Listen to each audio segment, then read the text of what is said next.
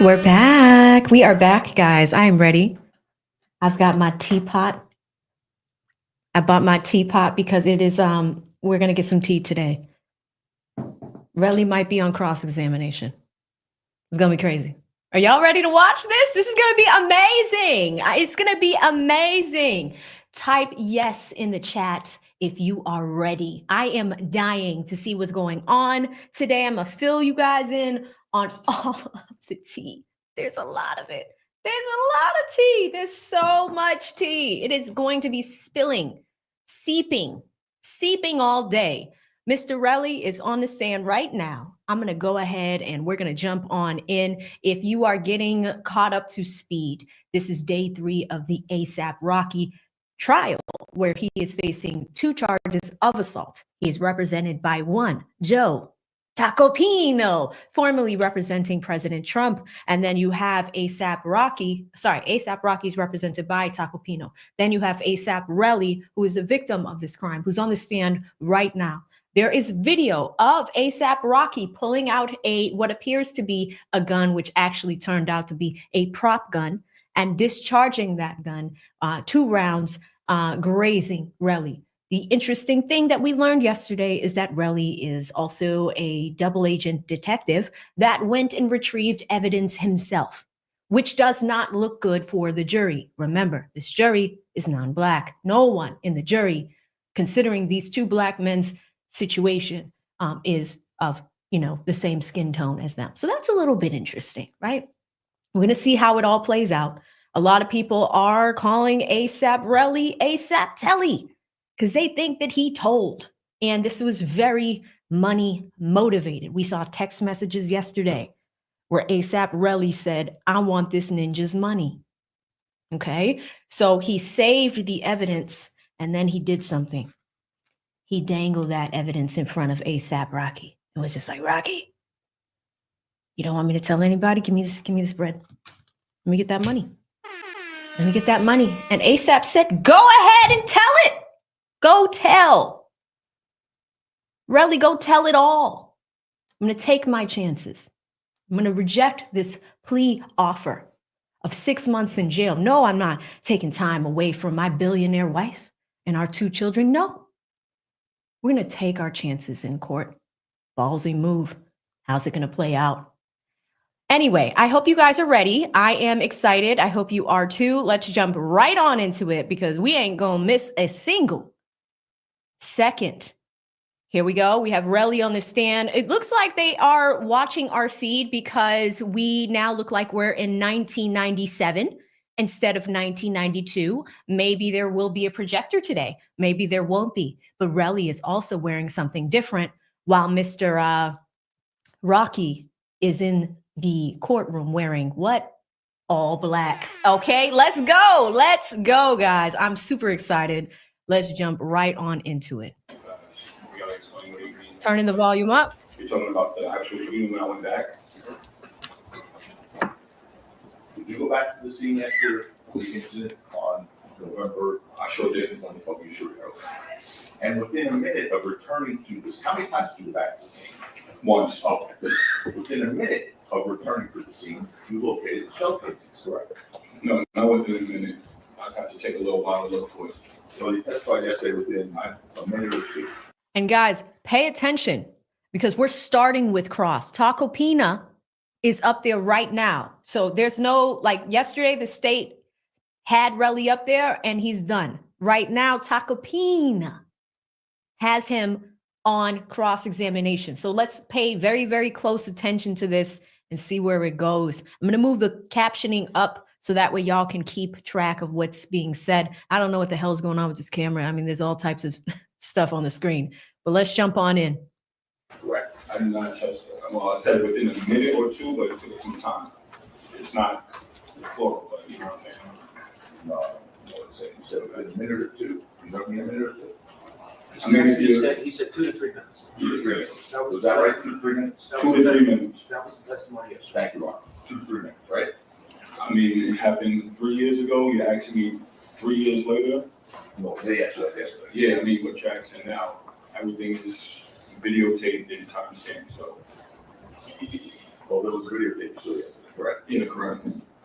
Anyway, you said yesterday you found those showcases within 2 to 3 minutes of returning to the scene. Did you have a flashlight on you when you returned? No, No, no flashlight. I used the flashlight on my phone. Oh, you did? Yeah. Okay. And you know that there were 7 cops there before you were there, correct? Well, how would I know that? No one told you that? No, nobody told me that. Okay. Now, just to clear up one thing, you were asked by the judge, it was 2 days ago, if you would meet with the defense attorneys to have an interview, correct? And you said no. Yeah, yes. Okay. And you understand that's different. Yes, you and I had a meeting, so to speak, at preliminary hearing when you testified like this, right? Correct. That was in 2023. I believe so. There was a judge and prosecutors and it was like this, right? Yes. Okay. But you were asked to meet with us to do an interview, sitting down with just the defense attorneys, and you said, correct? Which is right. Yeah. Okay. You're here with your lawyers today, right? Yes. The lawyers for your civil case. Yes. Come on, You long deal with them time. every single day, correct? Correct.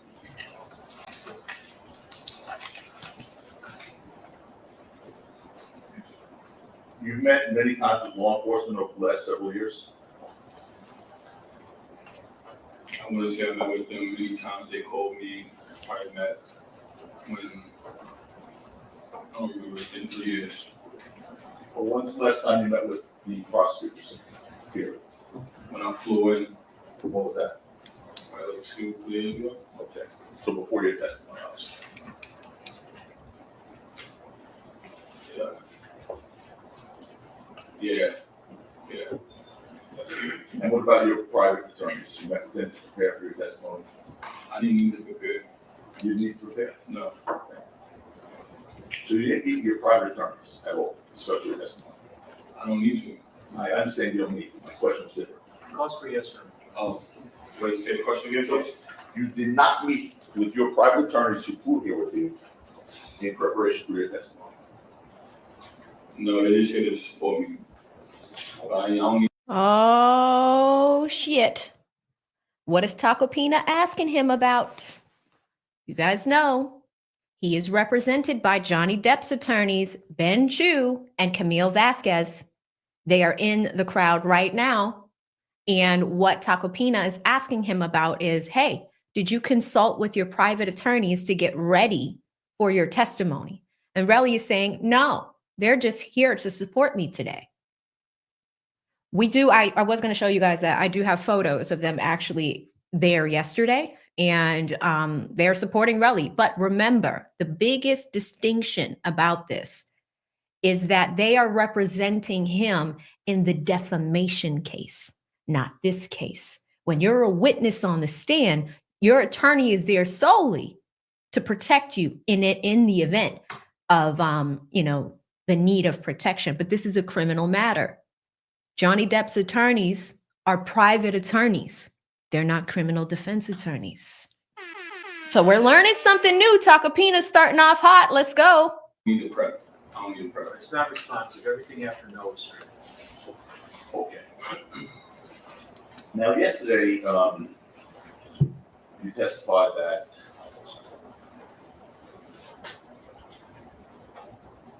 before the shooting, you had nothing but love for Rocky, right? Correct. And you said that if you said the word fuck to Rocky, it was with love, right? I don't know what you mean by that. You gotta explain again. Oh, I don't know. I'll tell you your testimony. Go ahead. Take a look at the screen.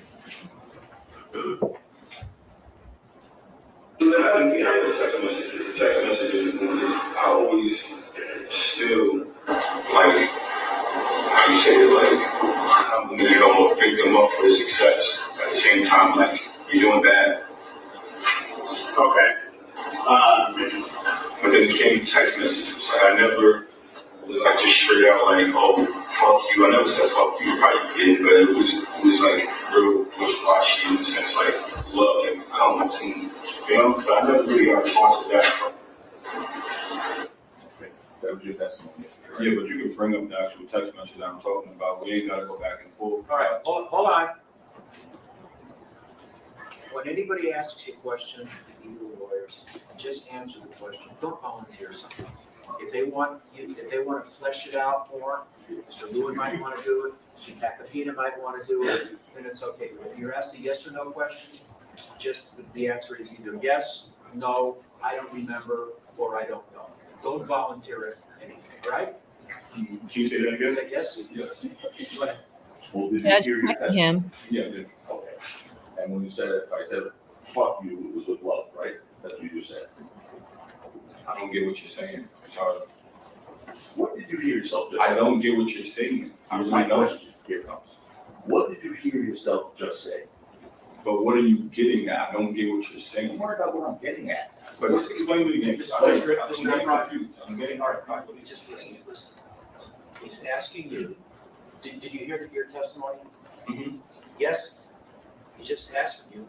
Did I say it? Did I say, I don't know. Can you explain the question? Play it again. Play it again. No, I don't answer this question. Listen to this again.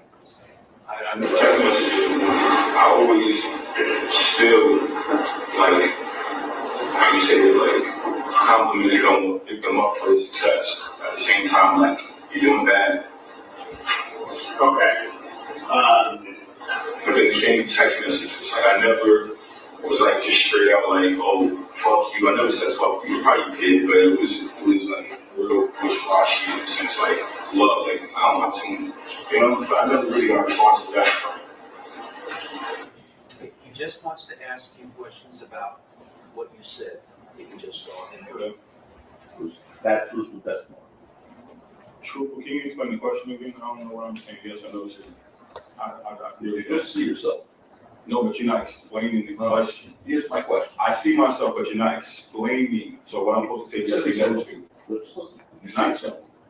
Did you see yourself? That I you see see. myself. Did you hear yourself? I heard myself. Was that truthful? What's truthful? What you just said. Jesus That Christ. I love him or like we was cool? I don't know what you mean. I said a lot of things. The part that you said, if I said fuck you, it was sort of wishy-washy with love, you know? That part. Okay, that it's true. True. True. Yeah. In fact, on September 18th, 2021, at 8:19 a.m., you text Rocky, fuck everything about you, fake ass gay nigga. Right? Of course not. Of course not? Okay. I'm going to show you a text message now. He's already going for impeachment. Already. We 5 minutes in. What is it exhibit? Yes. All right. And Relli, Hold on. This is that's C. Susan Charlie.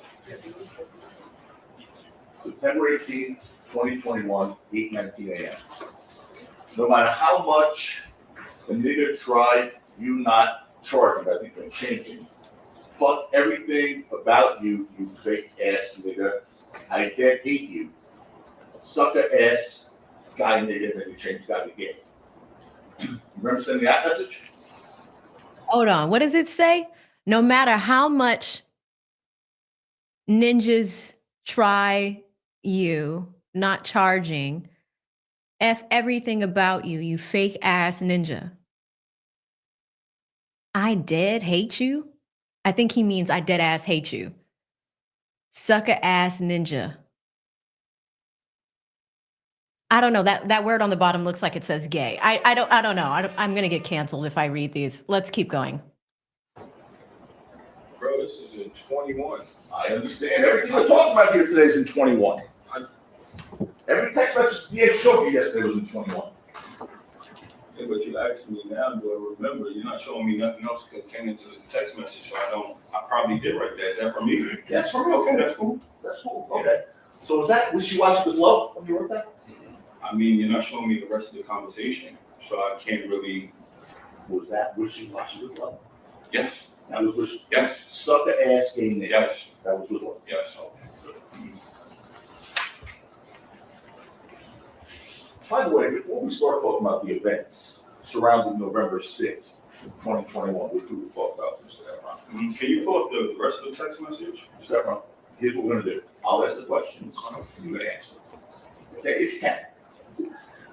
Before we talk about the events of November 6th, 2021, which you spent 2 days testifying about, I'd like to talk a little bit about you and some of the things you testified to. Money is particularly important to you, Mr. Efron, correct? No, It's not important to you. I mean, you need it, but no. Okay. In November 2021, you told people that you were a millionaire, correct? What? You do not understand my question.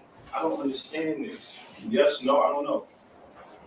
Which you got all three in there. Yes, no, I I'm don't. talking about Relli. 21. I told somebody I do so much stuff. I don't know what's the content of what you talking about. Okay, you know a guy named Wally? Wally? Wally? Okay, so what? I'd probably say yes or no. I don't care. Like, what is You probably said yes, no, I don't care. That's your answer. what is me being the? I don't get it, but no. Yes, no, I don't know. Pick one.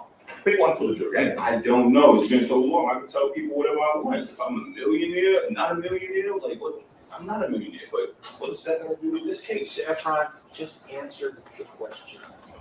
He asked you a yes or no question. He asked the question. But I don't want to get no right wrong. I don't know what is he. Listen to the question, and it's the answer is either going to be yes, no, or I don't remember. Or I don't know. Ask the question. Sure. In November 2021, did you tell Wally, to Jimmy, you know who he is, right? The IT guy. Okay, yeah. No. Did you tell him that you were a millionaire? You gotta show me the. I don't remember. You don't remember? I don't remember. Go ask another question. It's important to you that you portray a very lavish lifestyle, right, Mr. Efron? No. It's not. Okay. You told this jury yesterday that after this incident, you don't have a social media presence anymore. Yeah. Oh, shit. Yeah, no. You don't have social media presence anymore. No, I don't. Your username on Instagram is Relli Balls, right? That is. And on your Instagram profile is a featured story you call Lifestyle, right? It is. All right. Wait, would you repeat the name is Relli what? Relli Boss. Boss. Boss. Like you, Boss. I'm about to look it up. My lifestyle has nothing to do with this man. Don't volunteer anything. Just answer the questions. And under the lifestyle features, the cover photo of the lifestyle feature in your Instagram is a thumbnail image of a private jet, right? I think that was the jet I was on with Kamari, but yeah. Okay. Again, going back to this because you just told this jury that portraying a lavish lifestyle of extreme wealth is not important to you. I mean, it's not. It's so much other important things in life, but I mean, you need money. Okay.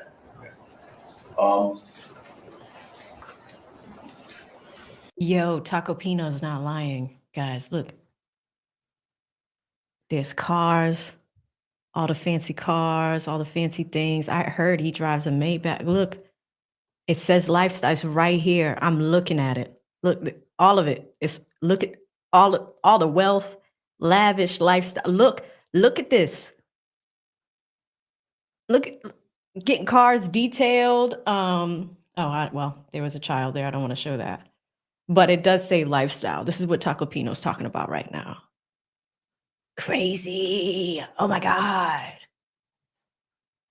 There is on that lifestyle portion of your Instagram is several photos. Let me show you a few. One is the fence. Help me out. The next in order? Yeah. D is in David. D. That's something you posted, right? You put up this. Well, what is it? Okay. It's a photo from his Instagram lifestyle. It's one of the seven. Dated when?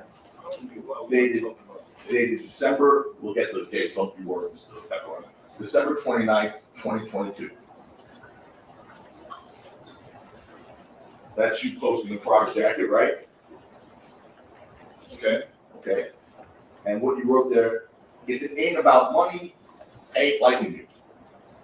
No, it says Lincoln. Ain't Lincoln. Linkin. Like, Yeah. wow. Like, why don't you show on my Instagram? I'm already getting death threats. People threatening my daughter. Like, what's going on here? Who gave you that, Mr. Efron?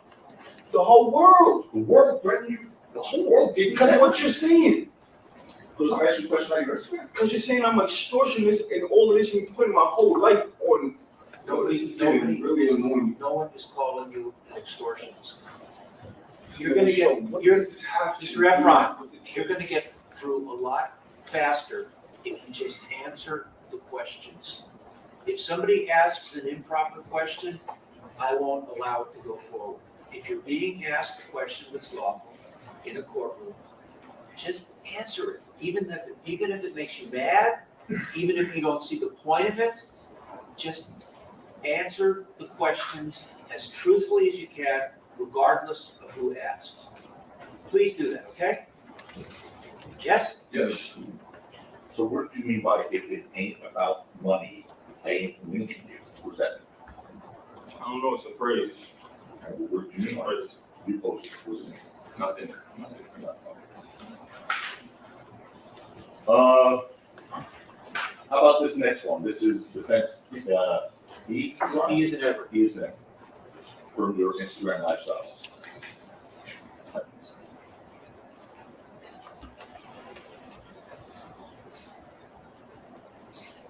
That's you, sir. In Mercedes with the caption, "More funds is the focus right now." That's June 5th, 2023. Hey, what's wrong with that? Mr. Efron. I'm answering your question. I'm not saying anything wrong. Okay, what's up? What do you mean by that? More funds is the focus right now. I mean, trying to get successful. Like, what do you mean? I do private equity, I do a lot of things, but I don't understand these questions. Why am I answering questions about my Instagram? Well, you talked a lot about your lifestyle yesterday, about your business, right now you're mentioning private equity, which we'll get to, and how you earn your money, right? We're talking about that. So you just said you're portraying a lavish lifestyle, not important to you. Mhm. So I'm talking about some of the postings on your Instagram, like this next one. But Instagram is a place of Relli. see how you basing me as a person off my Instagram. Character evidence. Let's take a 10-minute break. You talking about my Instagram? Explain to Mr. Efron the various roles here. Let's take. Okay, so they took a break. We are off to not so good of a start. I do want to go back and analyze that since we have some time.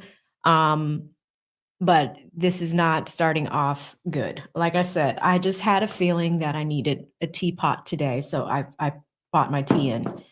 Okay, so we are starting with cross-examination. This is the first few minutes of it. Relli is on the stand. Now, from what we can see, Tacopina, I knew he was going to come in hot, but they're kind of both doing a shitty job right now. I'm just being honest, because I think Relli is being defensive, and Tacopina picked up on that and said, "Did your lawyers prep you for this? Because you're not answering the questions. Has anybody prepped you for this? Has the prosecution prepped you for this? It's cross-examination. I'm going to ask you some questions." Now, what Tacopina is getting at is character evidence, right? You can, because all of this is for the jury to see, is this a credible witness? Does his story add up? Are there going to be holes in the story? Is anything consistent with what he says? Is consistent with the pattern of activities that led up to the event? He's going to ask questions about that. There's a very specific reason why I showed you guys the opening argument yesterday after we saw Relli finish up on the stand. The reason why we saw that is so we can see what the defense's theory of this case is, right? That, he's really out for money, that, they did have a falling out, that it was Relli who was jealous of Rocky, things of the like. Now, when you have an opening argument, that's just laying the foundation of the case. You still have to prove it or disprove it, which the defense is going to do. disprove that Rocky is guilty of these assault charges. That's hard because we have Rocky on camera doing it. It's kind of tough, right? But we're going to go back and analyze that a little bit because I see what Tacopina was getting at, what he's trying to get Relli to say and do, but it's landing a little flat. So it's about 20 minutes altogether of trial time. And we're going to go back to where it started because it just kind of like, look at You're here, like everybody's just pulling up on two wheels. Like, look at Law and Crime. They still got the camera settings on. Like, we really didn't get a good amount of time. It was about 20 minutes. But let's listen to that one more time because look at Relli's, like his stance. He's defensive. He's being completely defensive instead of answering the questions.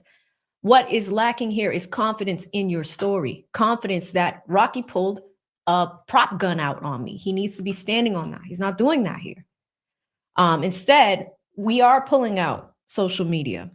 Relli is also posting. He posted 2 hours ago. I just looked at it. It's right here. Like it's on it. He posted 2 hours ago about friends and enemies or some type of crazy quote. Actually, let me quote it correctly for y'all. Here's what it says.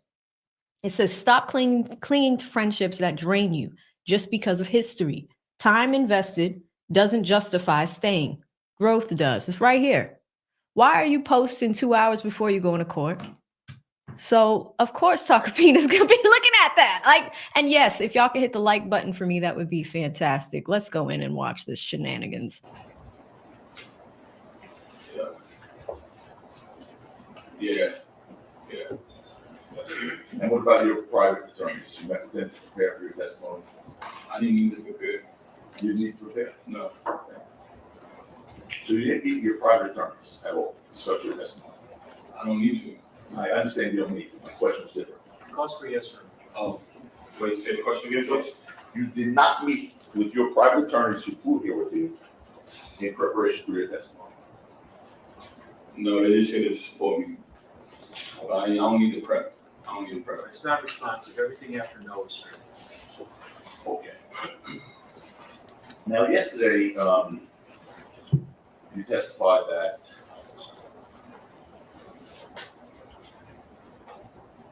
before the shooting, you had nothing but love for Rocky, right? Correct. And you said that if you said the word fuck to Rocky, it was with love, right? I don't know what you mean by that. You gotta explain again. Oh, I don't know. I'll tell you your testimony. Go ahead. Take a look at the screen.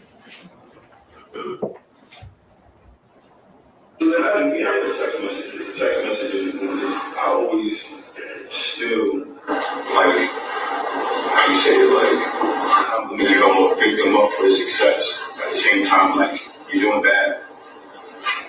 Okay. But then the same text messages, like, I never was like just straight out like, oh, fuck you. I never said fuck you, probably did, but it was like real wishy-washy in the sense like love and I don't want to, you know, but I never really got a response to that. Okay. That was your testimony yesterday, right? Yeah, but you can bring up the actual text message that I'm talking about. We ain't gotta go back and forth. All right, hold on. When anybody asks you a question, you lawyers, just answer the question. Don't volunteer something. If they want to flesh it out more, Mr. Lewin might want to do it, Mr. Tacopina might want to do it, then it's okay. When you're asked a yes or no question, just the answer is either yes, no, I don't remember, or I don't know. Don't volunteer anything, right? Can you say that again? Say yes. Yes. Go ahead. Well, did you hear your testimony? Yeah, I did. Okay. And when you said it, I said, fuck you, it was with love, right? That's what you said. I don't get what you're saying. Sorry. What did you hear yourself just I say? don't get what you're saying. I Here's really my don't. question. Here it comes. What did you hear yourself just say? But what are you getting at? I don't get what you're Don't saying. worry about what I'm getting at. But explain it again. I'm getting confused. I'm getting confused. Just listen. He's asking you, did you hear your testimony? Mhm. Yes? He's just asking you. Did I say it? Did I say, I don't know. Can you explain the question? Play it again. But again, No, I don't understand this question. listen to this again. I Text know. messages, I always still, like, how you say it, like, compliment it on, pick them up for their success. At the same time, like, you're doing bad. Okay. But then the same text messages, like, I never was like just straight out like, oh, fuck you. I never said fuck you. Probably did, but it was like real wishy-washy in the sense like love. Like, I don't want to, you know, but I never really got a response to that. He just wants to ask you questions about what you said that you just saw. Was that truthful testimony? Truthful, can you explain the question again? I don't know what I'm saying. Yes, I know it's Did you just see yourself? No, but you're not explaining the question. Here's my question. I see myself, but you're not explaining. So what I'm supposed to say is yes, no to. Look, just listen. Did you see yourself? Did you see yourself? I see myself. Did you hear yourself? I heard myself. Was that truthful? What's truthful? What you just said. That I love him or like we was cool? I don't know what you mean. I said a lot of things. The part that you said, if I said, fuck you, it was sort of wishy-washy with love, you know? That part. Okay, it's true. True. Yeah.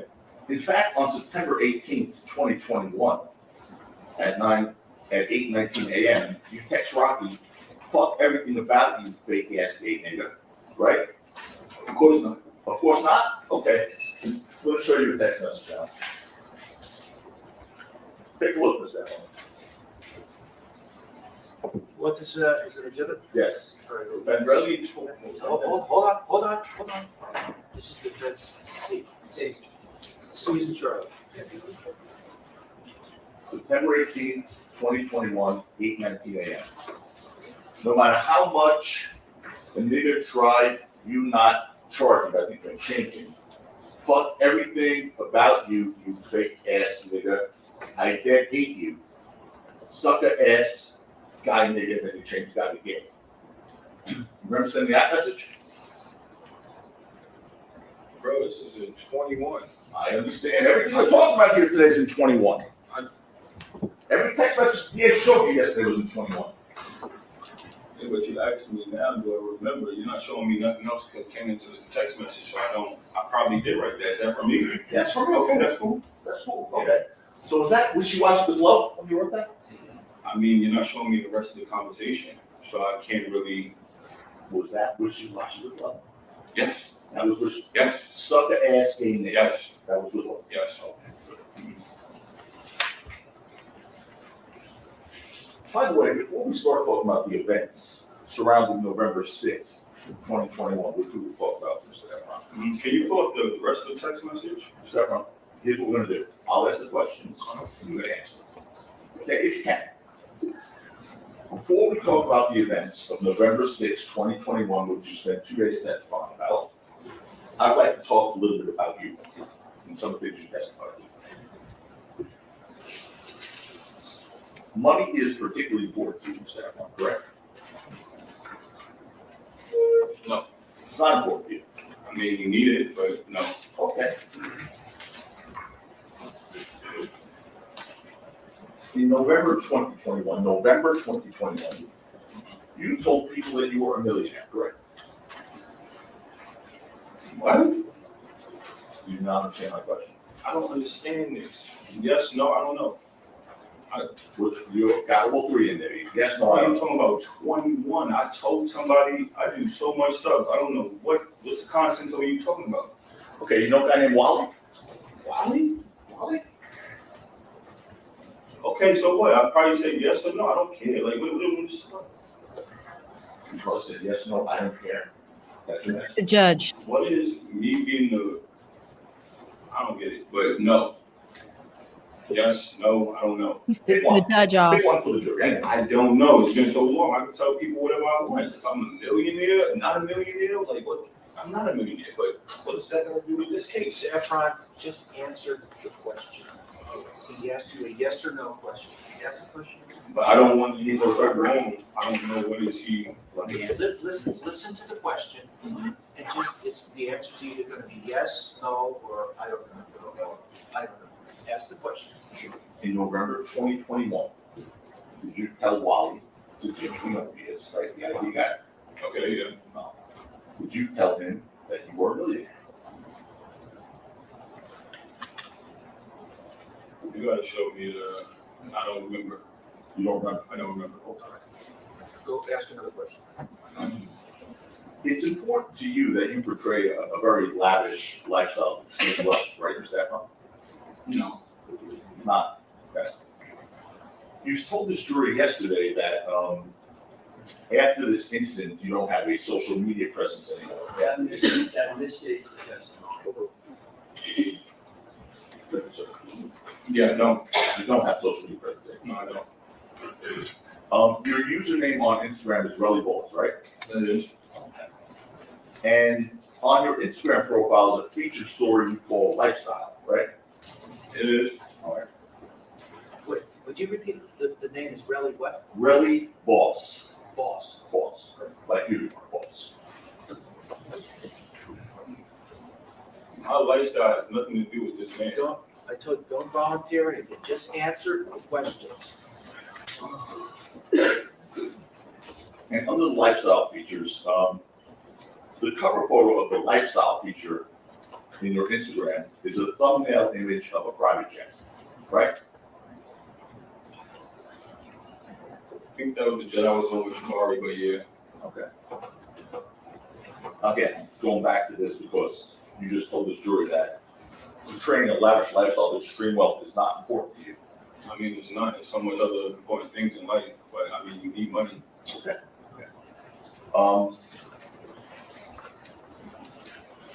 There is on that lifestyle portion of your Instagram is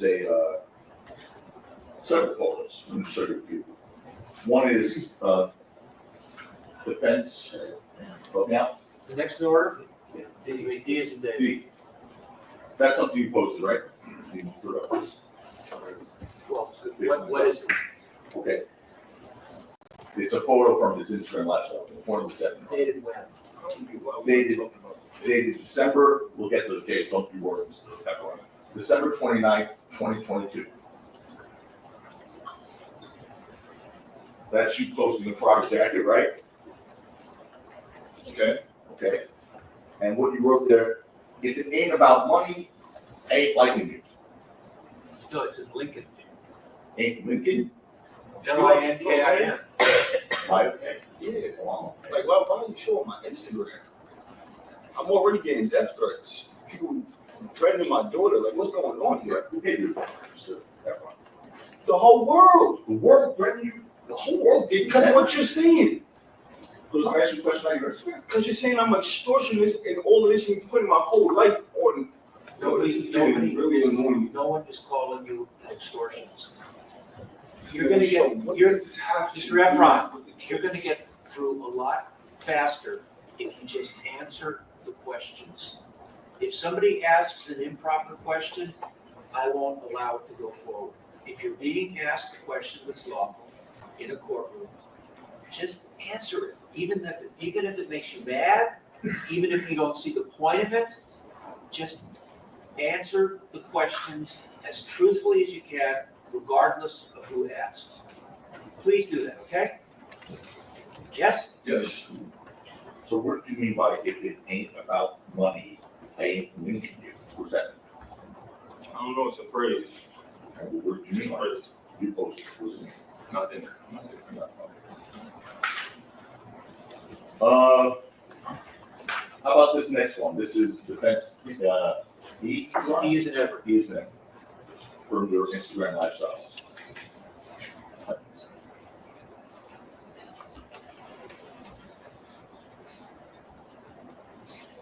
That's you, sir, in Mercedes with the caption, "More funds is the focus right now." That's June 5th, 2023. Hey, what's wrong with that? Mr. Efron, I'm answering your question. I'm not saying anything wrong. Okay, what's up? What do you mean by that? More funds is the focus right now. I mean, trying to get successful. Like, what do you mean? I do private equity, I do a lot of things, but I don't understand these questions. Why am I answering questions about my Instagram? Well, you talked a lot about your lifestyle yesterday, about your business, right now you mentioned private equity, which we'll get to, and how you earn your money, right? We're talking about that. So you just said your portraying a lavish lifestyle is not important to you. So I'm talking talking about some of the postings on Instagram, like this next one. But Instagram is a place of like I don't see how you basing me as a person off my Instagram. Let's take a 10-minute break. You talking about my Instagram? Explain. All right, guys, they actually took like almost like a 20 to 25-minute break. That is why I went back to watch that part again so we can kill a little bit of time. But not to worry, we're only about, I think, 5 minutes behind the live feed. So I'm going to bring us up to current time and we will go from there. So they are back. Tacopina still has him on the stand. It looks like, they needed to take a breath. So Relli can compose himself and try to answer these questions. And thanks what? The next one is going to be ethics and framework. That's the point. Yeah, okay. So that is, that's an image of you showing a yellow Range Rover with the caption "Big 405," correct? We have a Yeah. 10. Wait, You know what, actually, hold on. Can I just say one thing? No, wait, stop. You might ask if you recognize it. Establish the foundation. you recognize that one? Yes. Okay. You recognize the car? Yes. Okay. And does that car belong to your girlfriend, Lydia Parker? It belongs to me. It belongs to you? Yes. Not Lydia? It belongs to me. Okay, you take that now. Now, Lydia Parker is your girlfriend, correct? Yes. And Lydia Parker is the same Lydia Parker who zelled you $2,000 on November 8th, 2021, 2 days after you incident, correct? objection relevant to I don't recall. You don't recall? We could show you. We have, yeah. Let me just, They're gonna show the witness something. okay. They have to refresh his recollection by not doing it in front of the jury. Not Yeah, with photo. I did, we did. Go ahead and show us Sure. at the.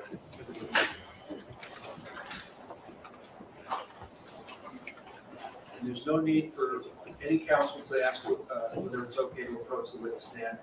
It's okay for anybody, all counsels to approach the witness stand.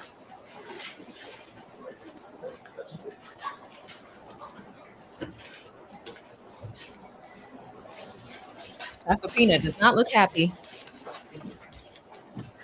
Okay, you ready?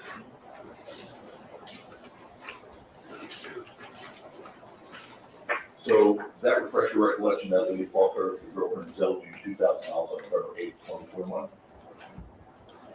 I guess so, yes.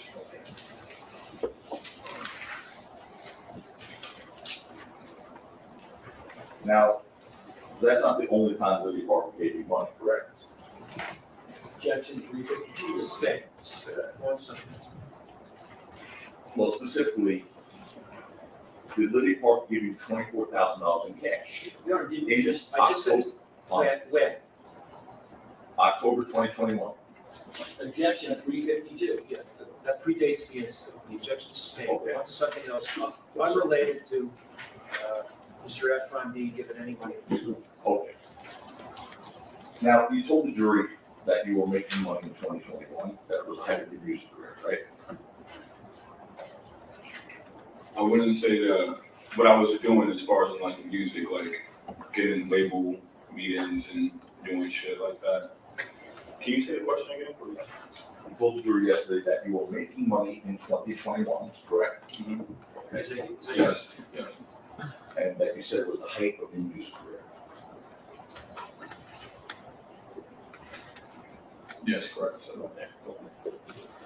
Around the same period of time, in September 2021, you personally had about $4,000 in your bank account, correct?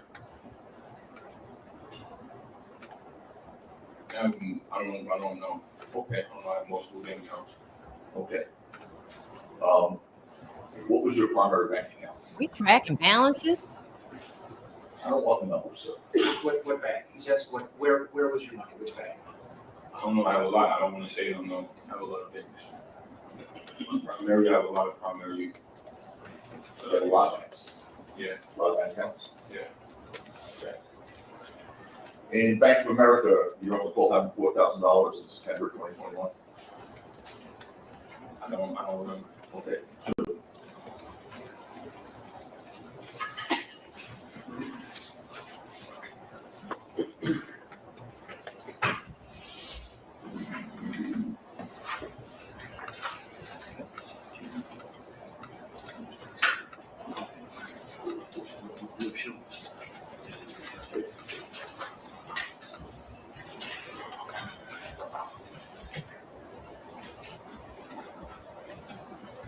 Tacopina does not like that prosecutor at all. Okay, so does that refresh your recollection that you had $4,000, 4,191 to be exact, in your Bank of America bank account in September 2021?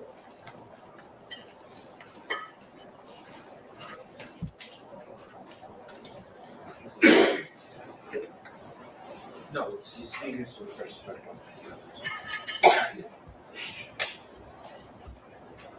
What was the question again? Sure. Does that refresh your recollection that in September 2021, you had $4,191 in your Bank of America bank account? I mean, it says it right here, yeah. Okay. And in June, you had $693 in that same bank account, correct?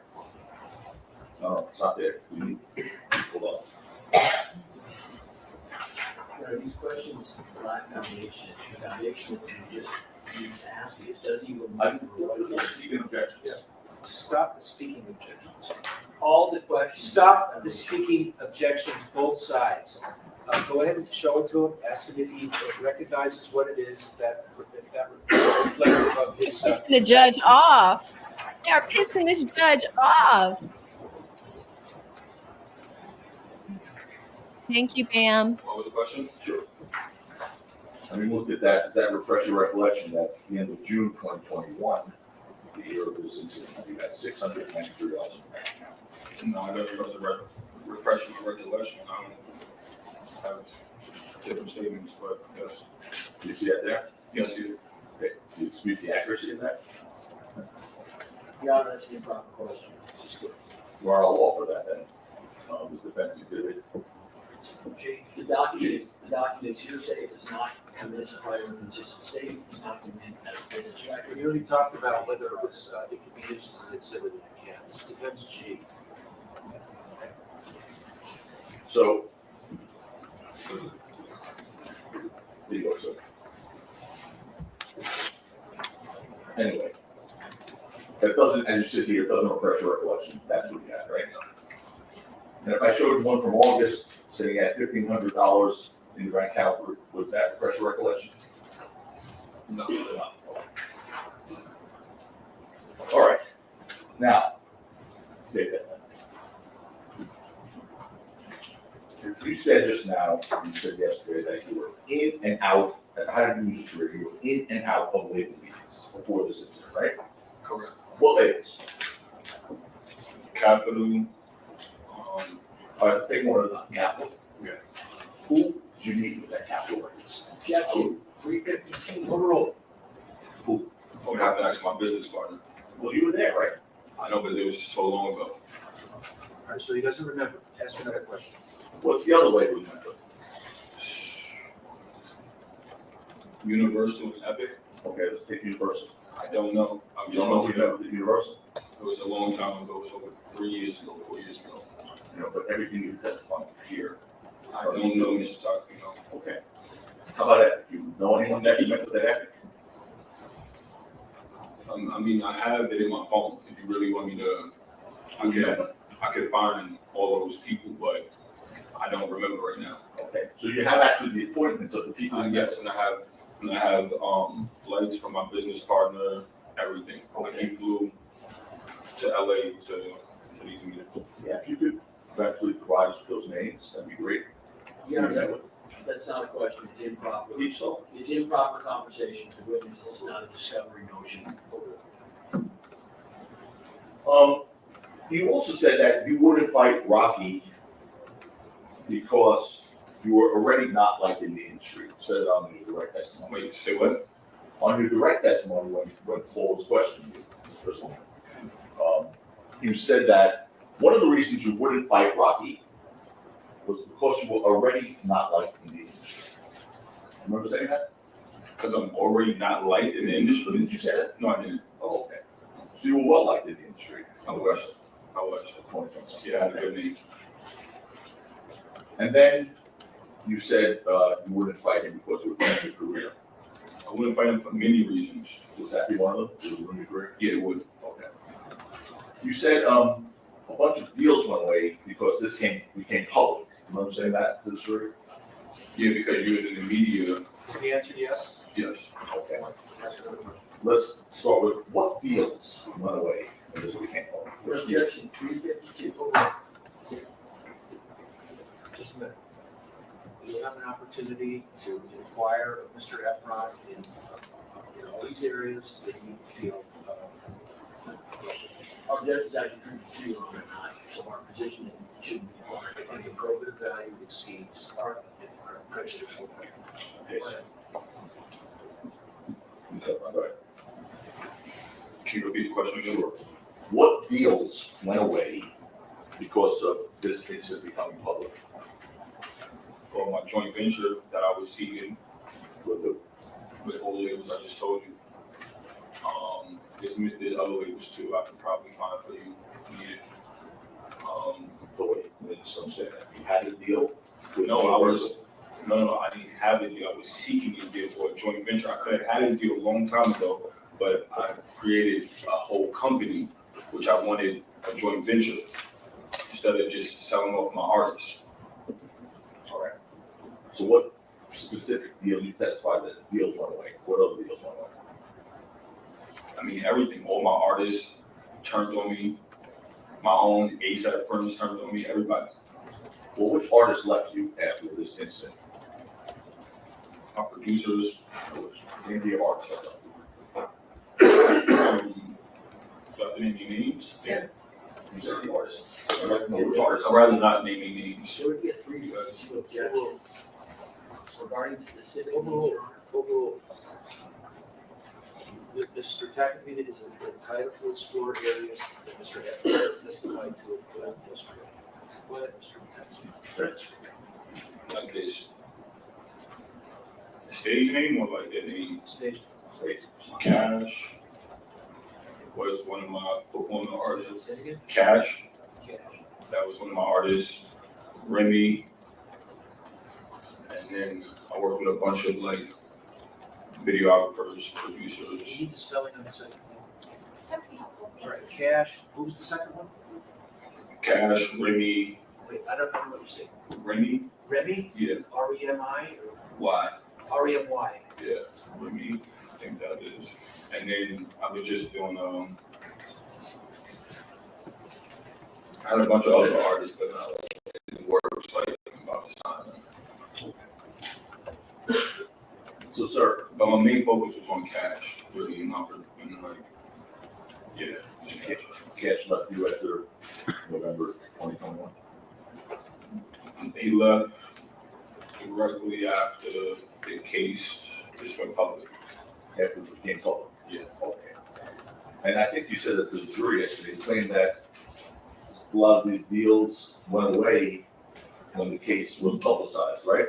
That's correct. But sir, you not only publicized it yourself, you promoted it, correct? No, I didn't. You did? Okay. We Well, at least talked I tried not to. I didn't talk about it a lot.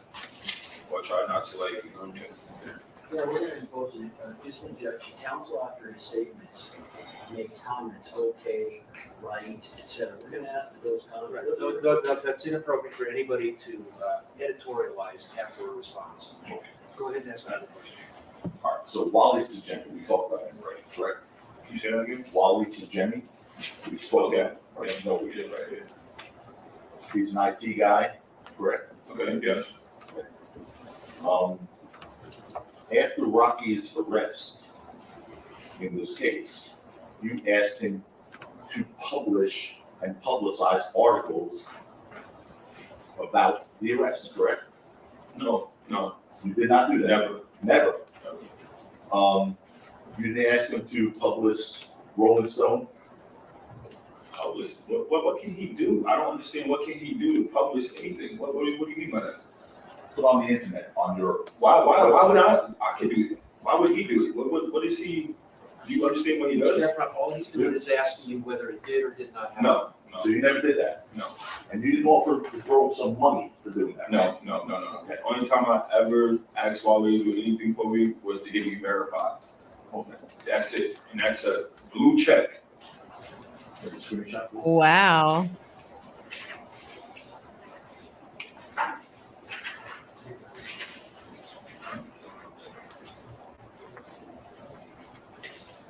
Your Honor, I'd like to show, the witness, this screenshot. I'll speak to Ms. Lewis about it. This is called. Yes.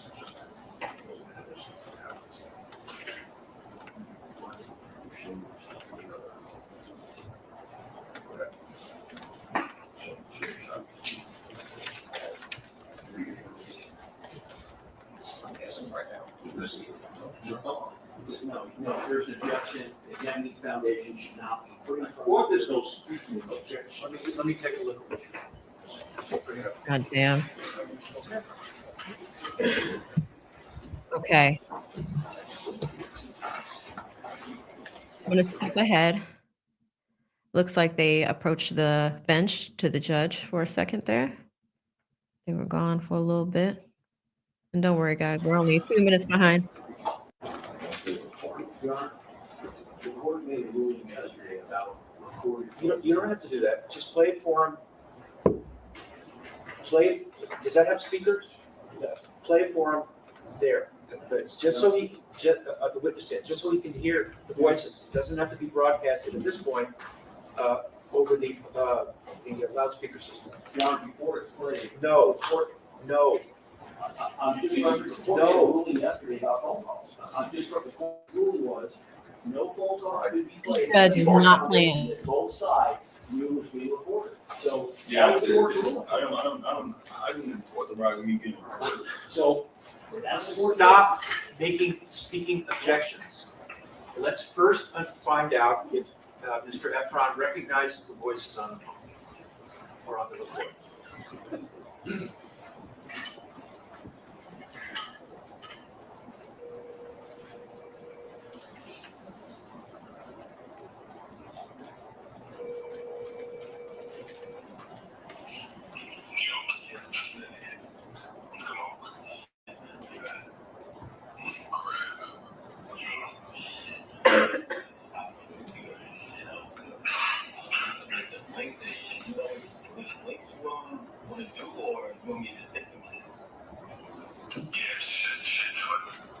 That's not me.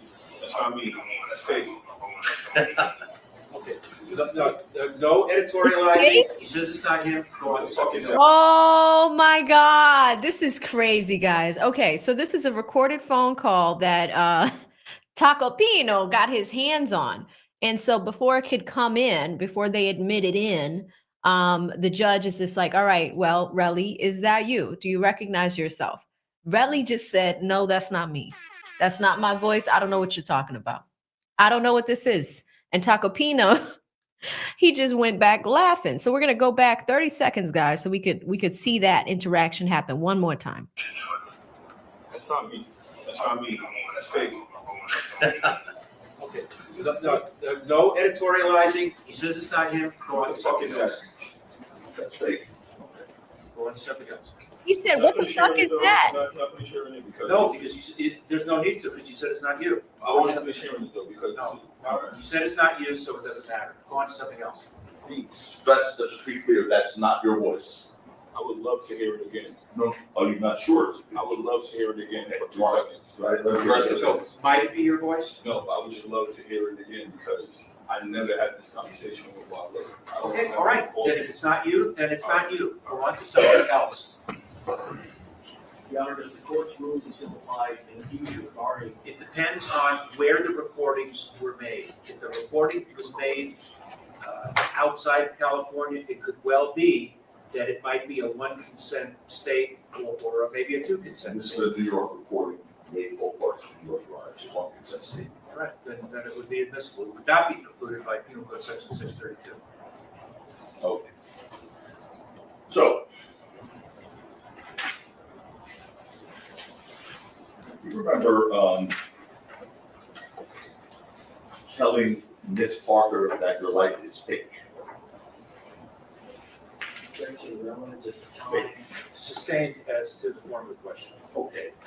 In 2021, August 5th to be exact, did you tell Miss Parker that your life is fake? Objection relevant. Sustained. Sustained. I don't recall. You don't. Sustained. Sustained. No, I understand. Right. The form or not? Whether he said his life was fake or not has no bearing on any issue that's before the jury. Okay. On something else. Well, you called Rocky's life fake yesterday, right? Did you? I don't remember. You don't understand. Sheriff, you got to talk to the mic. I don't remember.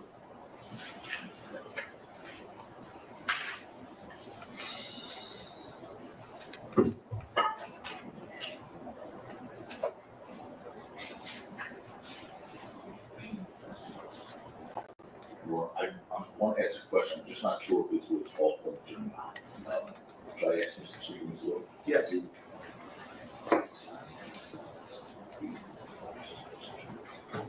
No. Well, his honor said it's off limits, but I'm not sure you will. Oh. Should we go to it? Again, that's correct. Again, you gotta. No, all right.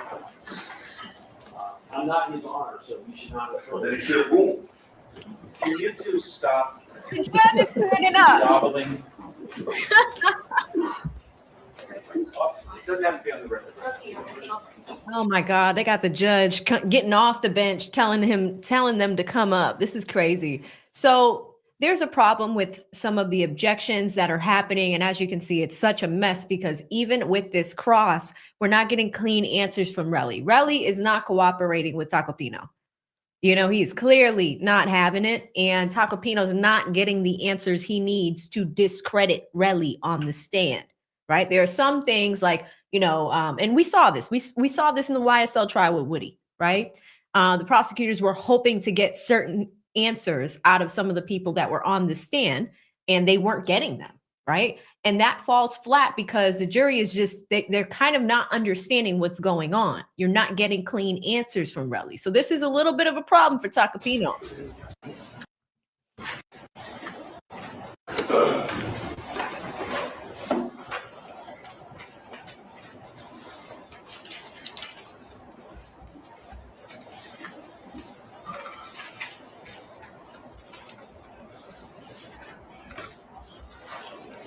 On November 6th, 2021, that's, by the way, the date of the incident, correct? What incident? The shooting? What incident happened on November 6th, 2021? Oh. I'm not saying what. On November 6th, 2021, your girlfriend Lydia Parker sent you a text message accusing you of being a fraud, correct? On that date. Objection relevant, Your Honor. No, I don't know. Hold on. It's also true. Sustained. Sustained. Motion to strike any answer. The answer is stricken. Thank you. Okay. Sir, on this topic, one last time. The height of your music career was in 2021, you told the jury. You were making money, you said, quote, I finally figured out how to make money. In 2021, did you make money from your music business? Yes or no? I didn't make money, but I figured out how to make money Okay. within the music industry. And my artist was making money because it's their royalties. I could have made money, but it wasn't enough for me to even, I don't want that money. Okay. I'd rather get them a deal. Okay. In 2021, did you make money from other businesses aside from the music business? I don't recall. You don't recall if you made money any other way? I don't recall. Did you have any other I don't recall. jobs? Did you have any other jobs in 2021? I don't recall. Okay. So it's your testimony, you don't know if you made any money in 2021. I don't recall. Okay, you are, I'm gonna move into an area now, based on the land. Say again? I'd like to move into an area now, based on the land, so I can divorce more. Our position is 352 and relevance. I don't know what area you are. Why don't you come on up and tell us? This case is a mess. This case is a mess. He went into straight Woody mode. Like, I don't recall. I don't recall. We have heard that before. I made I don't recall shirts, guys. We were wearing them all last summer. It looks like they took a break after that I don't recall business, but boy, oh boy, the shenanigans today. I mean, we knew that the cross was gonna be difficult, but I don't think Tacopina expected this. I don't think he expected it at all. Relli is in there not giving him what he needs, because here's the thing. We have a video of ASAP pulling out this prop gun. That is assault all day. That is pretty damning evidence, right? Now, what led up to that is the big question of this case, right? Because the defense's theory is that Relli is trying to extort Rocky for money. Because why would he go to the crime scene himself? Go get, just like how they do in Massachusetts. Up here, they collect, evidence with these red Solo cups. Relli went to Dunkin' Donuts to get a paper bag and a pen. And he went to the crime scene and he picked up the bullets himself. Even though there were 7 police officers there that didn't see that.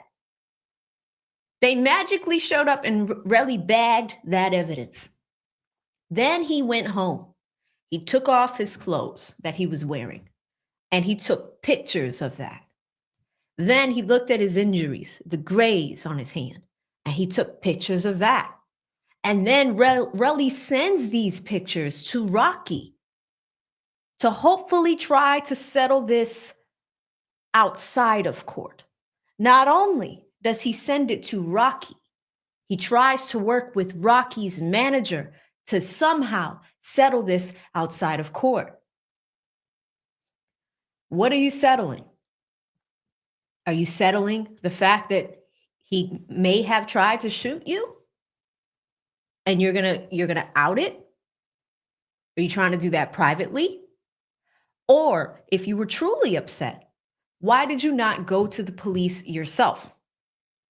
These are questions Tacopina needs to be asking. These are questions Tacopina, honestly, arguably, probably should have led with. I think he is attempting to do a good job here for Rocky, but I don't know if it is going to land the way it should in front of the jury. We'll see if he can clean it up. We'll see if he can salvage this, because now that we are in I don't recall land, we might have a major problem for Rocky. I mean, we might have a big one, a big one. Let me come to some super chats, but first I'm going to start off with our Cash App crew. Who do we have here?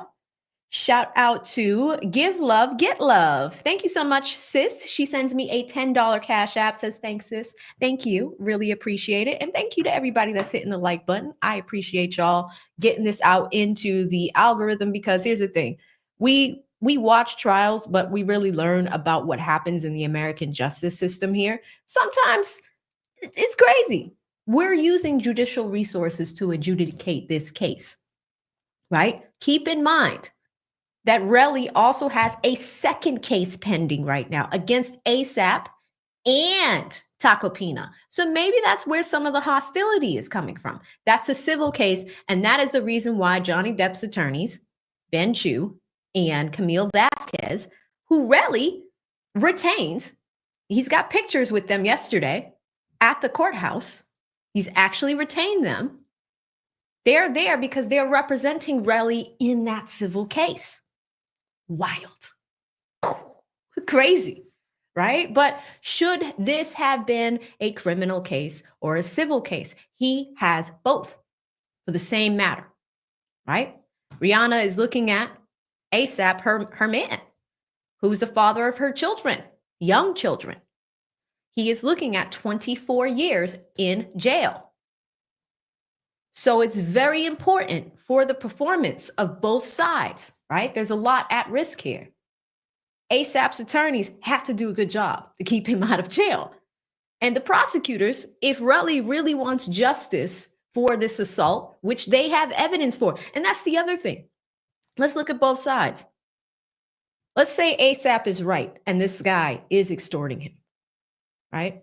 Is that a crime within itself? Is it blackmail? Is he using the celebrity status? Because otherwise you should have just went straight to the police. In fact, ASAP told him to go to the police. I'm not giving you money. Go to the police. Right? So you have that. On the other hand, you have Relli, who appears to be a victim of assault and has the video. If you have the video, why are you doing all these extra theatrics? For what? So this case is a mess. And if you live in the great state of California, this is where your tax dollars are going. Your tax dollars are going to outdated equipment in the courtroom, where it appears that we are viewing things from 1995. And, we saw evidence on an overhead projector. You remember, like from fifth grade. They seem to have cleaned it up a little bit today. But this is where your taxpayer dollars are going. It's important to look at this because are these parties going to be treated fairly? A lot of people are in the camp of, well, Relli's going up against a powerful celebrity, so maybe it's not fair. But then, if you look at the flip side of it, is he truly getting justice for something that happened to him? But is it kind of slimy in the way that he did it? I don't know. I mean, court of public opinion, who do you got? Who's right in this situation? Is it Rocky or is it Relli? And we still got a poll up. I want to see what the court of public opinion thinks. Because here's the thing, guys. I love these social experiments because it is very indicative of what a jury might be thinking. Some things are confusing. Some things are not confusing. But I'm very, very curious of what you guys think. While y'all type that in, huge shout out to Kelly Kell, our favorite 2L. She says, and Relli is suing Tacopina. This is awkward then. It is. Valcooney says Rocky. It looks like, okay, Faye says, I feel like ASAP is being extorted. Black Jelly Bean says he doesn't look or seem genuine. Migo says nobody wins when the family feuds. Antoinette says his suit too tight. All right. Y'all are funny. But thank you so much, Kelly Kell, for the $2 super chat. Comment to Liam with the 2. Liam says, I never get to watch crash outs in real time. Yeah, Relli started off a little rough with his testimony because it's like, all right, you got to follow the instructions. You have to listen to what the attorneys and what the judge is asking you to do. You still got to answer the questions. I think he's finally getting it now, where I don't recall is an acceptable answer. And you guys know that from the YSL trial. That's why we made shirts, right? It is because you can't question what somebody remembers or not, right? I don't recall is an acceptable answer. But how does that look in front of the jury? Sometimes if you have a hostile witness that is going to hit you with the I don't recalls, you still have to go through your line of questioning, and then you have to hope that the jury is going to look at the credibility of that witness, right? Because here's the thing, Relli, if the facts are what they are, if we just go off of that video, Relli didn't have to do much. But the thing that's really hurting Relli is that he went and collected all that evidence himself. That doesn't make any sense. It looks like you're kind of using the justice system in a way to get money out of somebody else. That's the shitty part about it. Like, just being honest, guys. Crazy. Jackie is asking, why is he suing Tacopina? He is suing Tacopina. Sorry, I get the A and the O mixed up. He's suing Tacopina and ASAP for defamation. So the only defense to defamation is the truth. So he apparently has the truth of whatever they were saying. I don't have the details of that lawsuit just yet. We'll do some research and pull it if we can, so we could look at the complaint together. That would be pretty interesting to see exactly how these two were defaming Relli's character. But at the same time, Relli has given us some clues. He's apparently lost a lot of clients. He is a manager in the in the music industry, and he had artists that he was working with. And I don't know if you guys heard him. He said it several times today and yesterday. He's lost those artists. They no longer want to work with him. But at the same time, if they heard the details of what's happening here, can you blame them? I mean, I don't know. It's crazy. It's crazy. So that is the second pending case. So we're looking at the criminal matter today, right? But he's hit ASAP on both sides, both civilly and criminally, right? He could have just went with civilly. But at the same time, if you go for the civil lawsuit, the other question becomes, why didn't you deal with the authorities with something like this? Crazy, crazy. Shout out to Bam with the $5 super chat. Thank you so much, Bam. Bam says, I want to think he's following the playbook of YSL Woody, but nah, he's just not smart. Shake my head. Yeah, and that's the thing. I think he started at first discombobulated. The way he was answering questions is like, oh, you're looking at my Instagram? Why are you looking at my Instagram? But at the same time, Ninja, why are you posting on Instagram right now? This is being everyone around the world can watch this case if they wanted to. Some of y'all in the chat are in the UK. Anyone around the world can see what you're saying and what you're doing. It's different for him because he's not so much a public figure, but they're not going to put Rocky on the stand. Why would they do that? Putting Rocky on the stand is going to be, it would be really, really risky. But at the same time, I wonder who Tacopina is going to bring in. He does have witnesses. Who is Tacopina going to bring in after we are done with this guy on the stand? Because you're not going to get much out of him. He's already starting on the I don't recall train, right? That train's going to go a long distance. It really is. But thank you so much, Bam. Really, really appreciate the super chat. Shout out to Hollywood, who gifted 1 AV membership. Thank you so much, Hollywood. Really appreciate gifting the membership. If you receive the membership, please say thank you to Hollywood. You know, our chatterhood is really, really generous. They don't have to give, but they do. They choose to do that. And that is really fantastic. Thank you so much, Hollywood. And it's good to see you. Shout out to Deonra with the 5. Says, you would think LA would have had a state-of-the-art courtroom, but unfortunately, this is what they got for taxpayers. I mean, it must really suck to live there. I mean, it's on fire all the time. Every few years, you got forest fires. The taxes are high. I mean, LA is pretty cool. I love the mountains there. Is that LA or San? Yeah, it is LA. Sorry. I've been to Cali a few times. San Diego, me and Lee did a meetup out there. That was a lot of fun. It was great meeting a ton of you guys in person. And then I went there for work once. So that was interesting. I wonder if Rihanna is in the courthouse today. Have you guys heard anything yet? Interesting. So the other thing with Relli is now his Instagram's probably going to get bombarded. But for him to still be posting on it before going to court is interesting. But at the same time, if you were here with us for the YSL trial, we saw Woody posting during breaks. He was going live during breaks. Miss O says, yes, she is there. So we have confirmation that she's there. KC says that she's there as well. E. Capone says the mountains are in the valley. Gotcha. Thank you for that correction. But yeah, y'all, we're just waiting for them to come back from this break. Usually, what time is it over there? I think it's 12:15 East Coast time. I hope they don't play with us because sometimes with lunch, they won't tell you that they're, oh, you know what? I called it. Look at the screen. Court is on lunch until 1:30. I knew it. I knew it. Like Law and Crime be playing with us. They do it all the time. So here's what we will do since we have about an hour of time to kill. I want to go to the prosecutor's opening statement. So we saw the defense's opening statement yesterday, because here's the other thing. After Tacopina is done, we are going to have an opportunity for recross redirect, meaning that the other side is going to be able to say a few things to try to clean up what happened on cross. Because here's the other thing. You are risking the credibility in front of the jury, right? So hopefully that prosecutor, the younger guy, is going to try to clean some things up, but the credibility is at issue here.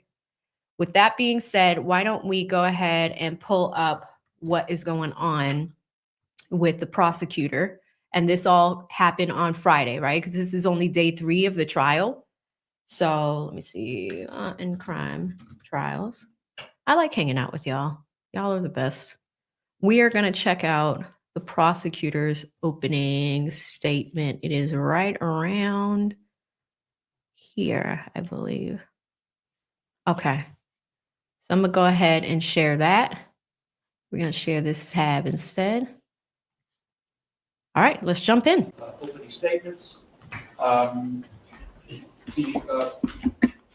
If you're inclined to be a note taker, it's not necessary to take notes during the opening statement, because the opening statement is not evidence. The opening statement is what the attorney believes the evidence will show. Whether the evidence in fact shows what they believe, well, we'll all know that at the end of the case. Once the opening statements are over and we begin with the testimony, if you are a note taker, that would be the time to start taking notes. Mr. Prislovic, the floor is yours. Thank you, Your Honor. Good morning, ladies and gentlemen. I wanted to start off by, on behalf of myself, Mr. Lewin, I'm sure on behalf of the defense too, and all the court staff, we all want to thank you so far for the time, attention, and candor that you gave to us during jury selection. We all understand that was a long process, and we appreciate your attention. After going through that long process, I'm sure some of you are thinking, wow, this must be a difficult case, or this must be a really complicated case. And to be fair to you, if I was sitting in your position and I looked out on the number of jurors that we started with, or even the number of attorneys that are up here, I'd probably have the same thought myself.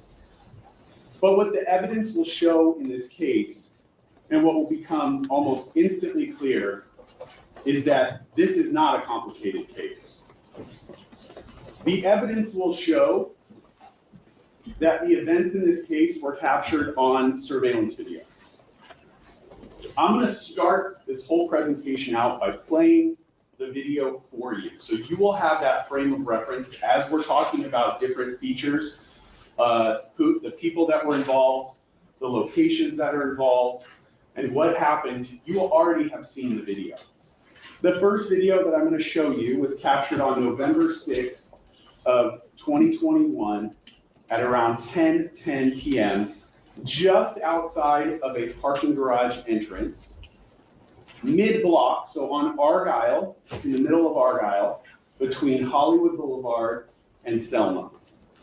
The second video that I'm going to show you was captured 7 minutes later, so at 10:17.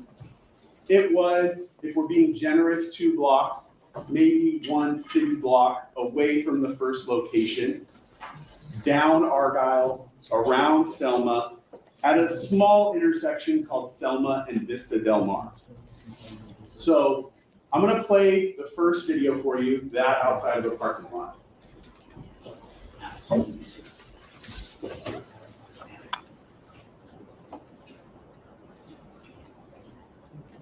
So here's the video, y'all.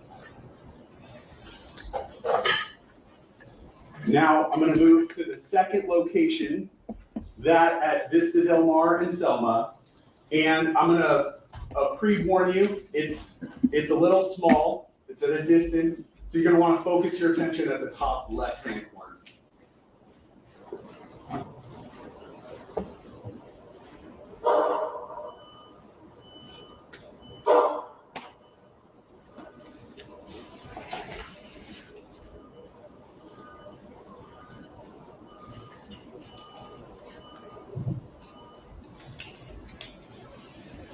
All right, now let's go over the details. As I said, the people that are involved, the location, and I'll give you an explanation of what you've seen on these 2 videos.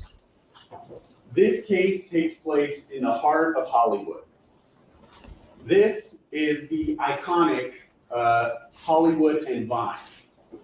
The picture you see here is just a demonstrative picture of that intersection, but it's an iconic intersection in Hollywood. That intersection is about 1 block one block west and 1 block north of the crime scene.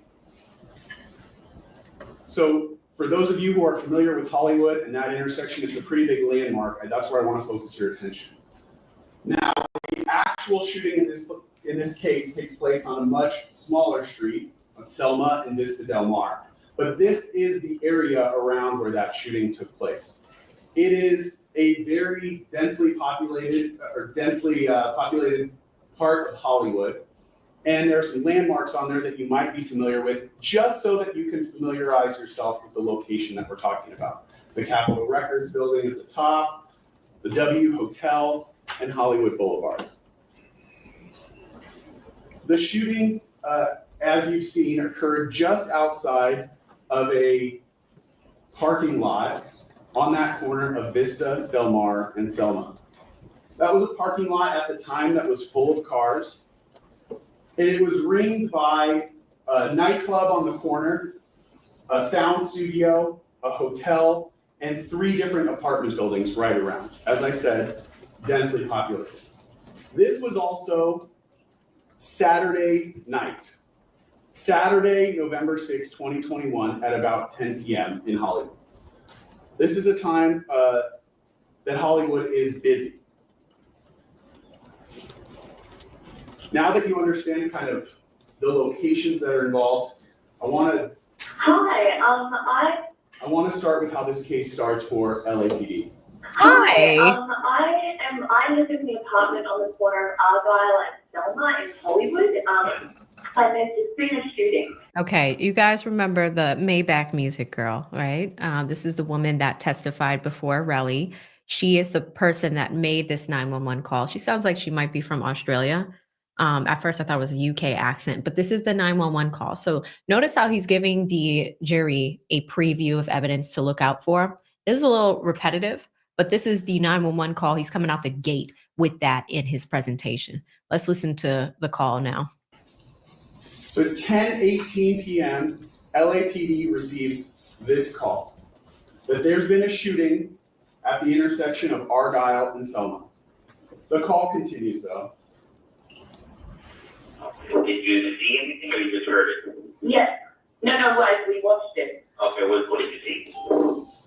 There were 4 men, and they were kind of fighting as they were walking along Argyle, and then they turned left onto Selma. We heard yelling and they started running, and they turned left into the back. And they also include a photo here, which is interesting to look at in retrospect. So you have ASAP Rocky in the red with the red around him. You have Relli on the bottom on the right-hand side. Then you have ASAP 12E and Ills on the left-hand side. So remember, yesterday during the testimony, Relli said that he used Ills as a human shield during this altercation when Rocky pulled out the prop gun, right? So this is just a photo of what these gentlemen look like, but all 4 of them were involved. And essentially, it's important to listen to this 911 call because the woman did say she didn't remember a lot of things because she was high. So, I mean, I don't know if she sounds high in this call, but like, that's just something to pay attention to. What apartments for El Centro apartments? Now, the 4 men that you see on that screen will be the 4 men that we'll talk about in a minute. They were the 4 that were at that location. And then someone pulled out, the guy in the black sweatshirt pulled out a gun. Okay. And he shot, and I think the guy who shot was blue. Now, the evidence in this case will be that the man in the black sweatshirt was the defendant, Rakeem Myers. That evidence will be uncontradicted. As you have heard throughout jury selection, Mr. Myers is an entertainer, and he goes by the stage name ASAP Rocky. I don't like that they did this. You know, to put Rihanna in there, like, what does she have to do with the case? Why is Queen Riri on the screen? You will hear other nicknames that he is referred to in the evidence in this case, including Flacco and Luigi. At the time of this crime, Mr. Mayers was 33 years old. He has his own company that I believe is referred to as AWGE, A-W-G-E, that you will hear referred to in the testimony in this case. And as we've talked about, his significant other is Rihanna. The victim in this case is a man by the name of Terrell Efron. And Mr. Efron, you will hear, was also a member of the ASAP collective, and he went by the nickname ASAP Relli. Mr. Efron was also 33 years old at the time of this crime. And what you will hear from Mr. Efron is that he was friends with Mr. Myers well before this case and well before even Mr. Myers was a famous individual. That essentially, I believe they met in high school and grew up together. He has known Mr. Mayers 18 or 19 years at the time that this shooting happens. And you will also hear that he, too, at the time was working in the music industry, and he had his own company called Shut Eye Entertainment. Now, I mentioned it already, but to put a finer point on it, the group that both of these men were members of is called ASAP. It doesn't stand for what you probably thought it did when you walked into court. It's an acronym for Always Strive and Prosper. It was formed by high school age kids in Harlem, New York around 2006. They call themselves a collective.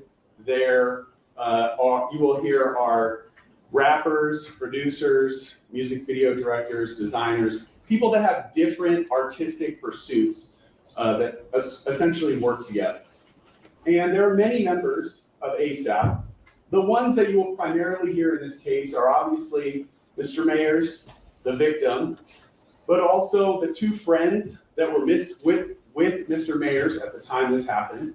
And they go by ASAP Ills and ASAP 12E. And I will just pre-warn you that 12 is spelled a bunch of different ways. It's not always consistent. And there will be one last member that you'll hear about briefly, who goes by the stage name ASAP Bari. Sometimes people refer to him as Young Lord. As I said, the four main members of this group that you will hear about are these four men. The victim is on the far right, Mr. Efron. The defendant is the next person to his left. As I said, ASAP 12E, his given name is Jamel Phillips, and the last is Elijah Ulanger, who goes by ASAP Ills.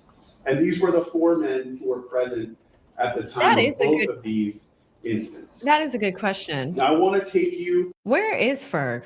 They do not include Ferg at all. That is interesting. Moses, great catch.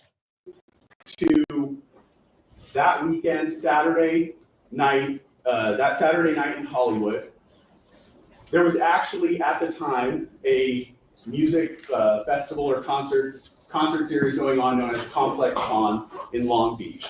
And you will hear that Mr. Mayers was to be a performer at that event the day after the shooting, the Sunday, November 7th. Now, although I told you that Mr. Mayers and Mr. Efron were close at one point, you will hear that throughout their relationship, there was tension between the two of them. And that tension was essentially building up to the night of November 6th, 2021. You will not hear all the reasons why there was tension between the two of them, but we will get to the point a day before this shooting, November 5th, 2021, when that tension kind of comes to a head. But what happens on that day, Mr. Efron will tell you, is that he is in a car with that last member of the ASAP group that I talked about, ASAP Bari. The two of them are driving when ASAP Bari receives a phone call from Mr. Mayers. And ASAP Bari takes that call on speakerphone. So Mr. Efron, who's in the car, can hear both sides of the conversation. You can hear Mr. Mayers, and you can also hear ASAP Bar. And in the course of that call, Mr. Efron, the victim, heard the defendant saying these rude and aggressive things about him. Mr. Mayers at the time does not know that Mr. Efron is in the car with the victim. This leads to the next day, November 6, 2021. You'll hear that Mr. Efron was in Los Angeles working with one of the artists that he managed. He was asleep around 9:00 p.m. when he started receiving a series of urgent messages from not only from Mr. Mayers, but from the two other men that were with him, ASAP Ills and ASAP 12. And you'll hear that he received a number of calls kind of back to back to back from the three of them. Now, he didn't answer those calls because he was sleeping, but when he ultimately woke up, he saw that he had a number of missed calls. He also received text messages from Mr. Mayers that were aggressive, seeking a confrontation with him, asking him where he was. Mr. Mayers is on the left side of this conversation. Where are you at? Let's get to it. Stop ducking my calls. The messages that the victim's receiving are instantly aggressive towards him. So you will hear from Mr. Efron that he called the defendant. He was groggy because he had just woken up. They had a conversation and they agreed to meet outside of the W Hotel in Hollywood. Mr. Efron will tell you that as he went to that meeting, he was of the frame of mind that he and Mr. Mayers were going to have a confrontation. That he believed they would argue. And that See, that's what doesn't really make sense. Like, I think the prosecution is not really doing a good job to show what led up to everything.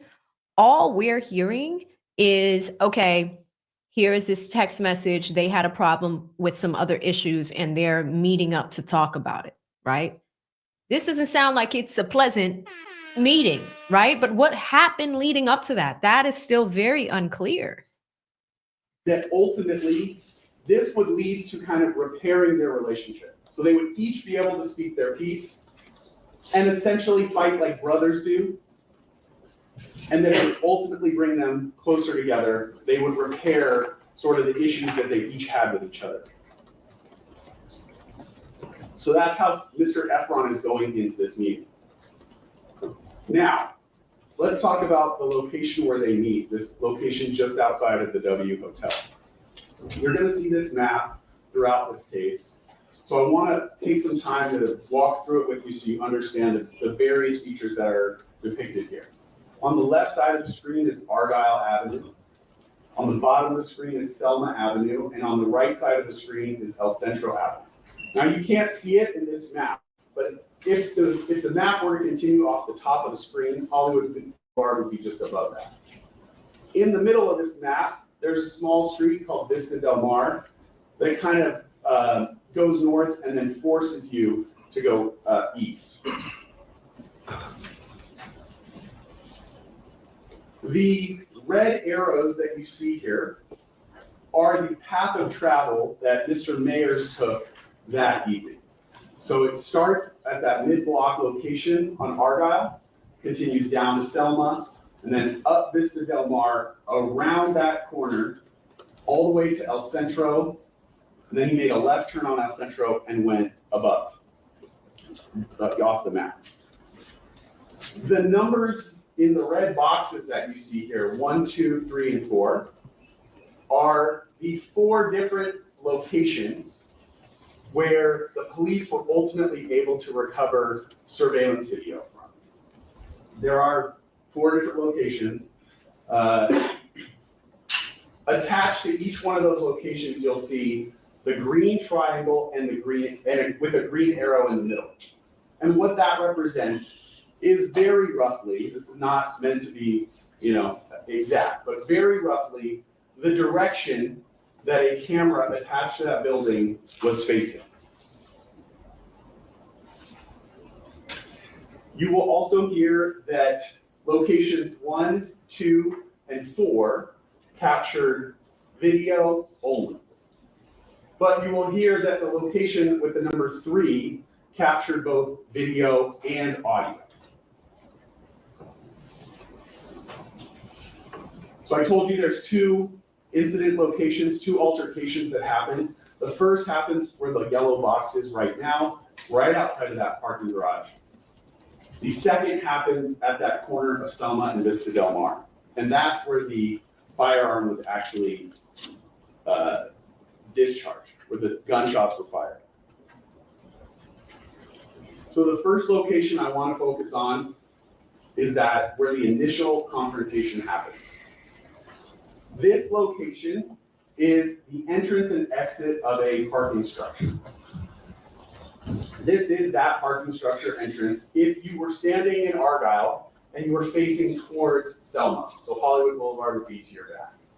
And the entrance is on the left-hand side there. And what you will see in the videos, this parking lot entrance has those hanging indicators from the roof that tell you how tall the garage is, so that if you are driving a tall car, you don't, of course there's a fly buzzing around me, you don't run your car into the roof of the parking structure. And I point that out because when you watch the video, you'll actually see that red indicator as a kind of a line through the video, so you know what that is. At the mouth of that parking entrance, there are cameras that are facing the sidewalk. Those are the first view that we saw.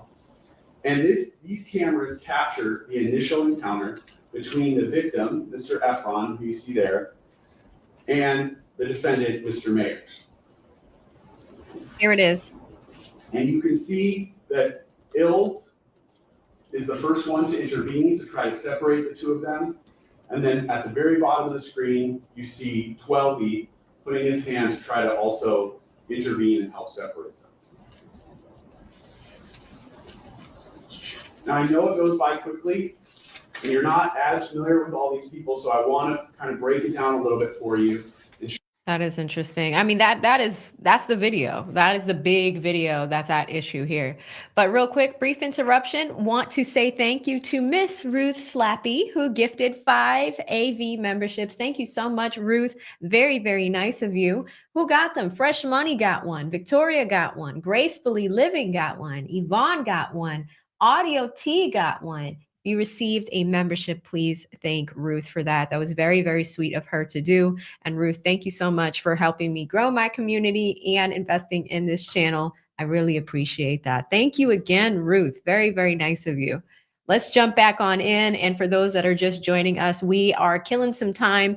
Court is out at lunch. They should be back within about 50 minutes. So in the meantime, we are watching the prosecution's opening statement. Yesterday, we looked at the defense's opening statement, but we're really trying to get an idea of how they are going to fix this. We did have a little bit of court time earlier where a cross-examination started with Mr. Relli and Tacopina, and it didn't go so well. It didn't go so well. So we're seeing how this is going to end up. The rest of the afternoon seems like we're going to continue that cross-examination, and we'll see if Tacopina can fix this. But that being said, we have to remember that the jury is paying attention to everything that's happening. Are they looking at Relli as a credible witness? Will they look at Relli as a credible witness? We're in I don't recall land, where that's how a majority of his answers in cross-examination are going so far. Let's jump back on in on this one. Show you what the evidence that you're going to receive throughout this case. The first person that you see in that video is the victim, Mr. Efron.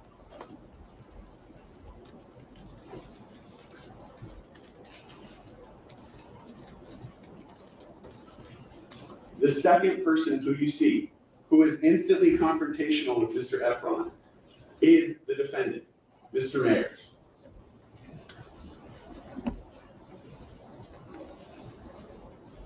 You see on the video that Mr. Mayers is immediately aggressive towards Mr. Efron. He's pulling at Mr. Efron's sweatshirt and he's pushing Mr. Efron backward and pushes him off camera, out of camera view.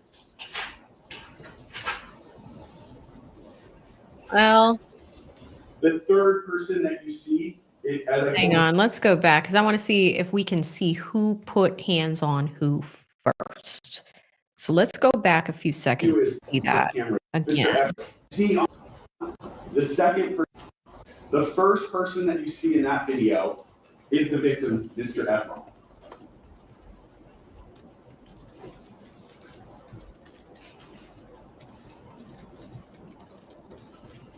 The second person. Yeah, they don't slow it down. But I don't think that part was in the frame. Did you guys see that? I didn't, because it seems like it's a still image. Who you see, who is instantly confrontational with Mr. Efron, is the defendant, Mr. Mayers.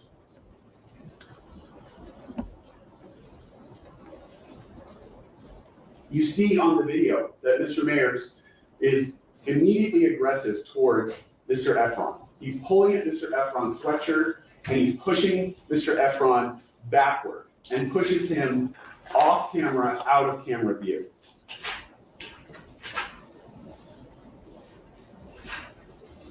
The third person that you see, as I told you, is Elijah Ulanger, who also goes by ASAP Ills, or he might just be. You guys want to go back a little bit more, it sounds like. So I think it's like right here. We just want to see the video one more time. I want to see who put hands on who first.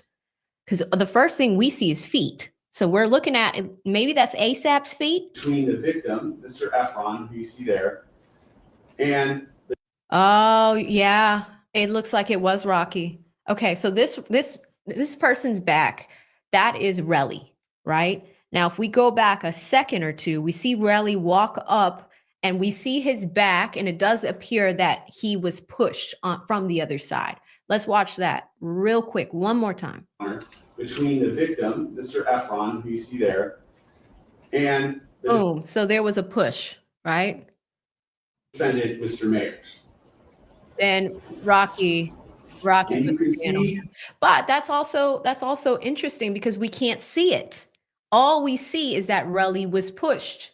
You cannot see if Rocky was the person that did that first push, right? You just see Rocky on him. But as far as who laid hands on who first, this is actually interesting.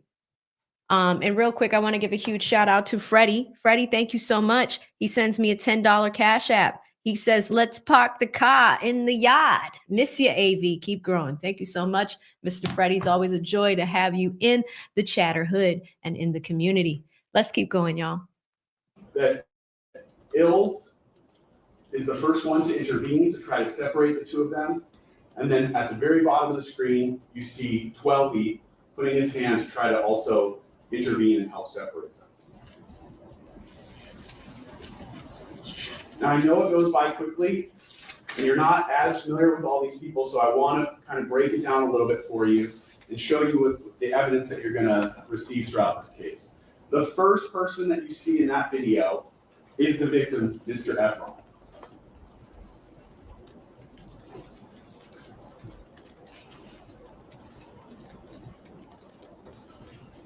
The second person who you see, who is instantly confrontational with Mr. Efron, is the defendant, Mr. Mayers.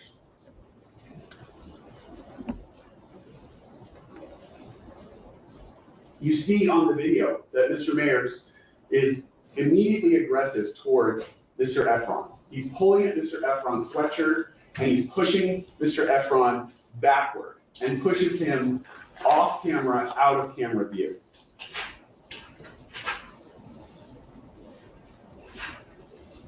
The third person that you see, as I told you, is Elijah Ulanger, who also goes by ASAP Ills, or he might just be referred to as Ills throughout this. If you look closely, you can actually see his stage name embroidered on the jacket that he's wearing there. And what he attempts to do is to de-escalate the situation, to get between the two men and physically separate them. And you'll see that all three of them go off screen for a period of time. Mr. Efron will tell you that during the period of time that they are off screen is when the defendant first produces that semi-automatic pistol from his waistband. He pulls it out of his waistband and he's holding it to Mr. Efron. Mr. Efron will tell you that the defendant pointed the gun at his chest and was essentially trying to point the gun around Ills, who was between them. That at the time that he was pointing the gun at Mr. Efron, he was also threatening Mr. Efron. I'm going to kill you. Keep in mind, these men have known each other for a long time. And Mr. Efron will tell you, in his state of mind, he never believed that he was going to be shot. He never believed that the defendant would actually shoot him. He will tell you that had this been a stranger, someone he didn't know as well, he would have been petrified. As you can imagine, anyone pointing a gun at you would upset you. But he knows the defendant. He knows that Mr. Mayers is not going to shoot him. He knows so much so that he'll tell you he looked at the defendant and said, if you brought a gun, you should shoot it.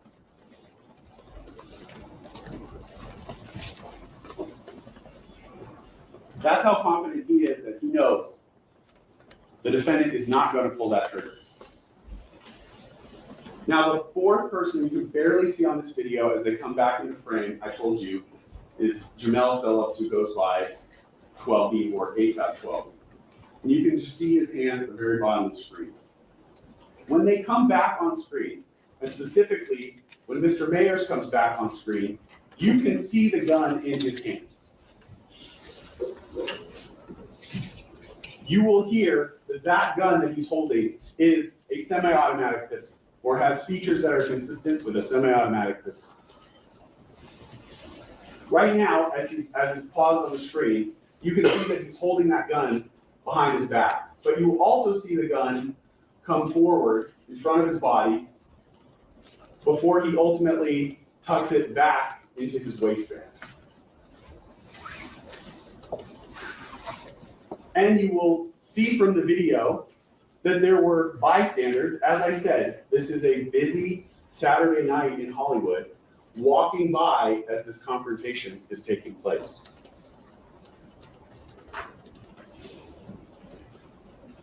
You will hear that right after that encounter that you saw, that Mr. Mayers walked away and was walking down Argyle towards Selma.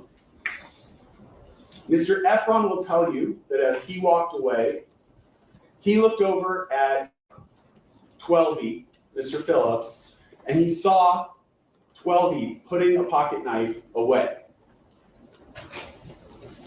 And Mr. Efron, and then 12E, Mr. Phillips, walked behind the defendant, Mr. Mayers, and Ills walked behind him as well. So the three men that had come to confront Mr. Efron walked away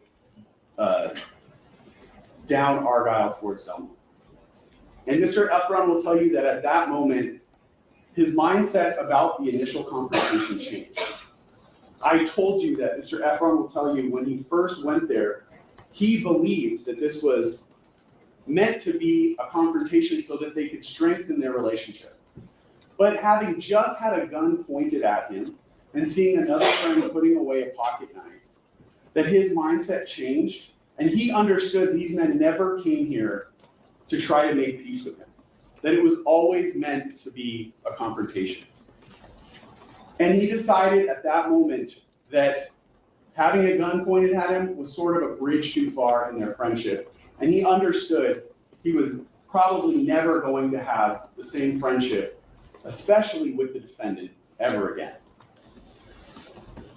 And you will hear that as the defendant walked away, Mr. Efron followed behind him and was yelling and screaming at him, even though he knew the defendant had a gun. Because although Mr. Efron believed this is going to damage our relationship, he still never believed that the defendant would actually shoot at him. It's not as if Mr. Efron will tell you that he had some death wish. You know what's so crazy about listening to this again is yesterday was a pretty big deal in the case because I don't love the fact that Relli sent ASAP those texts. He sent Rocky those texts. And he was just like, here's pictures of all the evidence that I collected myself, right? And in addition to that, do you guys remember that he also went and took pictures of all of the security cameras that caught everything on tape? It's a little sus, but at the same time, it's not a good look that he did not go to the police first, right? So listening to this and seeing how the prosecutor is presenting this, like he never thought, a gun would be pulled on him, all of these things. But you're also using evidence that is collected by the victim, which is not typical. Typically, law enforcement collects evidence, not the victim. So you're using evidence that was probably, poorly collected. You have a 911 call. We have the tape. But what else? What led up to that? That's the thing. You also don't show who the aggressor was. So it is interesting. I mean, you could see the actual fight ensuing, but as far as like who hit who first, we cannot see that, So a little bit, I mean, it really depends on the jury and how they're going to be swayed on this one, but just few observations as we are listening to this back. Or that he was not scared of guns. He will not come in and say that. What he will tell you again is that had anyone else done this, he would have been frightened. But he had known the defendant for so long and they were close. So he walks down Argyle towards Selma and follows behind the three other men. When they get to Selma, they all turn left and they walk towards Vista Del Mar.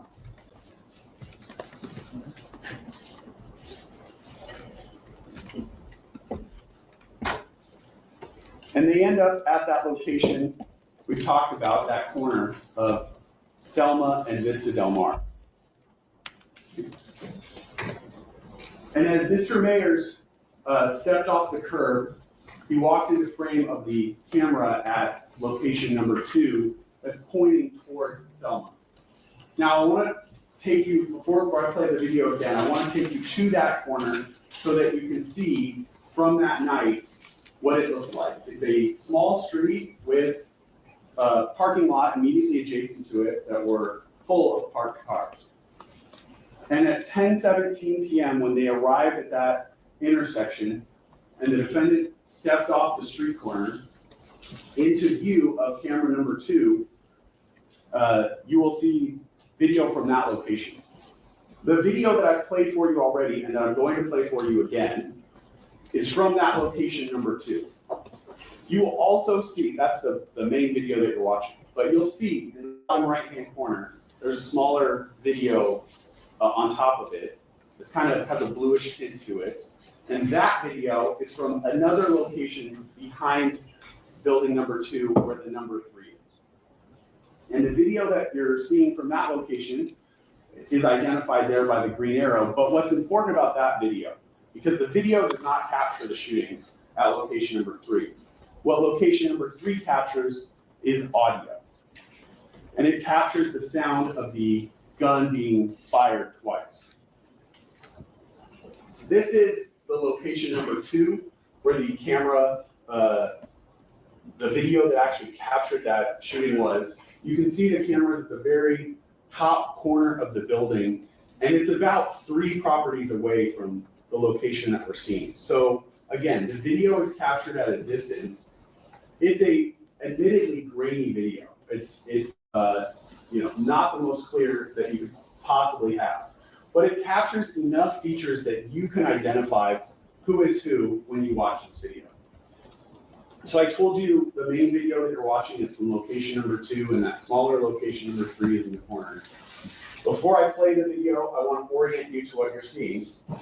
Along the top is Vista Del Mar. The parking lot is just out of view of the camera at the top of the screen. Along the top left-hand corner is Selma, forms that intersection. The red arrow is the defendant, Mr. Mayer. And the green arrow is the victim, Mr. Efron.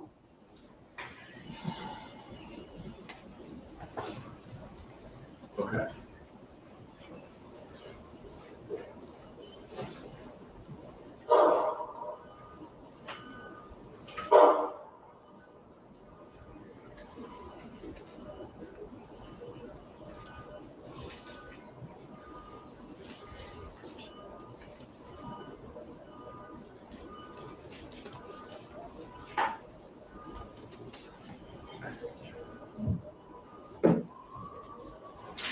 Now, what you see as the video plays is the various cameras on location number 2 switching between 3 different cameras that are mounted to that building. What's important about that, towards the end of the video, you'll see as Mr. Mayers is running away from the location, running down Vista Del Mar towards El Centro, he trips a floodlight that's motion activated. And when you watch the video closely, that floodlight is captured by both locations. So location number 2 and location number 3, those cameras each capture that floodlight turning on. And when you watch the videos together, you can see that moment in time when the lights flash on, line up. And that's how you know the sound correlates with the video that you're seeing playing at the same time from a different location. Now, I told you, we all know the video from location number 2 is from a distance. If you zoom in on the area where this incident happened, and we will play a zoomed in version of this video, what you see is a very pixelated image. But what even that captures still are the colors the individuals are wearing, which is how you can distinguish who is who on the video. And you'll see Mr. Efron on the far left. Ills is just next to him. 12E, who's wearing the red jacket, is just next to Ills. And then the defendant, who's wearing all black, is at the bottom of the screen. Again, I understand if you watch this video one time, you may not pick up these features, but as you watch it repeatedly, you'll be able to tell who is who. And you'll also be able to tell when you watch these videos in sequence, because they walk in front of other cameras that are far more clear, that you can easily identify who is who on the video. So this is a zoomed in version of that incident. This does not have any audio.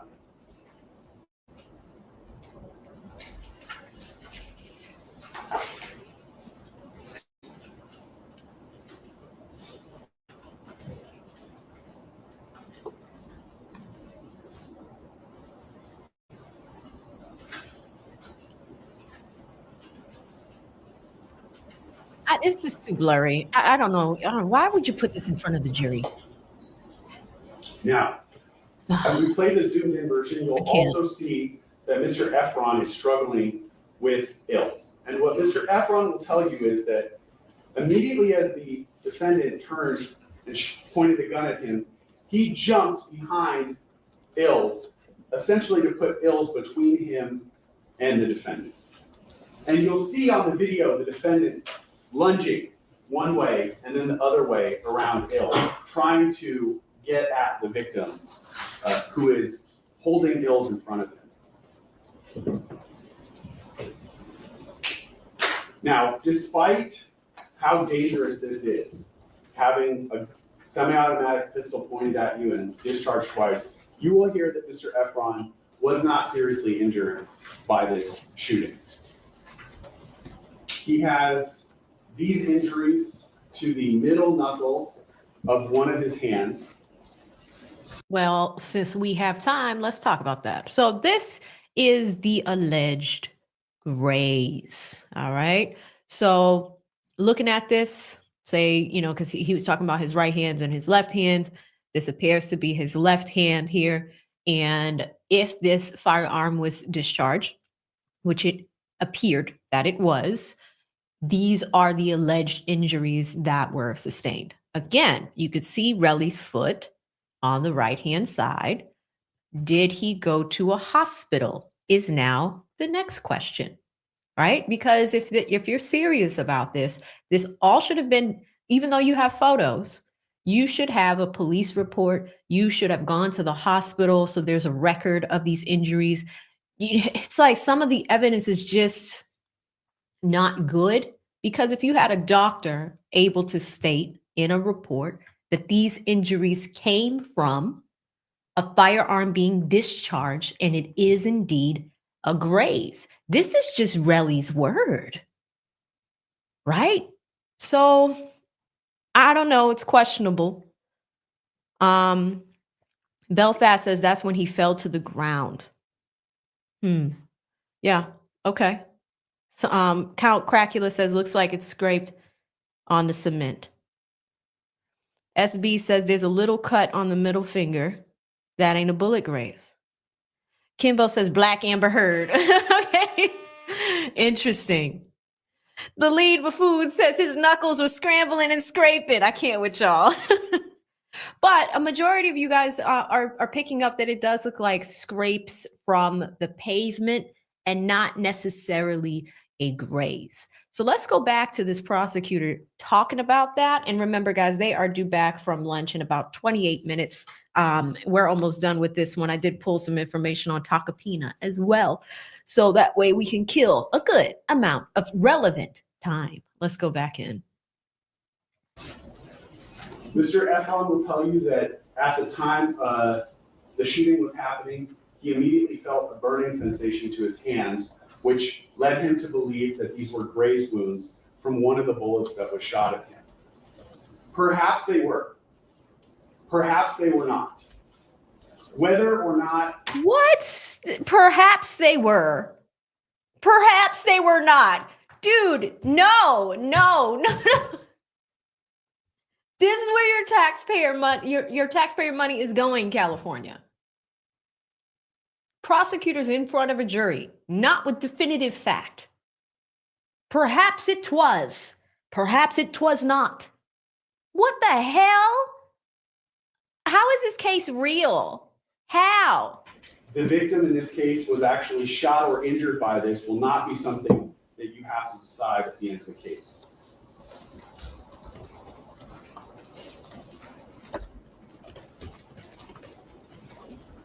We ask you to wait until the end of the case when the judge instructs you on the law, what elements are actually required to be proven before you make any decision. And to listen to the charges specifically and not consider charges that the defendant is not charged with. In this case, he's not charged with attempted murder, for instance. Now, before I move on, I want to focus in on the last location that I haven't talked about much, location number 4. That location is a loading dock for this building on El Centro.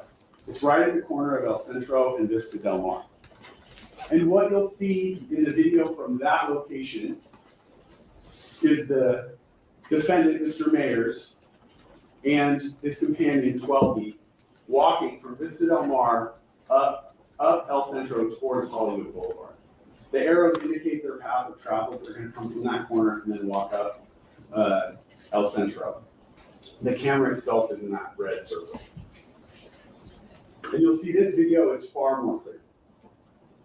And you'll see features of their clothing that you can match up to the clothing from the other videos that we've already watched. For instance, I mean, you can see just from Mr. Mayer's facial features that he's the one wearing all black. You can see from his facial features compared to the video from the Courtroom structure. And then, as I said, the various features of his clothing, the rhinestones on the hood of his sweatshirt in both videos, and the design, the rhinestone design on the chest of his sweatshirt at both videos. And taking all the videos in their totality and comparing them is how you'll be able to decide on the video who is who.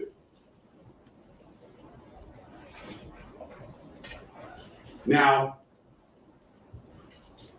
I played the 911 call for you that LAPD received at 10:18, which triggered their response. And you'll see and hear that at 10:27, LAPD officers responded to the 911 call, and as is their duty, they responded quickly to this call to try to a shot. You know what the other big question is, guys? What evidence did these people, where's the police evidence? You got 7 police officers responding to the scene. We met one who was on the stand on day 1. 7 police officers. What evidence did they collect? What evidence? We'll wait.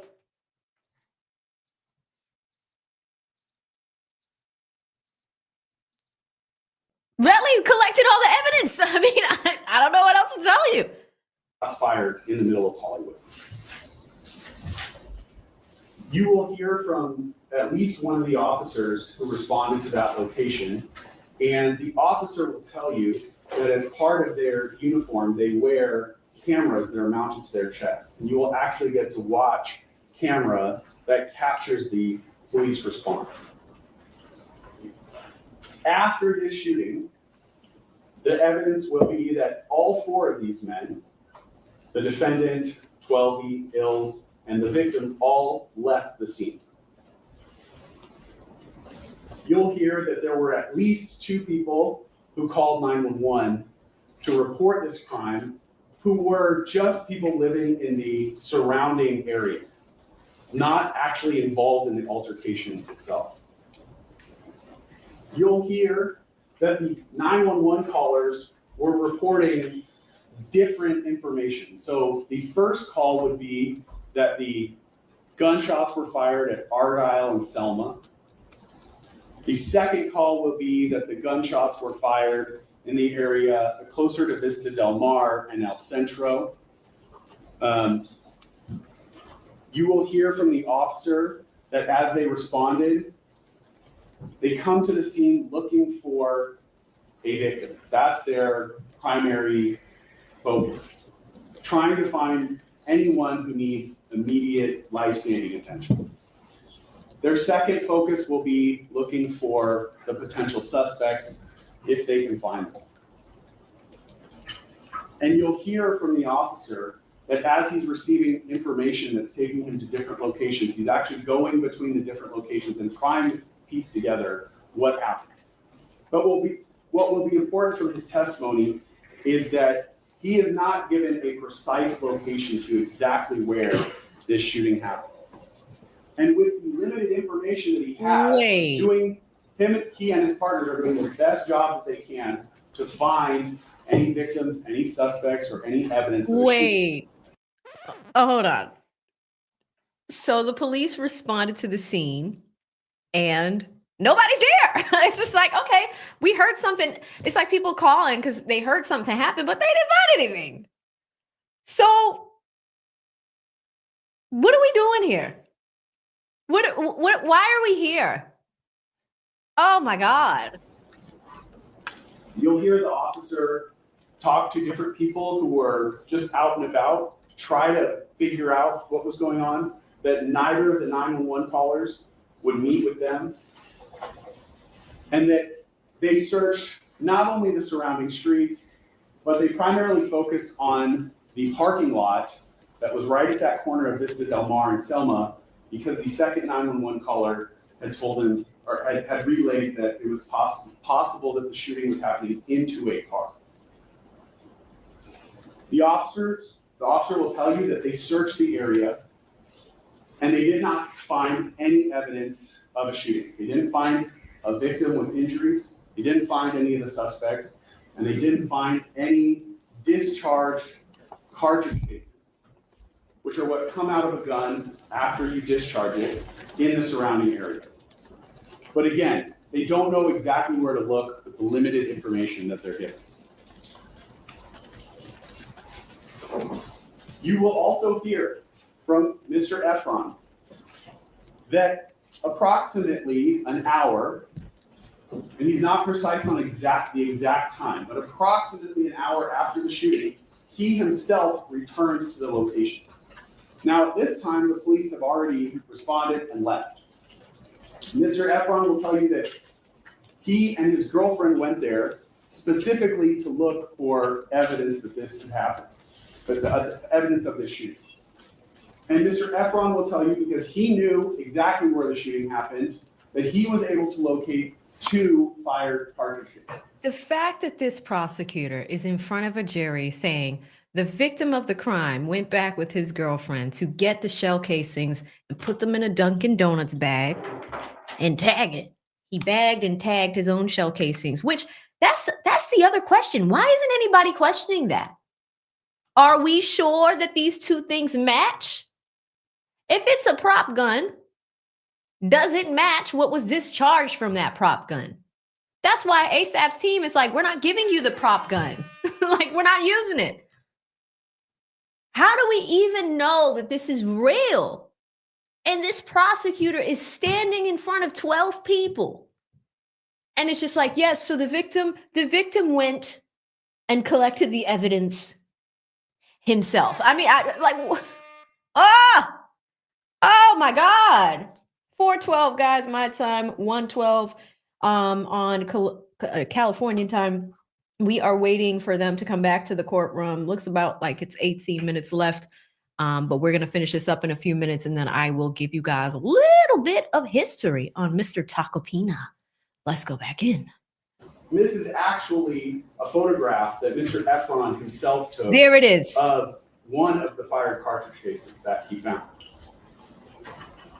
Mr. Efron, you'll hear, went to the police 2 days later, walked into the Hollywood police station to report this crime happening.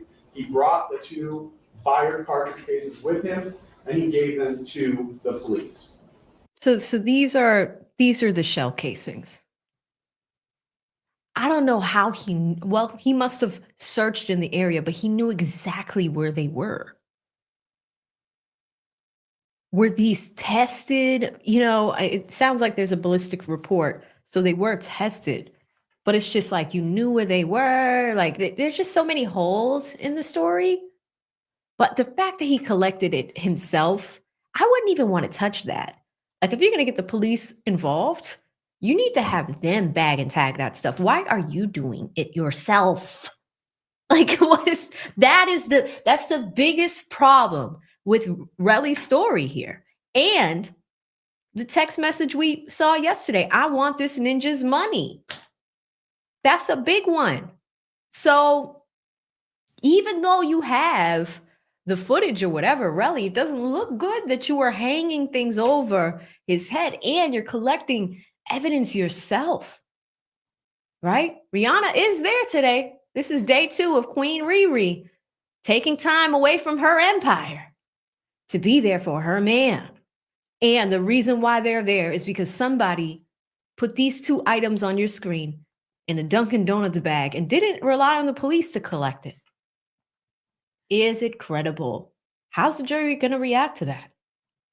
You will hear that the 2 cartridge cases that he brought in were 9mm Luger caliber cartridge cases.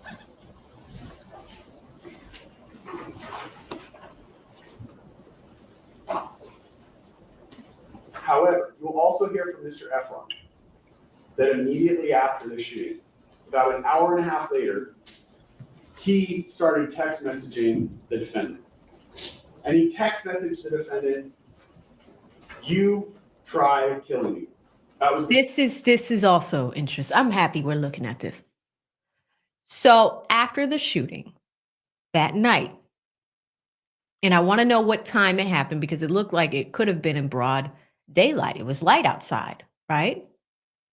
He waited a few hours and he sends this text message. "Whoop, you trying to kill me. ASAP responds, whoo. Rel, what the F is you talking about? Why are you telling people I shot at you? So that's a problem because I mean we have the video, but ASAP's like, what are you talking about? Interesting. The first message she sent to him. And you'll hear that Mr. Mayor's response was to deny that anything happened. The defendant, in abbreviation, says, what the fuck is you talking about? Why are you telling people I shot at you? Denying that any shooting has even happened. And I was mistaken, guys. It says an hour and a half after the shooting, right? Why are you saying this, Relli? An hour and a half after it happens. Mr. Efron confronts him again. You set me up to try to take me from my daughter. And the defendant responds, I tried to do what? I know you hate me, I hate you too. Okay.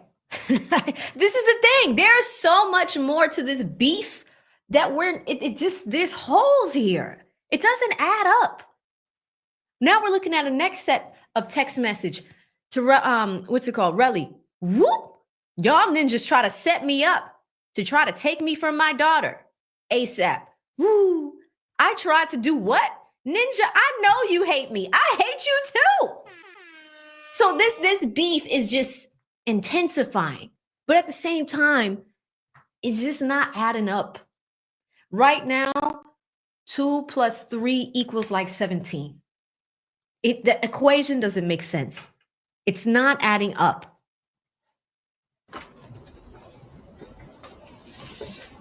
The defendant responds again, stop making shit up.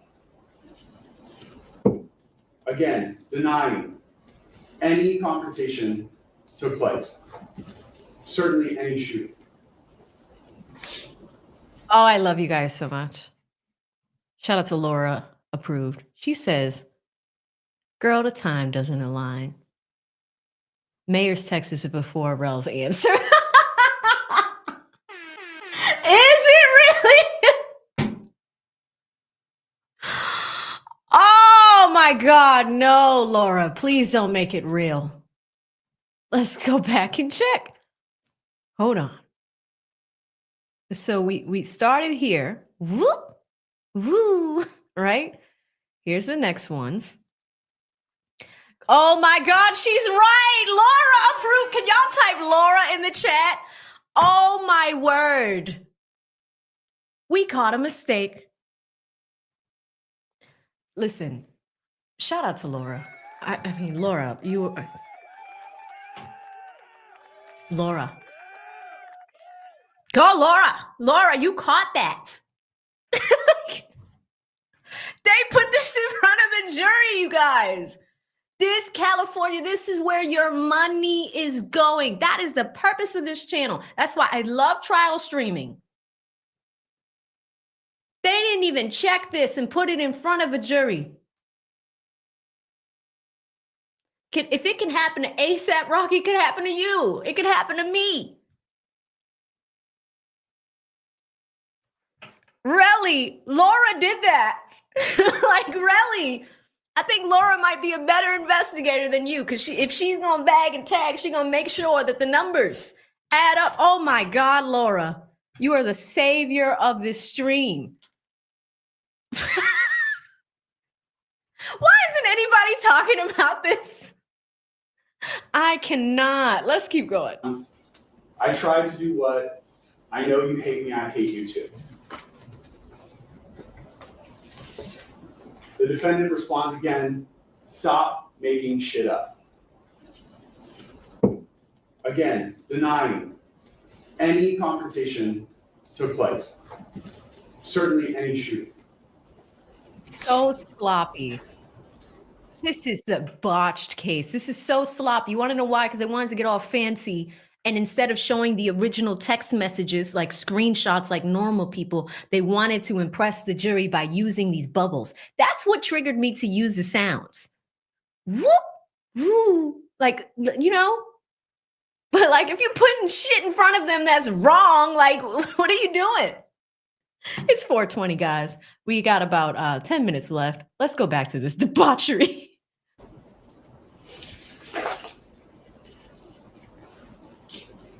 We have already told you in jury selection, and you will hear evidence, that after this shooting, Mr. Efron sought money from Mr. Mayers. Oh, no. And you admitted it in your opening argument. Oh, this is getting juicy. I'm so happy we go back and look at stuff like this.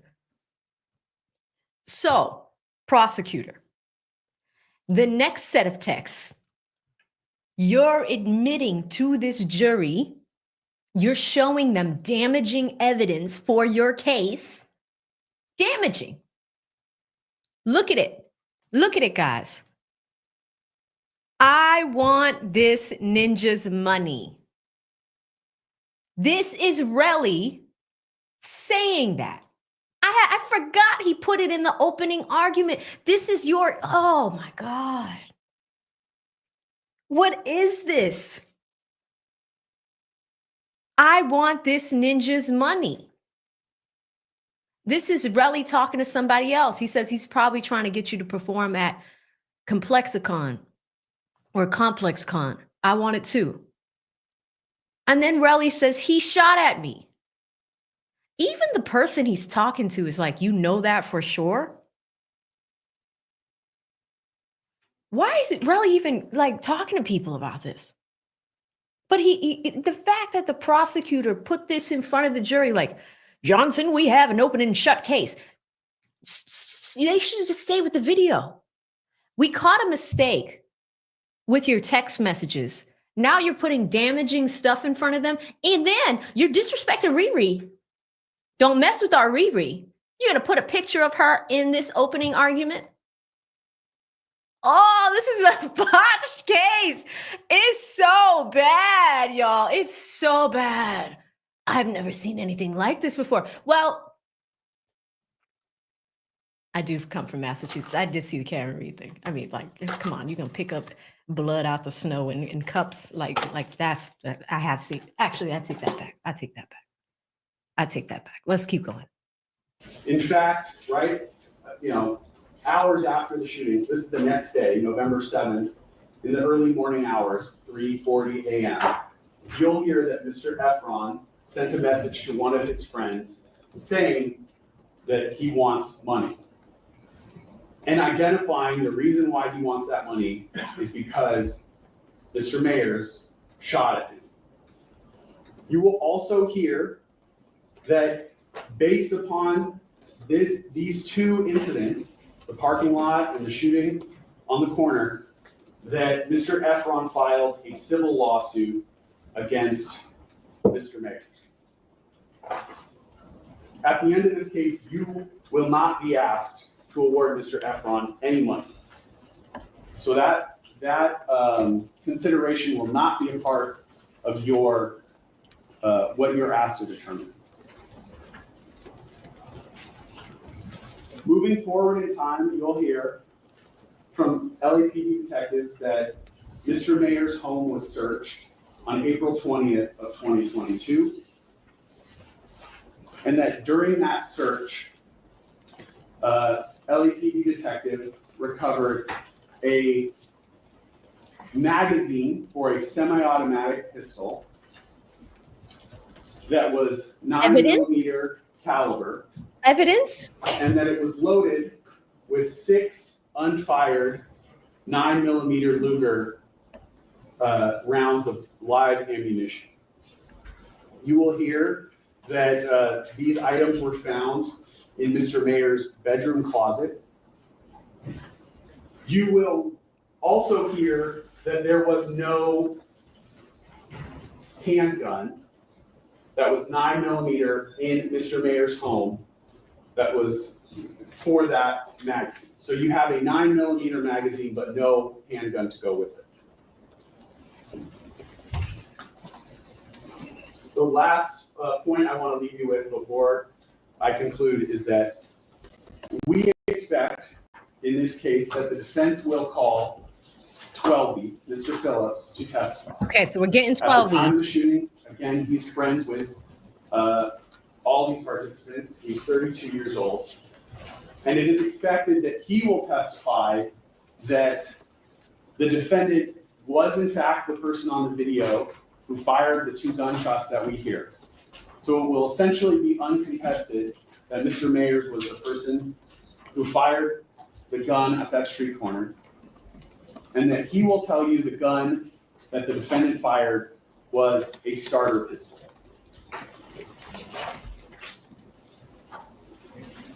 That, ladies and gentlemen, is what the evidence in this case will show at the end of this case.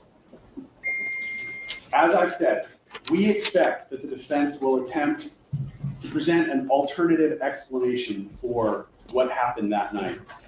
But we ask you to do one thing, which is, as you evaluate the evidence from both sides in this case, to not leave your common sense at the door and wait until the end of the case, when you have all the evidence, to make your decision, listen to the court's instructions on the law, and return the only just verdict there is.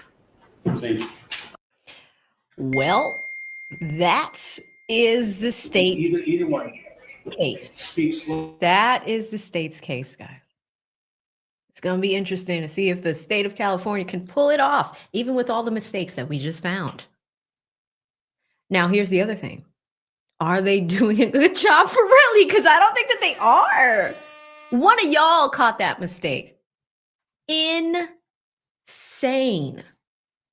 Insane. Again, huge shout out to Ruth Slappy for dropping 5 gifted memberships. That was amazing. Thank you, Ruth, again, for your kindness and generosity. Shout out to the lead buffoon with the $2 super chat who says, not AV doing the iMessage bubble sound effects. I need to put that on my soundboard. The whoop, whoop. I mean, that's what it sounds like. I have not, in fact, like had my phone off of silent for months because I trial stream with y'all all the time. Right? So it's good to remember what that sounds like. Shout out to Deidre, who became a member. Welcome, Deidre. Welcome to our community. You're going to love it here. You've probably been here for a while, but if you're a member, you're really going to enjoy the community. We're a pretty cool bunch. Really cool bunch. Shout out to Petty LaBelle with the $10 super chat. Thank you so much, Petty. She says, today is our 27-year anniversary. Half my life. I wish everyone the same. I love him so much, and I'm in tears of joy today. Love you, AV. Well, congratulations, Petty LaBelle, for reaching such an important milestone in your marriage. A lot of people do not get that opportunity. So congratulations to you and your significant other. I hope you guys have a wonderful day. And that being said, I'm going to come over to my Cash App crew. And I want to shout out Polish Lucy, who sends me $50 in a Cash App as well. Thank you so much. She says 27. Yes, today is our anniversary. I wish you the same. Yeah, shout out to long marriages, guys. They are a rarity these days. A lot of people don't get to spend that amount of time with one person. You know, so it's pretty significant for people that have been married for a really long time. The longest marriage I've ever seen or know of is my grandparents. They were married for 50 years. 50. Like 50. Like that's a long time. So shout out to Petty. Y'all say congratulations to her. Really, really excited to have reached that milestone. So guys, they are back at 1:30. It is Cali time.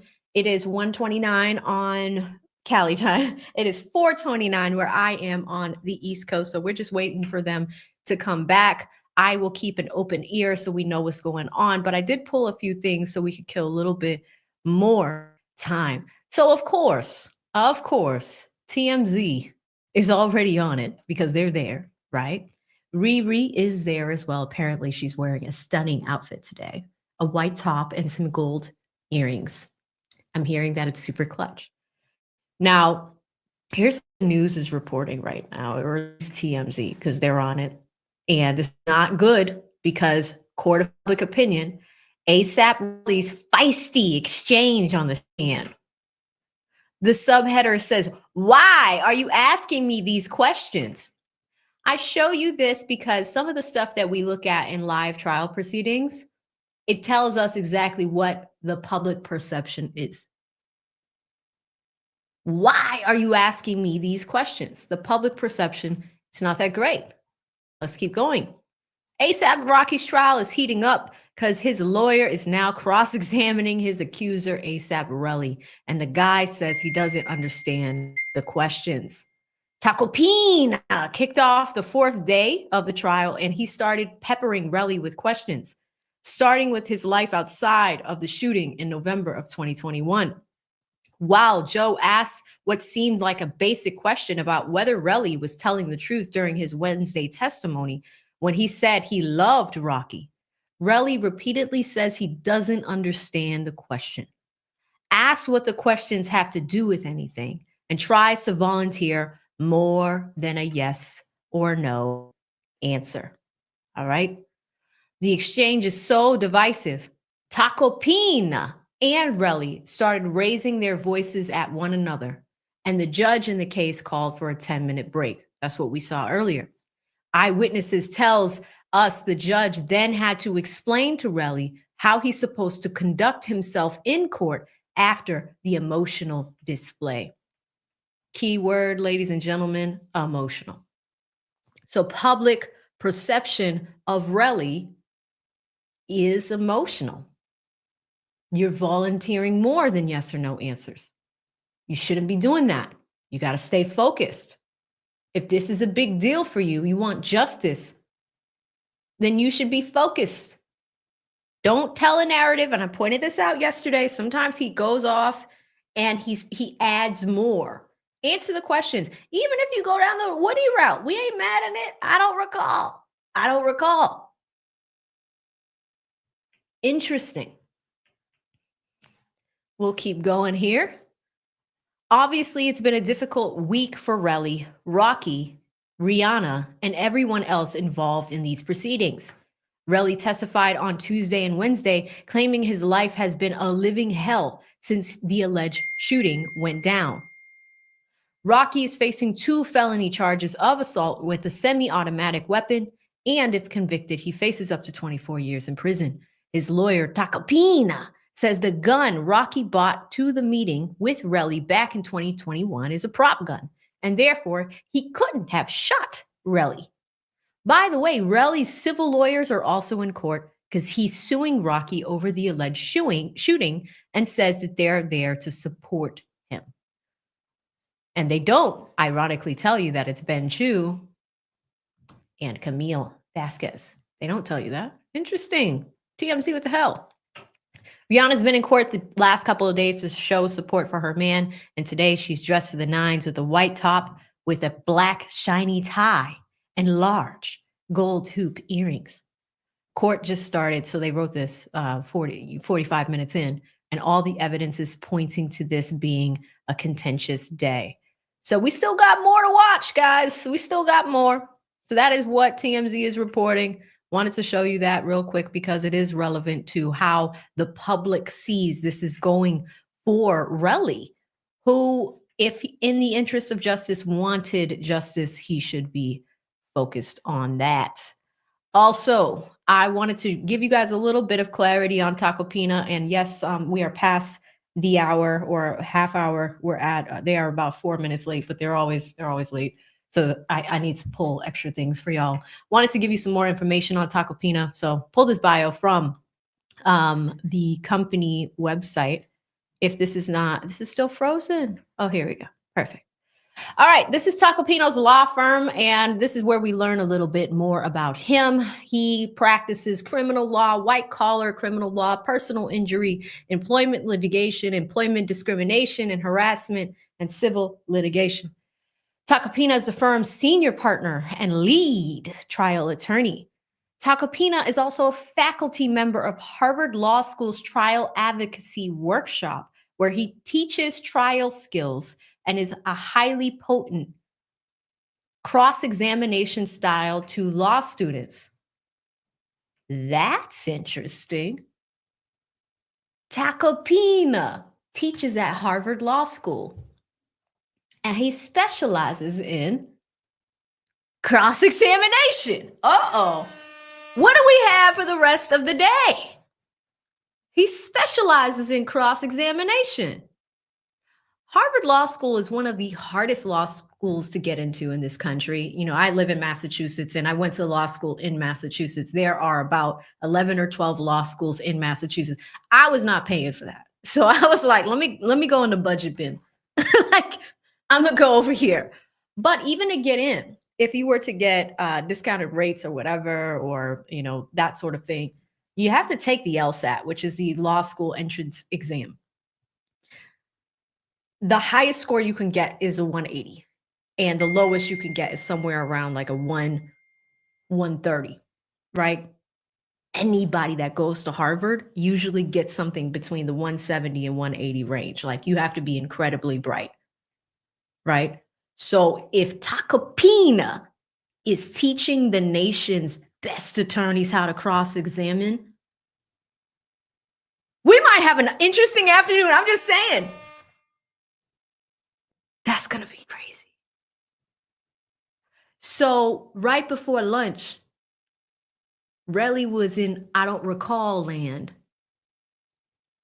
So we got to see what Tacopina does with this, because I had no idea he's a professor at Harvard Law School and specializes in cross-examination. And I know what class they're talking about. I took this class in law school.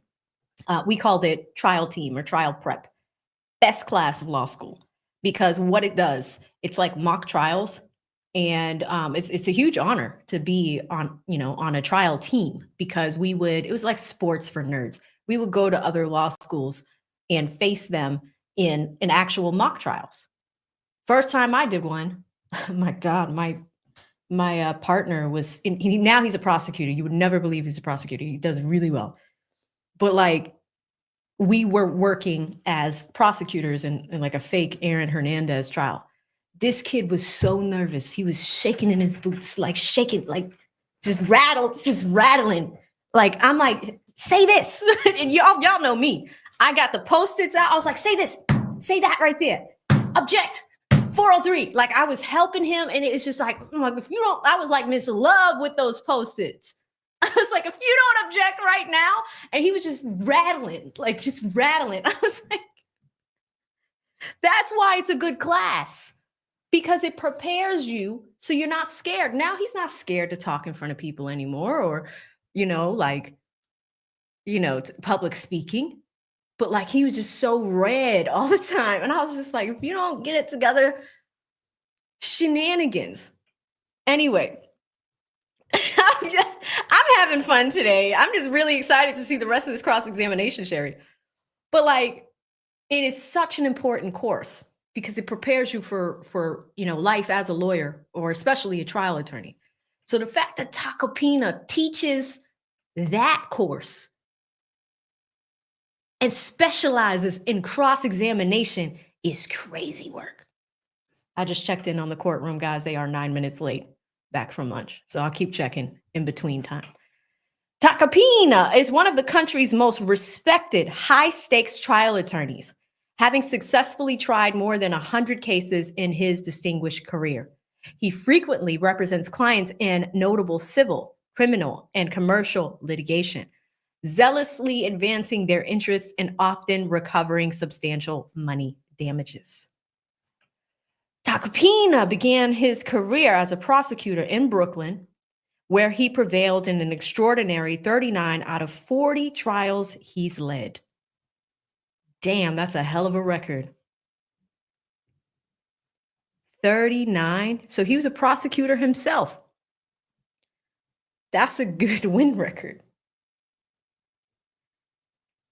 Relli, this is who's cross-examining you. Oh, you're examining you. Damn. After moving into the private practice, his unmatched string of successful verdicts grew as his reputation as a savvy courtroom tactician and go-to advocate for high-profile clients dealing with their situations that capture the public's attention.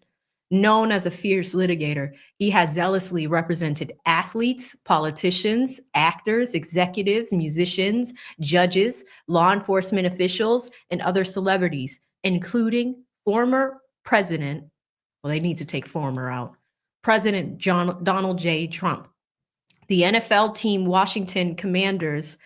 Oh my God, he represented the Commanders and its former owner, Daniel Snyder, Michael Jackson, Alex Rodriguez, Meek Mill, YG, Sean Hannity, Don Imus, Swiss Beats, Neo, Sarah Wallace, Kim Guilfoyle, Executive Director of the NFLPA, D. Maurice Smith, and rapper A$AP Rocky.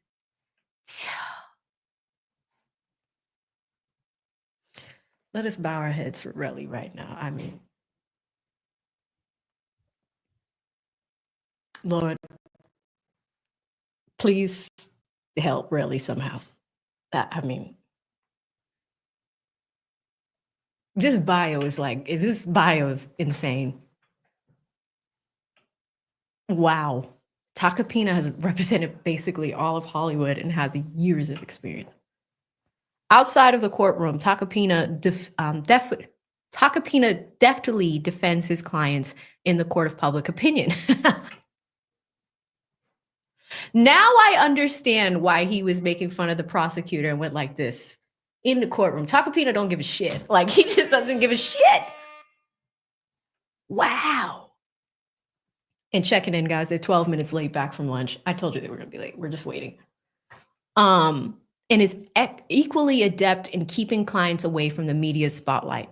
The matters he works on frequently capture the nation's attention, including his successful effort to free rapper Meek Mill from prison, the investigation into the appearance of baby Lisa Irwin, Major League Baseball's investigation into Alex Rodriguez, and the acquittal of the Sopranos actor Lilo Wow on murder charges. I mean, if you could sum up Tacopina's bio so far in one word, what would it be? What would it be?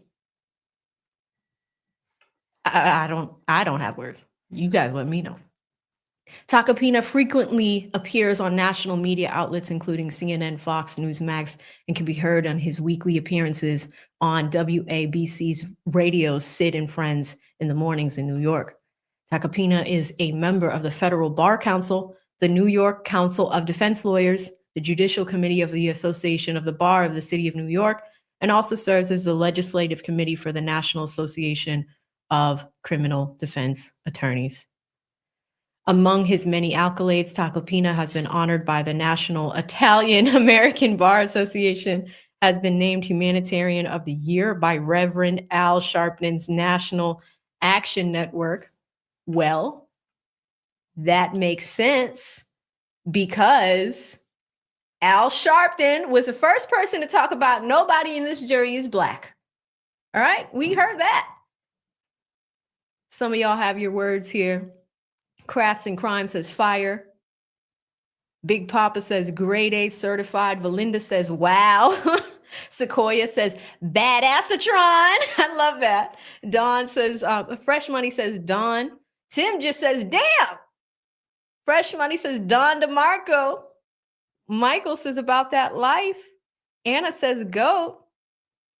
For always, forever, for life says awesome. Lisa says that's crazy.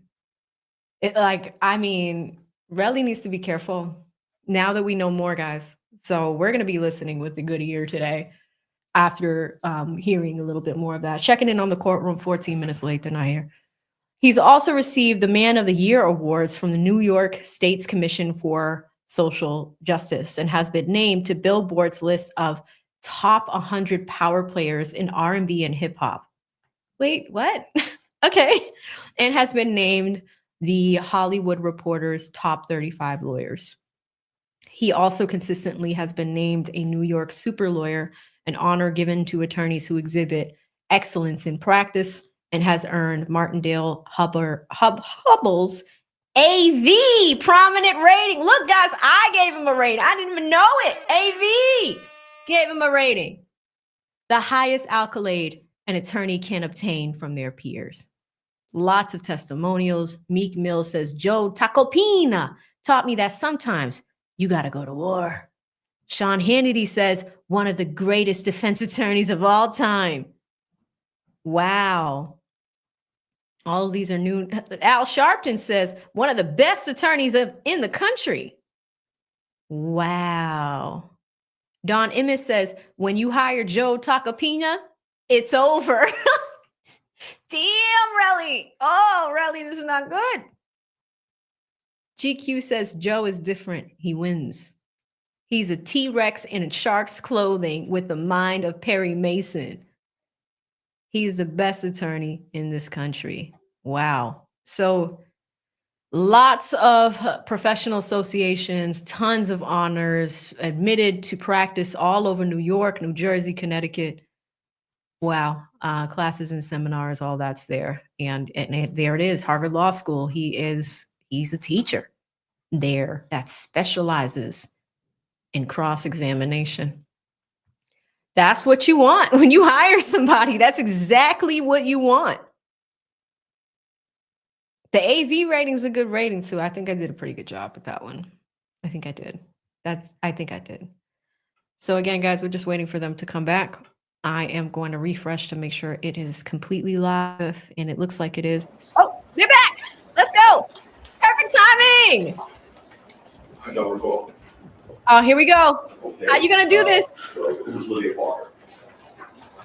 That's that's my girlfriend. Does she go by the name of Jenna Jones? I don't recall. Well, does she have a website named Jenna Jones? I don't recall. Okay. Let's do this. Did she text you a website of herself? I don't recall. Let me ask you a question. Did she text you a website of herself entitled jennajones.ch? I don't recall. Okay. No. Just for the record, overlooked. Right, that she,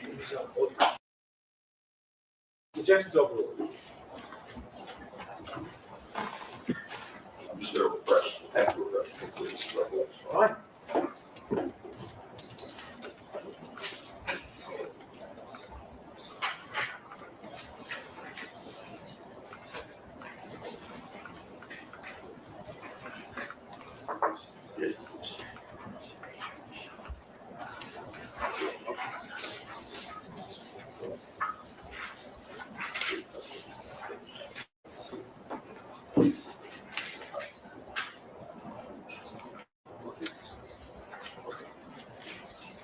Do you want to show a stress on the document? Yes. Go ahead. I'll see you in the record. Certainly. That's what you want to say, right? Just let me read. I'm just directing you. Is that your number? Yes, my number. Just take a look at this, and then take a look at that. What am I looking at? Right. You read that. I don't know what I'm looking at. This, right there. Yeah. Do you see that? Yeah. Okay. Can you read it? See yourself. Yeah. Okay. Yes. Okay. Did you show that to him to help him refresh his recollection? I'm only asking that question now. But that was the purpose. Yeah, that's the purpose. Okay. So having, seen that, does that refresh your recollection that Ms. Parker sent you a website named jimjones.com? No, it doesn't. Does not. Okay.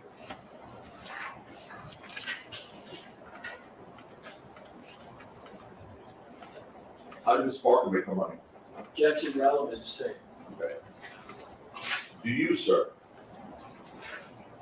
or should I say 2021, did you along with Ms. Parker make money in prostitution? No. Question was compound that's referring to two people. I can do it. It assumes it's back now. It is a comment, just limit it, you can limit it down. Sir, did you make money in the business of prostitution in 2021? No. And you've never seen that website, jimjones.ch? Objection asked and answered. Said he doesn't remember. Have you ever seen it? If Should we call? No, I don't recall. All right. Okay, let's move on to Got it, a bro. different topic. Yeah, you got it.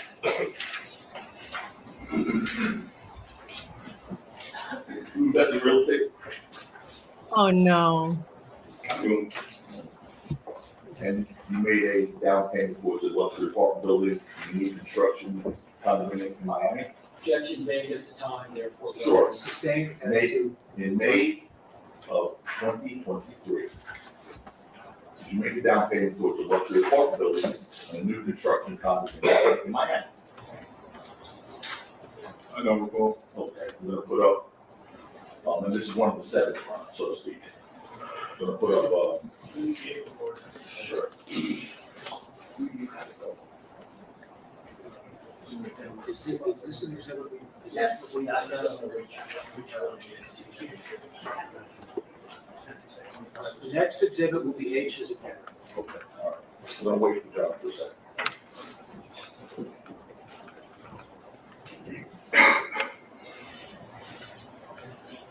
All right, I've seen it. Thank you, Ron.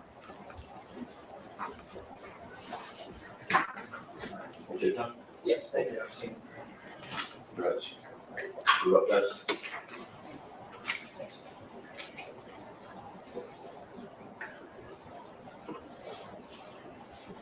That's, your Instagram, I guess, post regarding investment property, correct? Can I say that? No, Wait, just- what? Just, remember we talked about, just answer the question. Ask the question again, Mr. Sure. Is that, first of all, is that your Instagram post? I don't recall. You don't recall that your Instagram post? No, I don't recall. So, how about the next one, guys?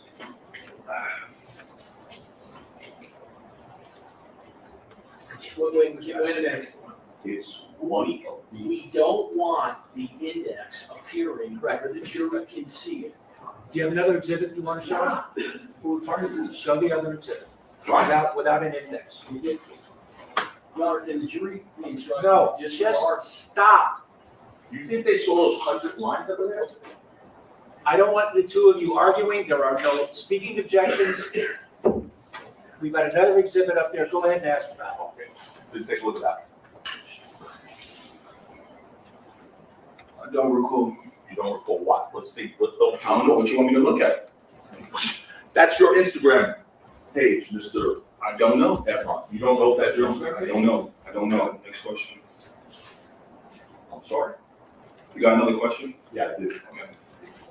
Are you familiar with that building, the standard residence? I don't recall. No. You don't recall or no? No. So is it your testimony that you didn't invest in that building? I don't recall. It says big investment moves at the standard residence. I don't recall. That's not your wording? Your Honor, this has been asked and answered now. No. Because he doesn't recall anything about the civil rights. I'm asking about the wording. I don't recall. Wait, hold on, the wording of, That, the caption on there, big investment moves at the standard residence. Is that your wording? Question I've said it 3 foundation. times. I don't recall. stay, stop, ask another question. Okay. If you go on to another exhibit, if you have.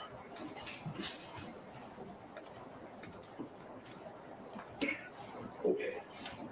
So what investment properties in Miami did you invest in? I don't recall. You don't recall? No. It was only 2023. I know. I don't remember. So you invested in a real estate property in Miami. I don't remember which, let me finish this back up, please. You invested in a real estate property in 2023 in Miami, and you don't remember which one it was? I don't remember. That's the background and evidence. That is correct. You are, He says he has no recollection. excuse me. You first answered that you gave investment in real estate in Miami. That was the first thing, before I showed you all these. So again, I'm gonna ask you, which building do you I invest don't in? recall. You don't recall? Yes. How much did you invest in? I don't recall, sir. You don't recall? I don't recall.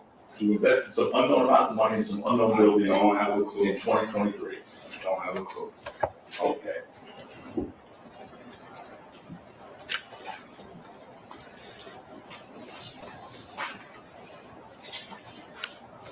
All right. Let's talk about the events and surrounding November 6, 2021. Okay. And when I say the event of November 6, 2021, you know what I'm talking about, right? Yeah, shooting. Oh, okay. It was your understanding, following this incident, both were joined. John Iman was Rocky's manager, right? Correct. And you text John a video of the shell casings on November 7th, 2021 at 12:04 a.m., right? I texted him everything. I told him that your client shot at me. My question was one. I don't recall. You don't recall? Okay. A little refresh your recollection. Okay. You guys have it? Or do we just put it up or?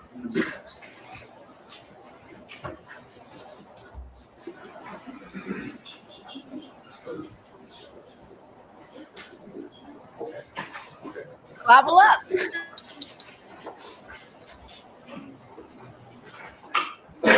Your Honor, at Mr. Tacopina's request, we are willing to stipulate the witness being asked about the specific time of text. I'm not sure if he knows it exact time. We're willing to stipulate. Who's he? Who say he knows it? Who's he? The witness. Yeah, so whether he knows specific time, we're willing to stipulate. What's the stipulation you like, Mr. Tacopina? That 12:04 a.m. on November 7th, 2021.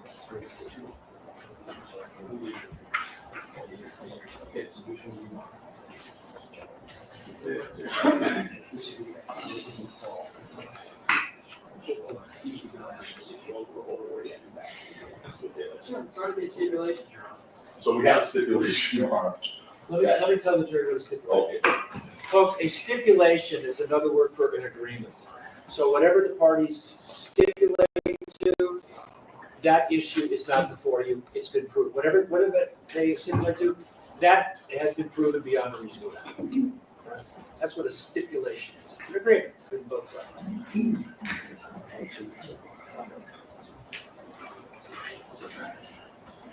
And also at 12:04 a.m., you sent a text to John claiming that Rocky shot at you, right? I don't know how I disputed thing, but yeah, sounds correct. Okay. And again, that stipulation still stands, right, guys? Well, why don't you just stipulate, tell the jury what you're stipulating to? The time of 12:04 on November 7th, 2021. Same text, right? 4 minutes after he did that. But the problem is, if you're asking him what he remembers, we'll stipulate to it. Right. Then if you then ask him afterwards, doesn't know the exact. Right, you don't know the exact time, obviously, that you sent the message, right? It was 3 years ago. I understand. I'm saying you don't know the exact No, time. no. Right, okay. But we have a stipulation agreement that you sent it at 12:04 a.m. You sent him a text claiming that Rocky shot him, correct? And so stipulated. All right. And then you sent subsequently, 34 minutes later, you sent John a screenshot of your scraped fingers. Remember sending John that? Yeah. Okay. And at that same time, again, guys, 12:38 a.m. on that same date, you sent John a message saying, "I'm getting itch." You remember that message? Yeah, I'm getting itch. It was a typo. Okay, all right. But that's the message that you wrote to John was, "I'm getting itch, ITCH," right? I don't really recall, but I think Okay, we can show it to you. That's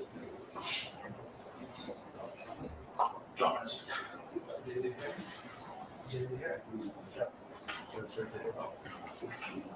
Stitchers.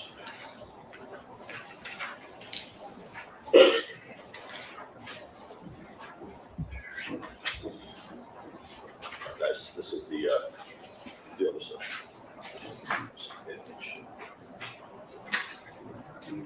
Yeah.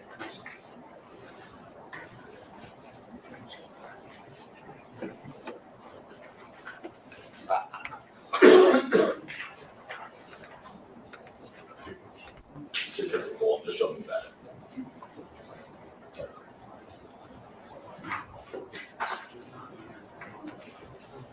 okay. Sure.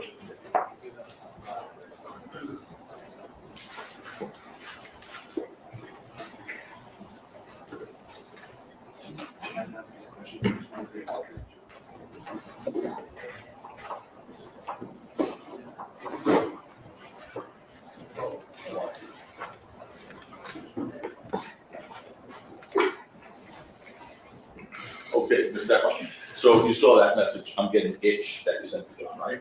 Correct. All right.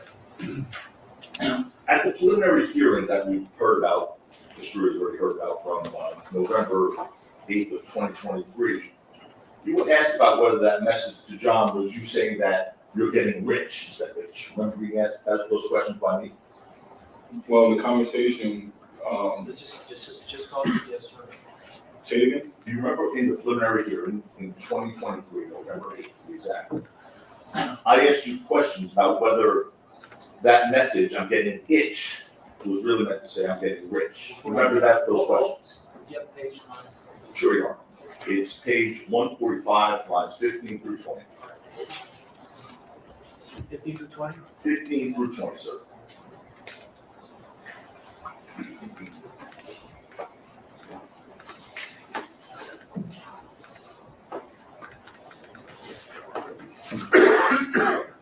Sure. Okay. Do you remember that question? Can you say it again? Sure.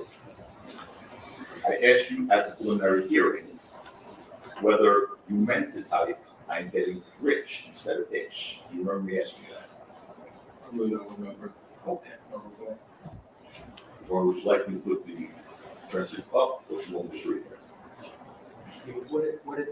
Would it help you to read what was said at the preliminary hearing? Might that help you remember? A lot was said, I just don't remember. Would it help you to read? Like what you just showed me? Yes. Yes. Did you read it? Yeah. He's talking about the text message. He's talking about being shown the text message. So what we're proposing is you read the transcript. And that should be read to himself.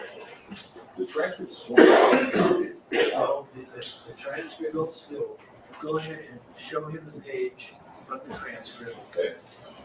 Straight on, he's gonna show you something, just read it yourself and see if that refreshes what you said, refreshes your memory as to what you said when you testified the last time on November the 8th. Okay.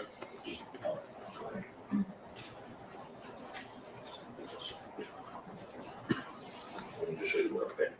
Right over here. Thank you. Yeah, Q, exactly.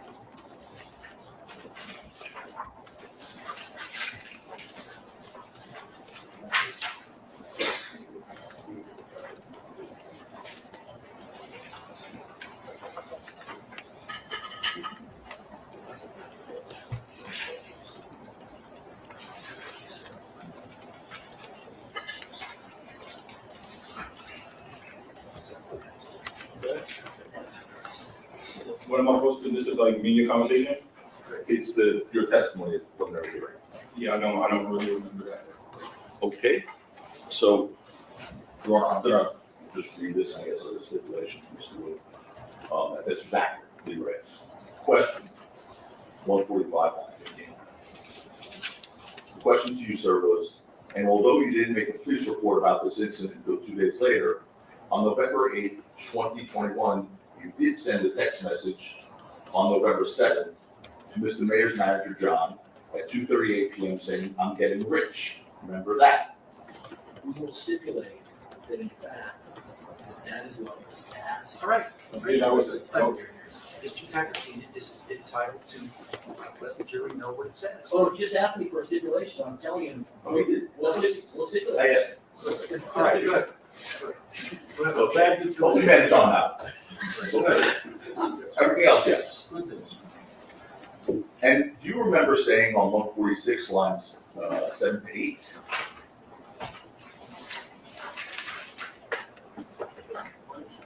Follow up. Yeah, just word stuff. What are you gonna read from? What page is that? 146, I'm getting old as hell tomorrow. 146. 146 lines 7 to 8. Okay, go ahead and hang on to this as long as he's asking. 146. Yeah, look at the lines, read it to yourself. Judge, Ms. Lou and I sort of figured this out. It's my safer step here. I'm just gonna read them and say, did you say that? And I'm totally fine with that. That's So, all right, so he doesn't have to refresh the That's recollection. what else. All right. Read it. We get that, Mr. Efron. I'm just gonna read it to you. All right. Question. your answer to that last question was line 78. What the fuck would I be getting rich off of? You remember saying that? I don't remember, but I don't know. I have a stipulation on it, you read accurately. That was like a year ago. Okay. The stipulation is those are the questions asked and the words that are reflected in the transcript, yes? Even more than that, that is what was asked and answered at the right here. Okay. Then, a little further down, you said, continuing on, lines 12 through 14. Fuck, shit, I'm getting mad. That was your preliminary hearing when you asked about whether you said we're getting rich. Do you recall that? Can you say that again? Sure. You said, fuck, shit, I'm getting mad. I don't remember that. Okay. Well, In what context? Like, what was like, what do you mean? Fuck shit, I'm getting mad? when you asked about the word rich, text message you were confronted with. Oh, no, I don't know. Okay. So, when questioned about that word itch at the preliminary hearing, what you claimed is that you meant to write the word irritated. Is that right? I don't recall. Okay. Page 148, on 25 to 27. Well, Mr. Efron, before I read that, let me withdraw that last question. What did you mean when you said I'm getting itch? Well, when I was talking to his manager, Yes, sir. well, I was just showing his manager everything, and I think he took a while to get me back, so I said, I think that's what I wrote, but in the trend, like, that's what I meant to write was being irritated. But then you said, I'm getting rich, and that's when me and you started arguing at the preliminary hearing. Like you was trying to get something out of me or something more out of me. So you meant to write the word irritated. When I first spoke to his manager, I don't remember what I wrote, but from what is there, yeah. Well, you saw the word itch, right? You saw that message. I mean, but you flipped it so many times. That was a fast moment. You can't make me go back and think like something that I don't really. But I definitely won't write his manager in the context. If you show the whole text message, where would it make sense? I'm getting rich. Sorry. You're not showing the whole text message. So- You're just picking. You saw these messages yesterday, I mean, right? That's I mean, if you right. want to pull up John's text messages, we can. Okay, thank you, sir. So what you're saying to this jury is that you didn't mean to write that you were getting rich, right? I don't recall. Okay? You're not saying that you didn't mean to Don't write recall, it. sir. Just don't recall. Don't recall. Well, so you may have been meaning you're writing to I get rich. don't recall. Okay. If I said anything like that, I mean, not said anything I said after the shooting was lawsuit. It falls in my lawsuit. So You what? it falls in my lawsuit. Like a crime was committed, and then whatever I say after that's pertaining to money or anything that's compensating me was with my lawyers or anything else. I had lawyers present and everything else. Well, you didn't have a lawyer at this point, did you? So, When I spoke to John, I didn't need a lawyer. What I need a lawyer for if I need to say I'm getting rich? And what does getting rich have to do with a man shooting me? I'm waiting. I mean, I'm just trying to figure out what we got going on here. So you did say to this jury that you don't recall if you meant to write rich or not, right? That's your answer. I don't recall, sir. Okay.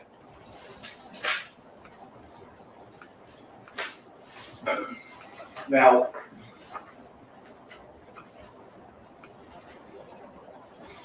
you also then text Rocky at one point, right? This is Vegas time. Okay. This thing. On November 7th, at 12:36 a.m., you text Rocky, right, in the morning. I mean, if you want to pull up our whole text messages, you can. I appreciate I don't that. remember. You remember texting Rocky that morning? It was 3 years ago. You just got to pull up the text messages, the whole text messages. You have the 63 guys? Is this gonna be an exhibit?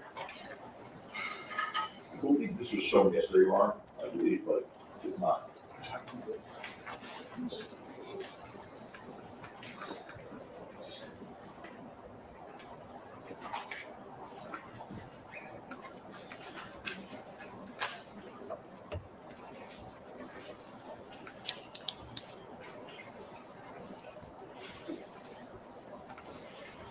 same conversation we had with that little market defense. Jay's and John's. Was it Jay? Jay's and John. Okay, Jay. So everyone take a look, we'll post it, or publish it, on the, I don't know.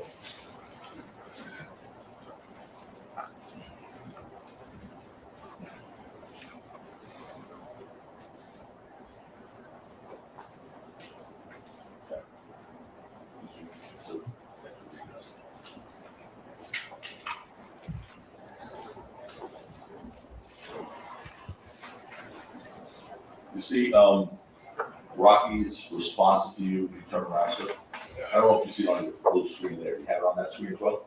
No, it's not there. Okay, just take a look over there for a second. And I think you saw this yesterday. Relli, WTF, what are you talking about? Why are you telling people I shot at you? Right? Yeah, see. Okay, you saw it yesterday too, right? Yeah. Okay. And then subsequently, he said, stop making shit up, Relli, right? Where's the rest of the text messages? I'm asking you, did Rocky text you that? Yeah. Okay, all right. Now, take that down, guys. Just to be clear, on November 7th, Mr. Efron, on November 7th, day after 2021, you did not have an attorney, correct?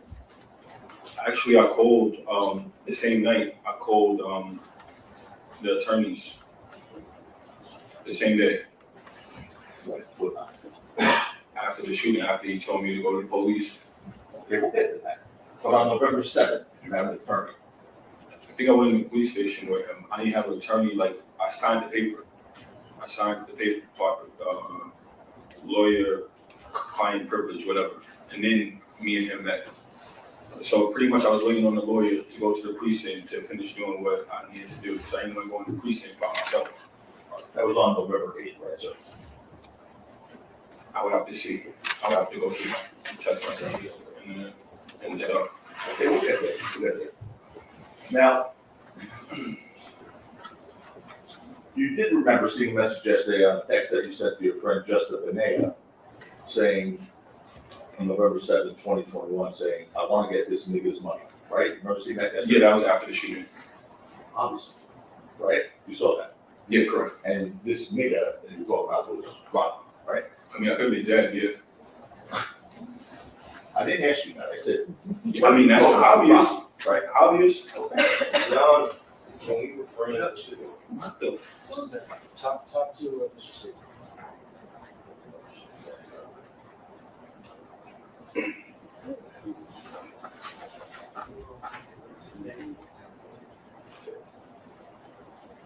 You want to Okay, Relli just said, what the fuck, in front of the judge. He clearly does not give a shit. Shout out to 2 Minute Approved, who gifted 10 AV memberships. Thank you so much, 2 Minute Approved. I wanted to catch this in the moment. We will come back to all super chats and stuff, but this is heating up, y'all. This is getting good.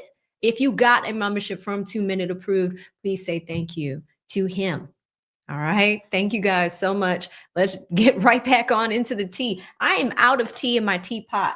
Like I'm all out. It's gone. But let's keep going. understand that obviously Rocky is extremely successful in the music industry, right? So I mean, it's blatant. he's what? Blatant, yeah, he's famous. He's known. And you knew Rocky for about what, 4 or 5 years before he became successful? I've known Rocky since high school. So about 4 or 5 years before he No. became successful. No. So I'm wrong if I said that. No. I'm wrong if I said that, right? Tacopina, I don't know. I don't recall. Is it no? I don't know, sir. I don't know. Okay. So I just know we know each other since 17. I'm 36.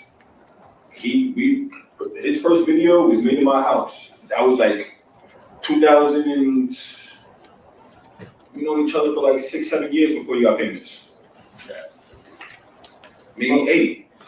before he signed his first deal, how long did you know? Before he signed his first deal. Not objection, relevance is just Now, to be clear, you were not really involved in Rocky's career taking off, right? Objection relevance. Wait, say that again? Sure. To be clear, you weren't really involved in Rocky's music career taking off. What does that even mean? You don't know what I mean by that? I'm sorry, I don't. Okay. Were you responsible for Rocky's career becoming successful? How would I be, why would I be responsible? Just No. asking you No. yes or no. And when one of the ASAP members, and ASAP's a conglomerate, you described it was yesterday, when one member earns money, that's not to be distributed amongst other members, correct? No, but you give credit when credit's due, meaning if they got you around for hours, days, years, and least, give them the credit where their name is in That was records. bait. You just don't have them around. That's bait. That's a bait question. He's falling for it. That was a bait. Oh man. Looking silly. Right. Mhm. And so members, by the way, rotate in and out of ASAP, correct? I mean, it became a mess. So yes, we're all gonna do it. After Rocky found success, Mr. Efron, you started to feel tension towards him, right? Of course not. Of course not. No. Okay. I helped him on his album. I helped him mad stuff. Like, why would I be mad at this dude for his success?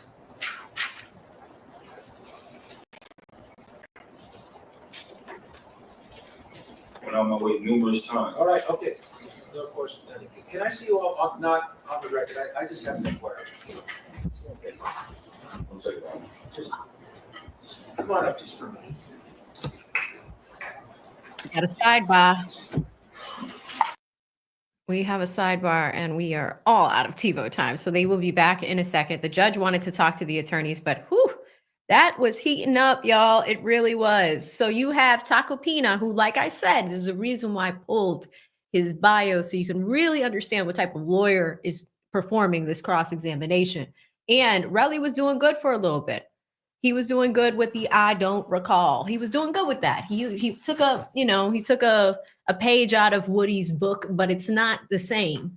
It's not the same situation.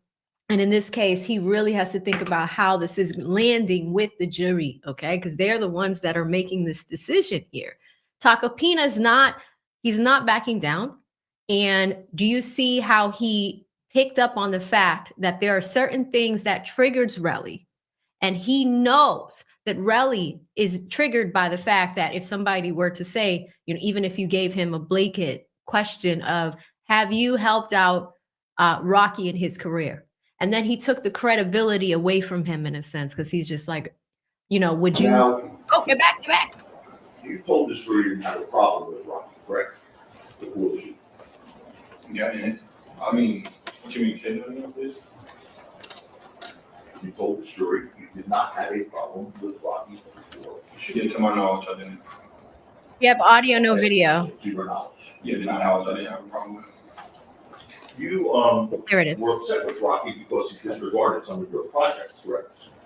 No, never. Okay. The read for the preliminary hearing, page 85, lines 8 through 11, Your Honor. Mr. Lewin, he's going to read from the Preliminary hearing, 85. 8 to 11. Before you do it, let Mr. Lewin get up on page. Lines. 8 to 11. Counsel, we're stipulating in advance that is what the witness testified to at the preliminary hearing. So you don't need to ask him, does he remember? I didn't say that. No, but I'm just saying, we're stipulating in advance. Thank Does he confirm? Ms. Efron, Yes. this would be testified under oath. Okay. And you said you got upset with Rocky because of some of your projects got disregarded by him, right? Answer by you under oath, yes. That's different than what you just told the jury, right? What I just told him. You just said you weren't upset with Rocky because he disregarded some of your projects. Wow. Can you say that again? I don't get it. Which part, sir? Which part would you like to Just say? say it over, please. Over. Okay, so here's, you want to jump in, Judge? No, just re-say the question. I'm not doing The jury heard what Mr. Efron testified to, The jury has now heard what he testified to at the preliminary hearing, or something else. You got it. Now, in any event, several months after the altercation, the one on November 6, 2021, you know who 12 is, right? Yes. You lived in New York at the time after the altercation, right? Yes. Okay. 12 lived in New York, right? I don't recall. I don't know where you live. You didn't know where 12 lived? No, I don't know where you live. Well, you saw 12 in New York after the incident on November 6, 2021. And you said to him, you know that Rocky did wrong for not taking care of us. Remember saying that to 12? No, I don't remember that. No. No. On November 9, 2021, you were questioned by several detectives. And during that interview, you told the detectives that you had become successful in your own right within the past year or so. Do you recall that? No recall. Okay. You also told them you decided not to become involved in Rocky's music business anymore. Is that true? What does that even mean? No. What does it mean? Say that again? You told the detectives that you decided not to become involved in Rocky's music business anymore. I don't recall that. Okay.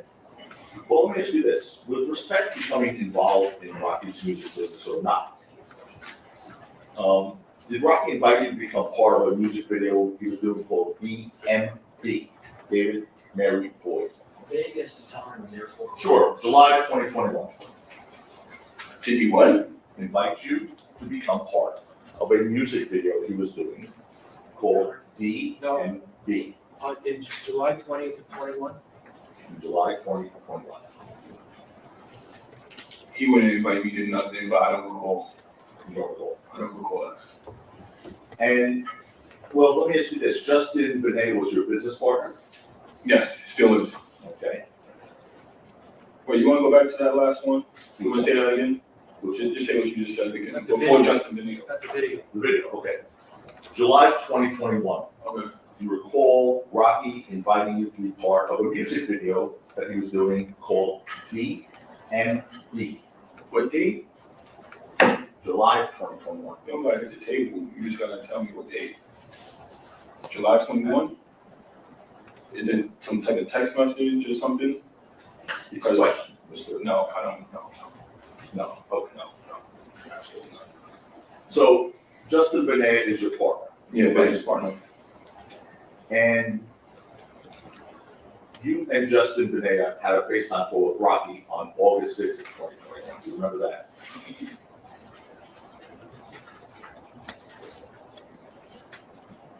I think we attempted to speak to Rocky numerous times. I think one time he was on the phone with him and he couldn't get to me, but this is all pertaining about my label and about like just certain other things. But I got all of those text messages. Nothing was ever wrong or anything. Well, there was a group chat between you, Justin, and Rocky, right? Yeah, correct. Okay. Correct. And July 24th, 2021, Justin sent Rocky a text message saying, "What's good? This is Justin. I'm Relli's business partner at Shut Eye." He mentioned you guys spoke about working on a management company for your artists. I wanted to tap in to see how I could help you get started. You have time to jump on a call or link up next week to chop it up. You remember being part of that group chat? Yeah, that's not okay. So in August 2021, you were still trying to be involved with Rocky, obviously in music. No, I wasn't. You can't be involved with him if you don't answer or doesn't acknowledge you. Well, in response to that request, Here we go. where we go? Let's go. Where we go? I don't know. Let's hear it. You got it. In response to that request, Rocky texted you and Justin Benet that he was free and you should all jump on a call. Remember that? I remember that day, yeah. Okay. I don't think, I just told you that before then. I think that Justin spoke to him. You're correct. I think Justin spoke to him, but I missed that call. or I don't know if I got on that call. I think it was like, just a long time ago. But I was even surprised he even acknowledged that, to be honest. Right, but he did. But nothing happened. We mean nothing happened, Mr. Efron. Like nothing happened. It's been open-ended promises forever. And it's not even about promises, it's about the industry in itself. Like, it's just smoke and mirrors. Well, you remember Rocky not responding fast enough to you, and You don't gotta respond fast enough, I don't care. and you said, oh, we didn't care. You remember sending a group chat, a message into that group chat 12 days later on July 24th, on August 5th, saying, fuck Rocky, calling him a fake ass N, and fucking goofy. Remember that? You gotta say the whole thing, and if it was That's 12 the whole days thing. later, if it was 12 days later, that means I'm definitely tired of getting lied to, bro. So you gotta say the whole thing. You can't just make it look one-sided. Stop. What's the whole justice?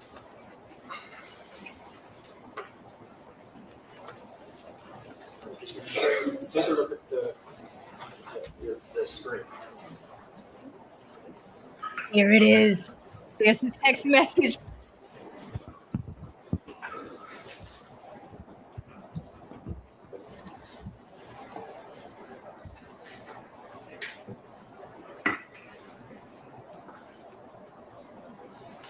Oh, shit.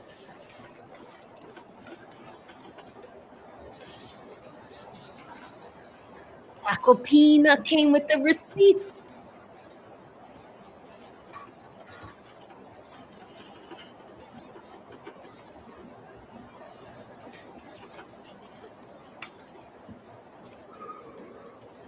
See it all?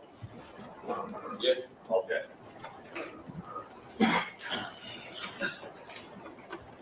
So you see Rocky twice saying, I'm free for a call, let's hop on a call. You see that, right? I told you that before you even showed me this. Okay. But despite that, above, what do you say about Rocky? Which one? Oh, the one up there. Let's scroll down just a little bit. Right there. Exactly my point, you write.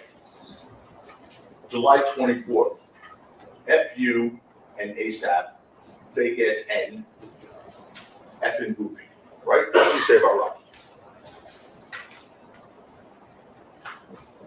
The guy you have no animosity towards, right? It's not animosity, those are the niggas. It's July. You trying to make me look like I got some type of animosity towards this dude. I don't. I never did. Never. To this day, I still don't. I'm trying to do it. I mean, what are we talking about here? It's your message. He's just asking you about the words in the text. That's all he's asking. What was the question? There was no question. Okay, so what are we looking at? Look at you. You done? Yeah, we would ask for, stop Okay. the, We're gonna offer that, Your Honor. dueling. We're gonna offer that as defense exhibit. Okay. Okay. Yes, you can. Let's now go on to October 21st. October of 2021.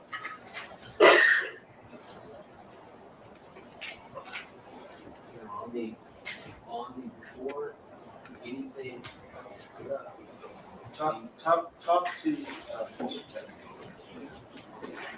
There's a problem? Okay, well.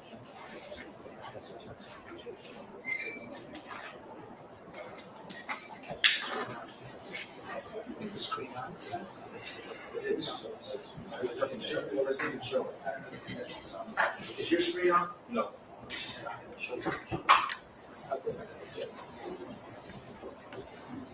All these are on C. Yeah, that's good. Yeah, Mike's working on it. It is? Okay. It's good. It's good. Where you are? October 2021. I want to put your head there. It's a month before the incident. Another member of the ASAP group named Josh died, right? Correct. And it was tragic death, correct? Yes. And after his death, you and Rocky were part of a text messaging thread in which discussed ASAP Josh and his death, right? Correct. And during the group chat, there was talk about flying ASAP Josh's body back to New York Okay. for his funeral, right? Yeah. And during the group chat, Rocky stepped up and said he would pay for the expense. Your Honor, objection, relevance. Oh, it is relevant, Your Honor. Just relevance and, I'm making my ground, but I'm interrupting. Relevance and 352. I'm sorry, Mr. Stefano, repeat that question. During the group chat, Rocky stepped up and said he would pay for the expense, correct? I don't know. You don't know? I don't know. I don't Is recall. this leading up to? It is very soon. Okay. Preliminary hearing under oath sworn testimony, page 26, line 7 to 8.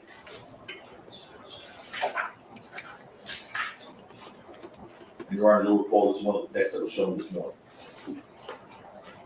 What lines? line 7 through 8.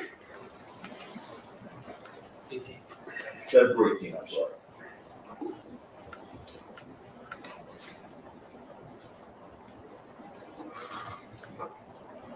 What's the court's reading that opposition, relevance and 352 in this area, given the court's prior rulings? Is this all there is? With this question, that's all there is. In about 2 minutes, this is going to be higher, and it is relevant. I gotta come up and tell you. Okay, so I'm going to read this to you, sir. Line 7 through 18 on page 26 of your sworn testimony. Question, what was the nature of the message that he sent on that thread? Answer by you. I think it was a bunch of people just talking about like Josh and Josh's mom who was in the group text. Like just pretty much he was trying to come up with money, and Rocky stepped up and said he would pay for it. Question, was there something in particular that the defendant said he would pay for it? This question by the prosecutor, by the way. Answer, his body being flown back. Answer by you. Question, flown back to where? Answer by you, to New York. Okay, you gave that testimony in November of 2023 under oath at your preliminary hearing. What was the date? November, No, what was the date of that, next chat, yeah, of that chat? October of 2021. So, based on what you just heard and what you saw in that, right, you believe Rocky was going to pay for that, correct? Your Honor, single objection. I'm assuming that Mr. Patrick You are. is going to get You're something. going to hear it. Yes, sir. Wait, explain it again? Sure. Based on that, Rocky was supposed to pay for Josh's body to be flown back, correct? Off of that text message, off the conversation? Yes. Yeah, I assume. Okay, I would assume. However, you thought that Rocky did not follow through on his promise to pay, right? I mean, I think I seen this was a long time ago, but I think I seen Josh's mom re-hit the text and ask, did anybody speak to Rocky or something like that in that sense? That doesn't answer the question. That's the question. Sure. Based on what you saw in the text thread, you believe Rocky did not follow through on his promise to pay, correct? Yeah, correct. Right. And that caused you to be upset with Rocky, right? What do you mean by upset? Were you upset with Rocky that he? What's upset mean to you? I mean, if somebody's saying they gotta pay for your friend's body, Yep. I'm not upset, but I'm disappointed. Okay. So, And I didn't even know, because I never got a text back saying, oh, bro, I paid for it, or anything. It just left me on red, because I know what you're about to say. You're about to say my text message, and we could pull it up. oh, it's not. Okay, cool. Did he go to Rocky, by the way? In fact, I said, he referenced the text message that's talking about. Your Honor, we are under relevant 352, given the court's prior rulings, I'm not understanding. Judge is getting It's pissed. it was shown. But I still don't understand how is that relevant to the case. This, I believe, relates to possible bias. State of mind. That's an objection. objections over. Understood, go ahead. You were not. Okay. In any event, you found out that Rocky later paid for the entire funeral, correct? I never found out. You never found out? Page 94 of the preliminary hearing transcript, lines 21 through 26. I'm going to read you. Well, I said I don't recall. I'm going to read your sworn testimony. 21 to 26 on page 94. He's just impeaching him. Question. Do you now know that Rocky paid for the entire funeral? Answered by you, yeah. That was under oath. Your I sworn found out testimony. that day, right? Sir? Then, sir, what? Are you That's telling me? under oath. You read it fast. I don't Stop. understand what you're saying. Stop. That question is asked at the preliminary hearing. That answer was given at the Yes, sir. preliminary hearing. Under oath. Okay. And as you testified, if you like, I can read it to you again. Yeah, please. You were upset about that, correct? No, can you read it again, please? Sure. Question 94, lines 1 to 2. You were upset, right? Answer, yeah. Okay. If he wasn't paying for the kid's body, What you thought, yeah, I would be upset. right? But you later found out that he did pay for the money, correct? How did I find out? Through preliminary hearing? Is that what you're telling me? Because how did I find out? I just read it to you. I'll read it to you again. No, how did I find out? Sir, I'm not you. I don't know You how just you read, I mean, you obviously know. I know what you said on You the said, road. Mr. Tacopina, You're right. I mean, You confused me. You're supposed to all right, you got it? you gotta be clear. Stop. You've elicited what he said at the preliminary hearing. here we go. Go on. Oh, this is a mess. This answer. There's all the shouting. When a judge has to look at people and say, stop, he's like, stop, everybody stop. And Relli, let's just go back. Let's just go back. Question. Lines 21 through 76 on page 94. Do you now know that Rocky paid for the entire funeral? Answer, yeah, I heard that later. Okay, that's your under oath testimony. Now, because of you thinking he did it in November and October of 2021, that he didn't pay for the body to be flown back in Josh's funeral, you were upset with Rocky, right? Upset about what? Okay. On November 16, 2021, here we go. You sent a text message to someone you called, hi, Y, threatening, if Rocky don't do shit for this boy funeral, I'm gonna beat that N-word up. Did you send that message? I don't recall. Okay, we'll show it to you. Okay. This was the message. Put it up, please. Just another text? So, yeah, you rule on this one, so. L's and like, Oh my God, look at Tacopina's face. This is all impeachment, guys. All of this is impeachment. Doesn't have a choice with the I don't recall. What am I All looking he can do is impeach. That text, I don't recall that. I don't remember that. I wouldn't even break that. Is that your cell phone number?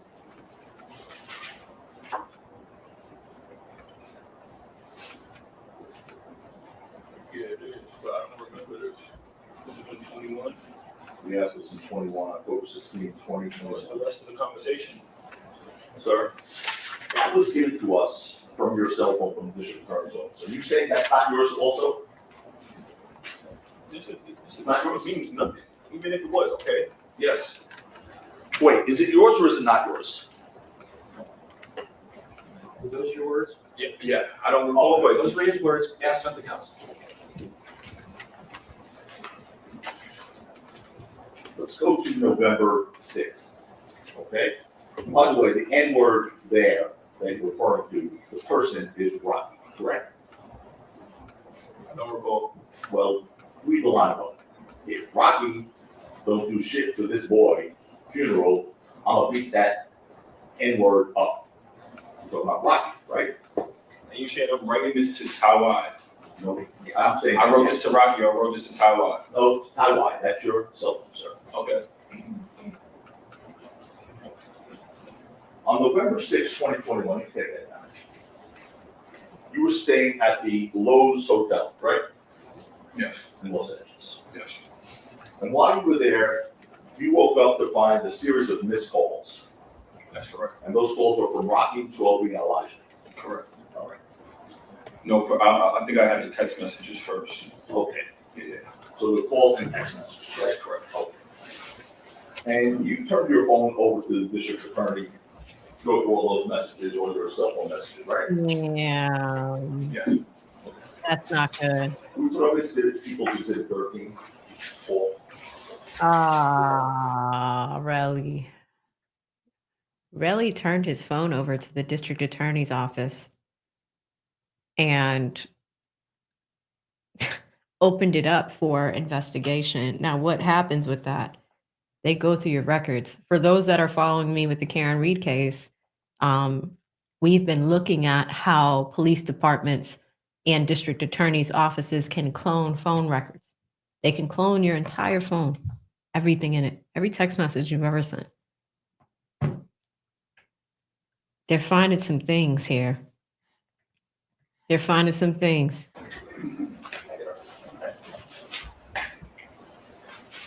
Screenshot.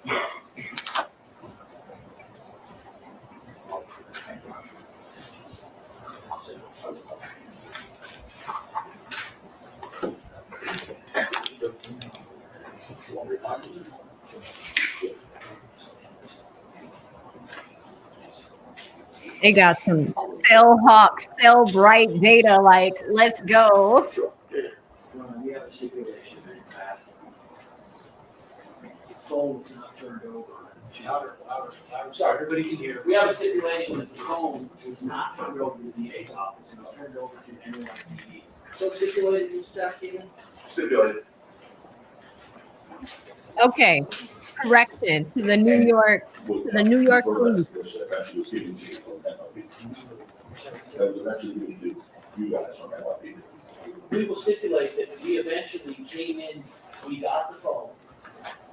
Whether, the chain of custody is not an issue, but we ended up having this phone, which was analyzed. That's stipulation you like. Ms. Tacopina, thumbs up, we'll work to the court order. Oh, I didn't know I was on the right. Yes, that's stipulation. So I'm looking up People's 21. What's that?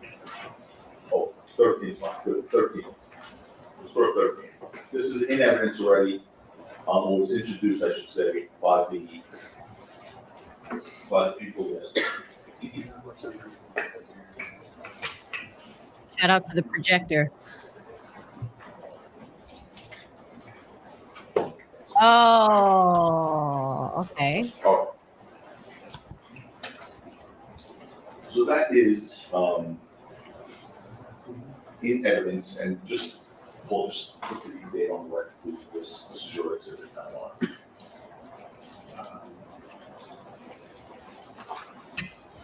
November 6th. November 6th, 2020. The first message, November 6th at 9:34. Okay. Now, that was put into evidence yesterday by the prosecution. You saw that yesterday, correct, sir? Yeah. Okay. Now, there's no, as you see, there's no message above that, right? Under it is the video you sent of the shell cases. Subsequently, that was later, that was at 11:58. But before that, before the incident in 9:34, is just that, right?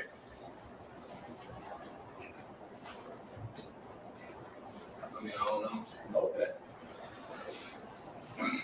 Before turning your phone over to law enforcement,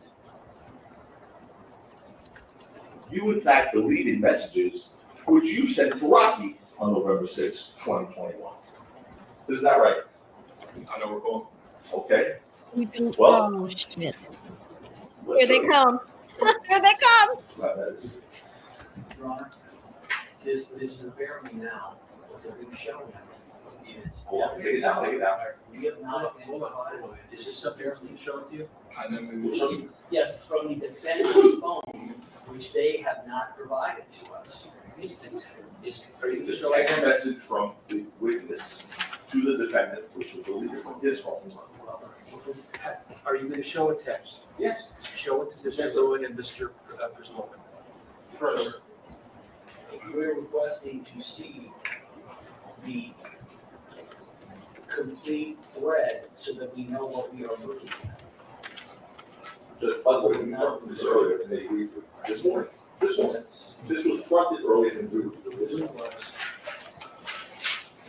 defense is going to show an exhibit. They have to show it to you first. We need this one. That's the exhibit. Remember this morning? Yes, Yeah, we agreed. that's all they have to show you is that exhibit. That's it, that they are going to show. All right, have you looked at it? Let's see it, yeah. All right, go ahead. Okay. There you go. What's the deleted text?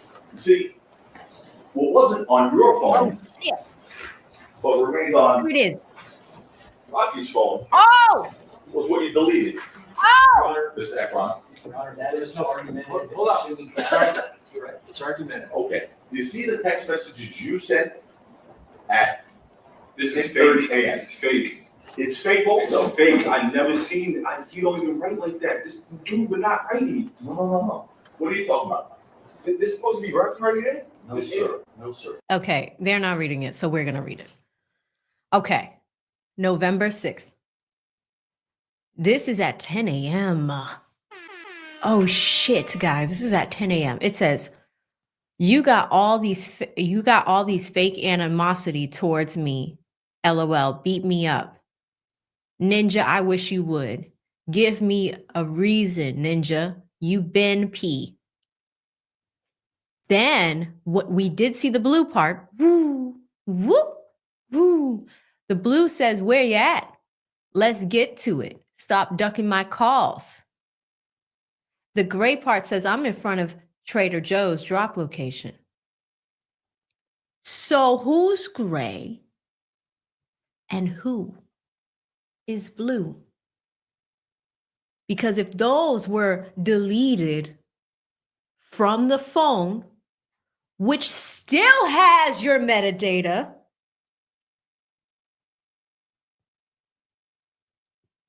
Tacopina. I mean,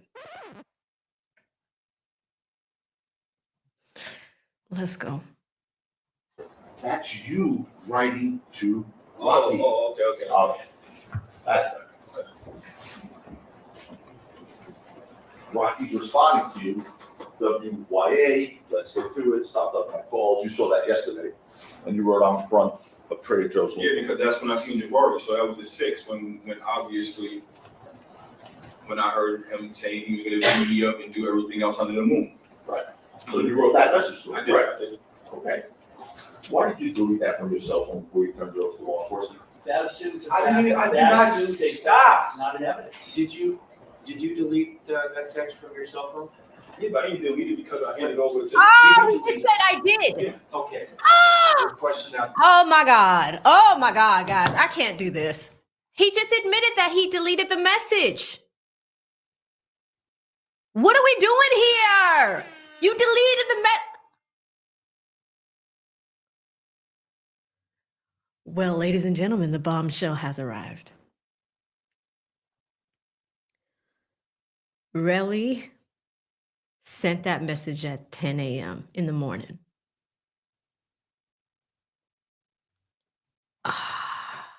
This does not look good. Why did you delete that string before you turned your phone over to law enforcement?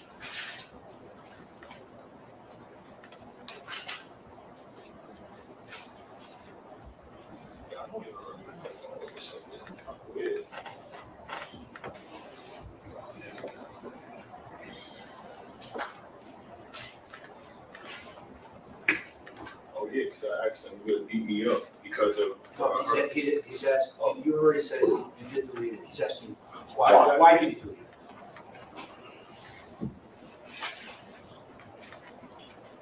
I think I deleted his whole message, and that's why it popped up a whole new one. He's asking you why you deleted it. I don't remember. Okay.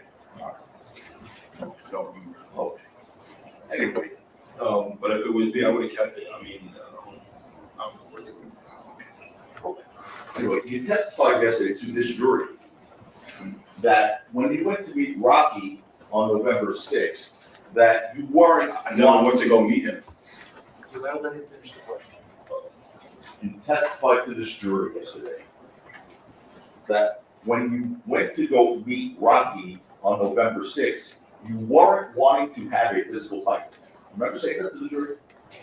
Is that the day of the shooting? Yes, sir. That's November 6th. What's that? So, okay. Okay. But what was your question? Can you say it again? You testified to this jury yesterday Mm-hmm. that on November 6th, when you were going to meet Rocky, you weren't wanting to have a physical fight with him, right? I said in preliminary hearing, and I said yesterday, this is 3 years ago, I said it, Yes, a fight is a fight. Like, I don't mind a fight, but I still want to fight the fight. Mr. Efron, that's not, you're answering a question that he didn't ask you. Ask the question again. Sure. See this jury here? You told this jury yesterday that on November 6th, when you were going to meet Rocky, you weren't wanting to have a physical fight with him. You recall saying that yesterday?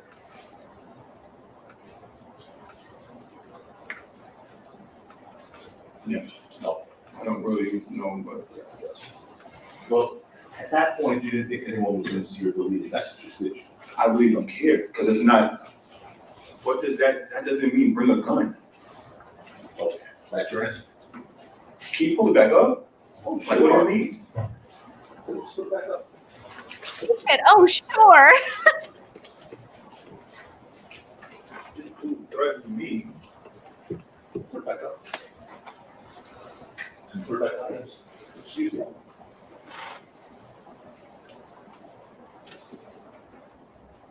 Okay, I said you got all this fake animosity towards me.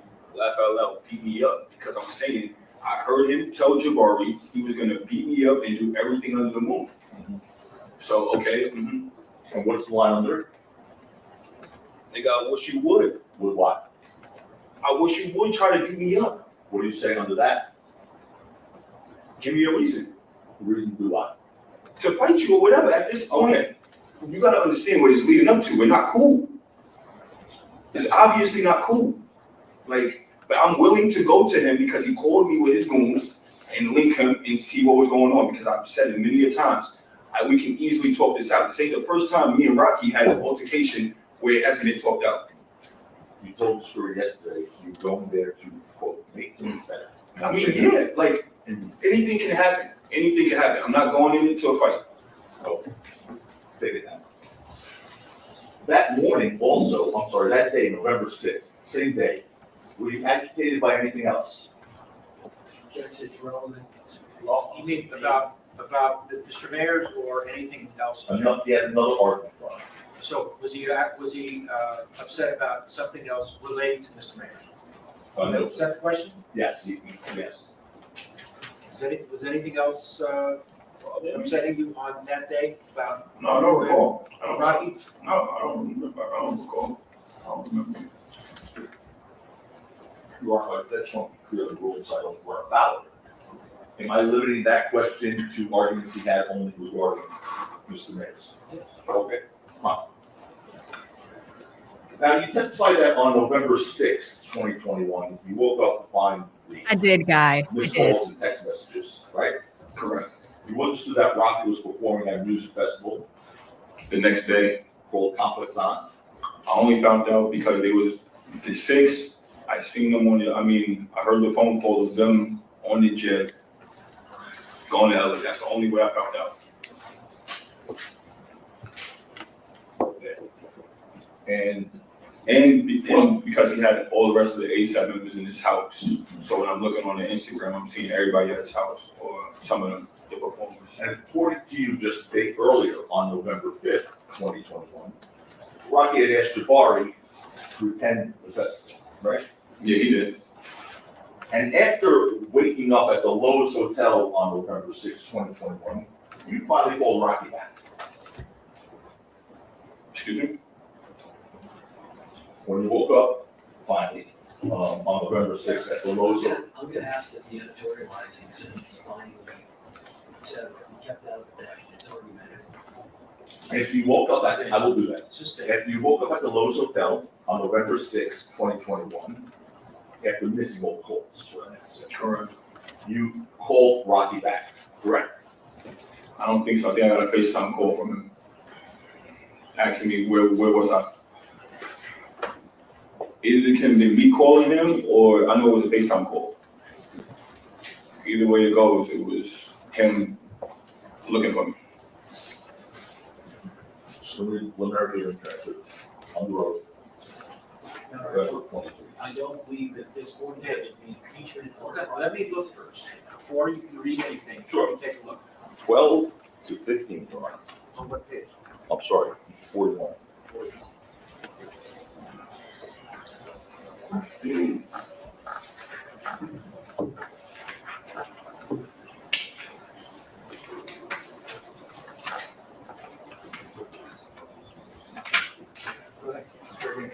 Okay, so here's what we testified to when we were here on the road question. When you initially woke up, you're saying the first thing you did was call him back. Answer, are you? Yeah, because I had a bunch of missed calls. So in fact, you called Rocky back that night, correct? When was that said? At preliminary hearing? Yes, sir. A year, 3 months ago. And when was the shooting? Tell me, what was the shoot? November 7th or something like that? So what I'm saying in preliminary hearing is I don't really, so you say that question again? When you woke up, you called Rocky back. I mean, we can look through the text messages. I don't want to guess. So you got you got my whole. Stop, all right, okay, all right. There are 352 as to. I don't want to hear from you, I don't want to hear anything now, I don't want any speaking objections. The jury has heard the question that was asked and the answer that was I'm ready to given. go. Go on to something else. Rocky asked you where you're at, right? You stopped taking my calls. Yes. And according to you, his voice sounded angry because he asked you where you at multiple times, right? Like twice. Is that why his voice sounded angry? I mean, he only said it once, and then the second time it kind of sounded like more like you could tell somebody's not really like they agitated or something. How many times did he ask you where you at? Once or twice? I don't remember. Sure. Well, Probably twice. probably twice. So you would agree that November of 23 is closer in time to November of 21 than January of 2025, right? 2023, November, is closer to November of 2021 than today, right? I don't get what you're saying. You're kind of confusing me. The answer is yes. Excellent. Yes. Did you say Would your confusing? memory be better a year and a half, 3 months ago of the incident, or would it be better today? I mean, if we're talking about timestamps and everything, it's gonna get kind of faded away, but I can tell you exactly what happened that day. My question is, did Rocky ask you where you at once or more than On the phone? Yeah. One, I don't believe, I think twice, I'm not sure, it was a long time ago, it was in 21. Did he raise his voice when he asked you? You kind of really, I don't really remember, it was more so like slick, like, where are you? Like, kind of, where are you? Like, shit. So it was kind of slick, that means he wasn't loud? I don't remember, it was 2 years ago, so. Well, I'm gonna read you, I guess, your testimony, page 44 from the preliminary hearing. Hold on, I'm moving. 44, hold on. 7.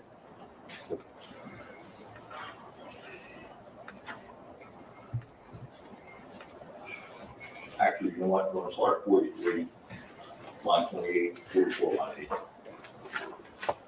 For context.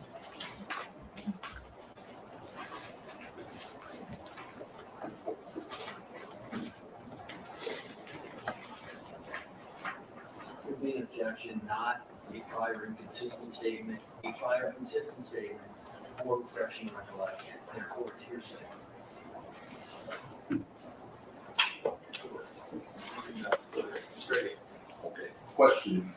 asked you at your preliminary hearing in November 2023, under oath, sir. Question. What was the volume of his voice? Rocky answered, it was like, you want me to say how it would sound? Question, sure. Witness. No, I'm sorry. Court asked, was it loud, soft, whispered? Witness. No, it wasn't loud. Okay, that was truthful testimony, correct? Yeah, I just told you it wasn't loud. You don't gotta scream in the phone and make your point. Mr. Tacopina is asking you, well, you said that. No, it wasn't loud. It wasn't loud. That's not what he's asking you. He's asking you, when you testified that way, you told the truth. Yeah, yes. When Rocky asked you where you were at, you lied to him and told him you were at the W Hotel when you actually at the Lowe's Hotel, correct? Yeah, that's correct. And during the preliminary hearing back in November 23, you were asked, why didn't you tell Rocky you were at the Lowe's Hotel? And you testified that something about Rocky's voice told you not to give your original location. Is that accurate? Yeah, that's correct. You were interviewed by detectives almost 2 years earlier, sir. 2 years before the preliminary hearing, 1 month after the incident, on December 17th, 2021. Okay?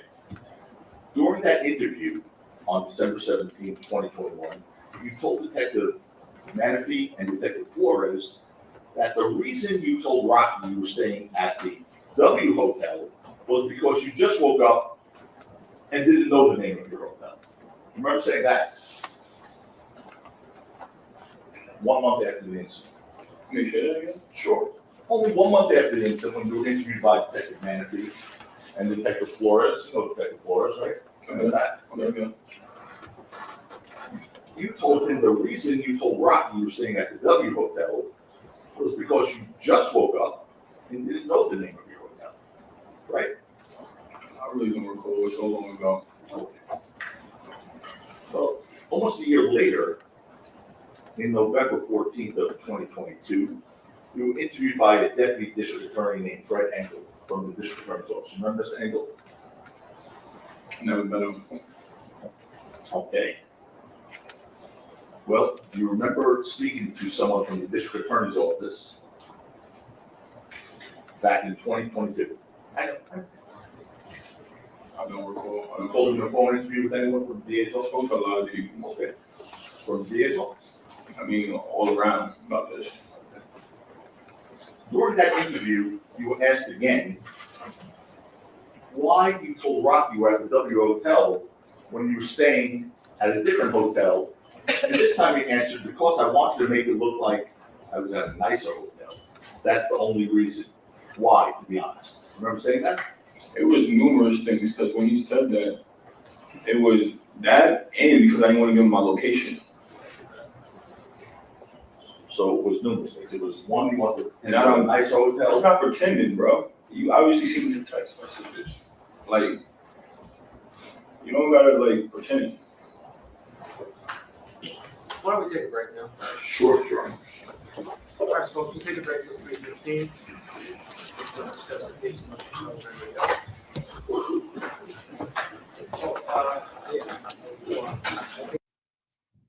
Where do you want to start?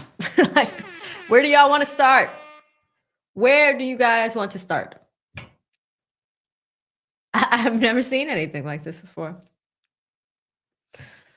Okay. They are on a short break. They're on their afternoon break. Court will resume shortly. Now, I have a headache.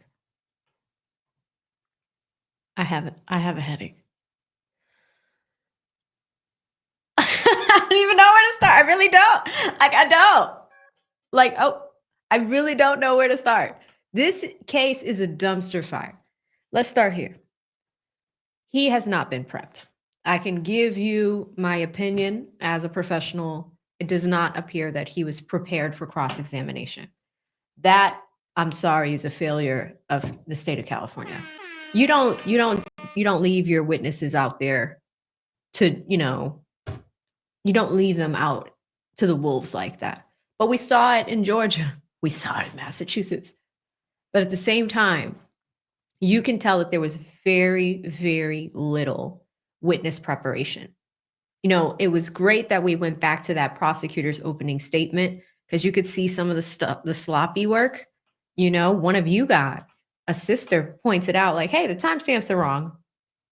Then we find out that Relli's phone was copied by the New York Police Department. What comes with this? Even if you delete something, metadata is still here. Metadata is still in here. So if they're going to take a copy of your phone, we can also see small actions, such as deleting things. See, the other big bombshell that we found out was that Relli deleted half of that text string. Why? It appears that you lured. That looks like a lure to me. Shout out to Money Bass, one of my favorite fishing channels. Lured him out. And ASAP, I mean, now it looks like ASAP is defending himself. And remember, this is just cross-examination.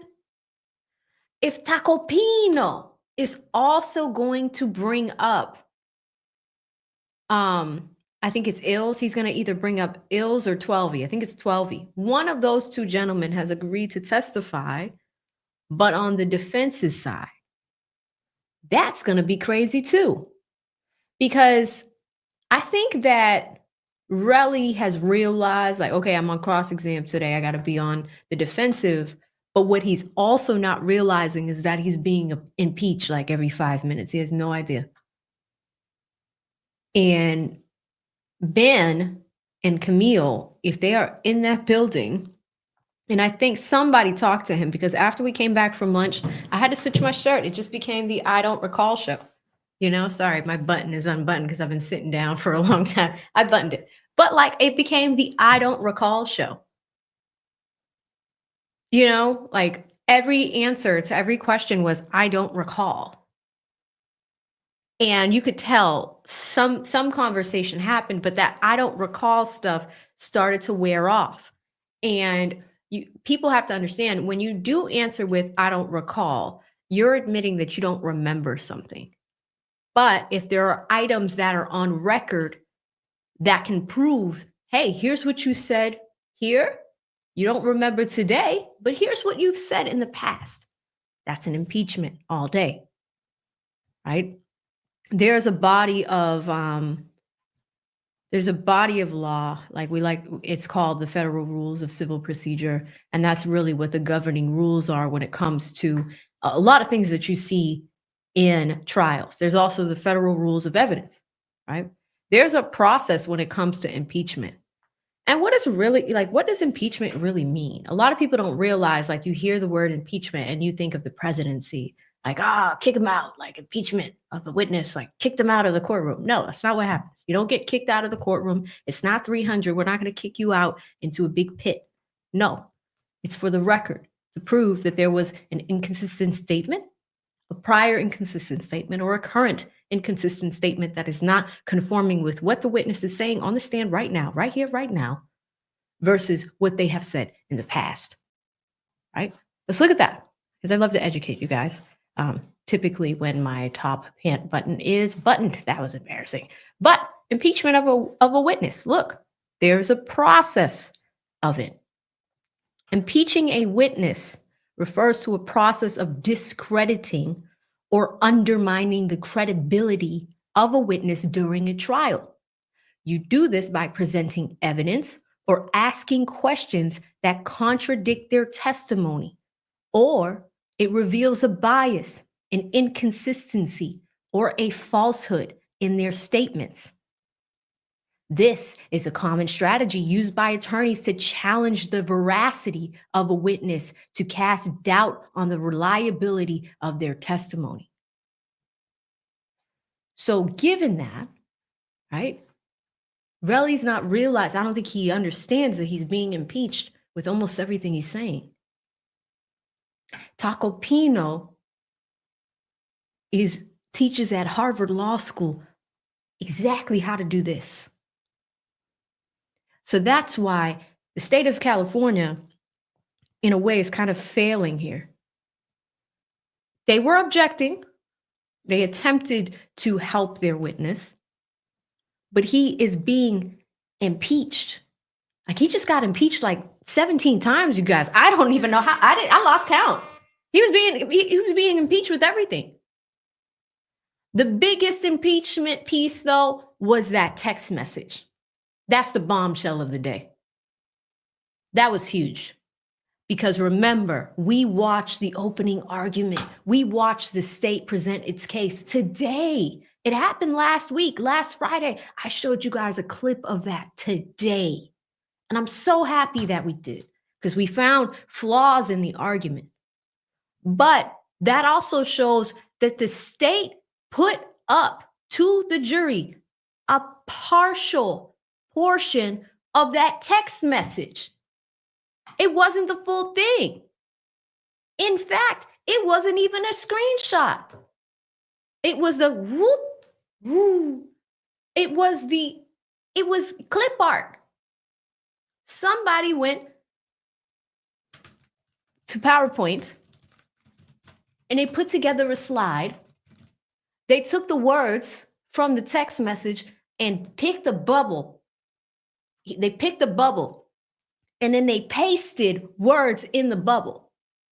Then they went to the other side and they put a text in blue with an arrow. It was like, whoo, this is a great idea. Whoo.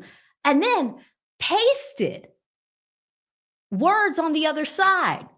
And then fucked up because they put the numbers wrong. Like they put 12:39 p.m. and then 12:36 p.m. or whatever. That's not in chronological order. But this is the state's mistake. I feel like we just solved it, guys. We just solved it. The state jacked this up. They should have just left the actual screenshot, but that's probably why they didn't use it, because they didn't have the full screenshot.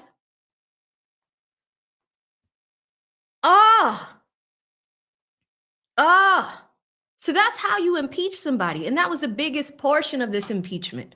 And Tacopina, he was staying cool, but you could see him getting irritated here and there with the I don't recalls. He's just like, oh, you want to do that I don't recall thing? Okay. I'm going to impeach you all day for the rest of the day. That's what he's doing. It was crazy. Crazy work. It's crazy work. Let's continue to talk about impeachment. Checking in on the courtroom. They are not back yet. It's 3:10. Oh, actually, wait, do I have some TiVo time? I was 3 minutes behind, but now we are live. We are live over there, but talking about impeachment a little bit more. In federal court, the Federal Rules of Evidence 607 provides that any party may attack the credibility of a witness by introducing evidence that reflects the witness' character for truthfulness, prior inconsistent statements, bias, interests, and other reasons. If you guys remember correctly, when we were covering the YSL trial, one of the biggest moments of that trial, it's my favorite moment of the trial, and one of my favorite attorneys, love Doug and Max Shard equally, but Max Shard, it blew my mind. Max Shard got Lil Woody to admit that Little Mike and Quez were not real people. That was brilliant. That was legal excellence. Because it's like, all right, we watched Little Woody on the stand for weeks say, I don't recall, and this and that, and the prosecution scrambling and scraping and losing control of their witness, not having a good connection with them. All of that stuff is important to trial strategy. We watched that for weeks. But Max cut through the fluff. And even through that cross-examination, he let Lil Woody have it, because it took a long time before he went in for that gut punch. And granted, they're all cool, right? Like Max has said amazing things about Lil Woody. Lil Woody said amazing things about Max. And, ultimately it worked out for most people involved in that case. But that's an example of trial strategy. A lot of this comes out in defense work and cross-examination. So with this, when you have somebody that teaches at one of the most elite law schools in this country cross-examining you, it don't look like you had very much witness preparation. And if you're the victim in this crime, I would be pissed at the state. But again, we're looking at motive. Yesterday, we didn't know Relli was collecting evidence himself. Yesterday, we didn't know that he was going and getting paper bags and going back to the scene of the crime and marking evidence himself and taking pictures of it and then waving it in Rocky's face. That doesn't look good. It doesn't look good. So you could see it. The defense even bring in their witnesses yet, but they are not even plotting. They are destroying his credibility in front of this jury, who, may I remind you guys, not a single person in that jury is Black. How do you think this looks? And then you want to be on the stand and be combative. And no, he didn't go to the hospital. He didn't go to the hospital. What hospital? What hospital? Apparently, he went to the NYPD because we didn't know that until Tacopina just told us.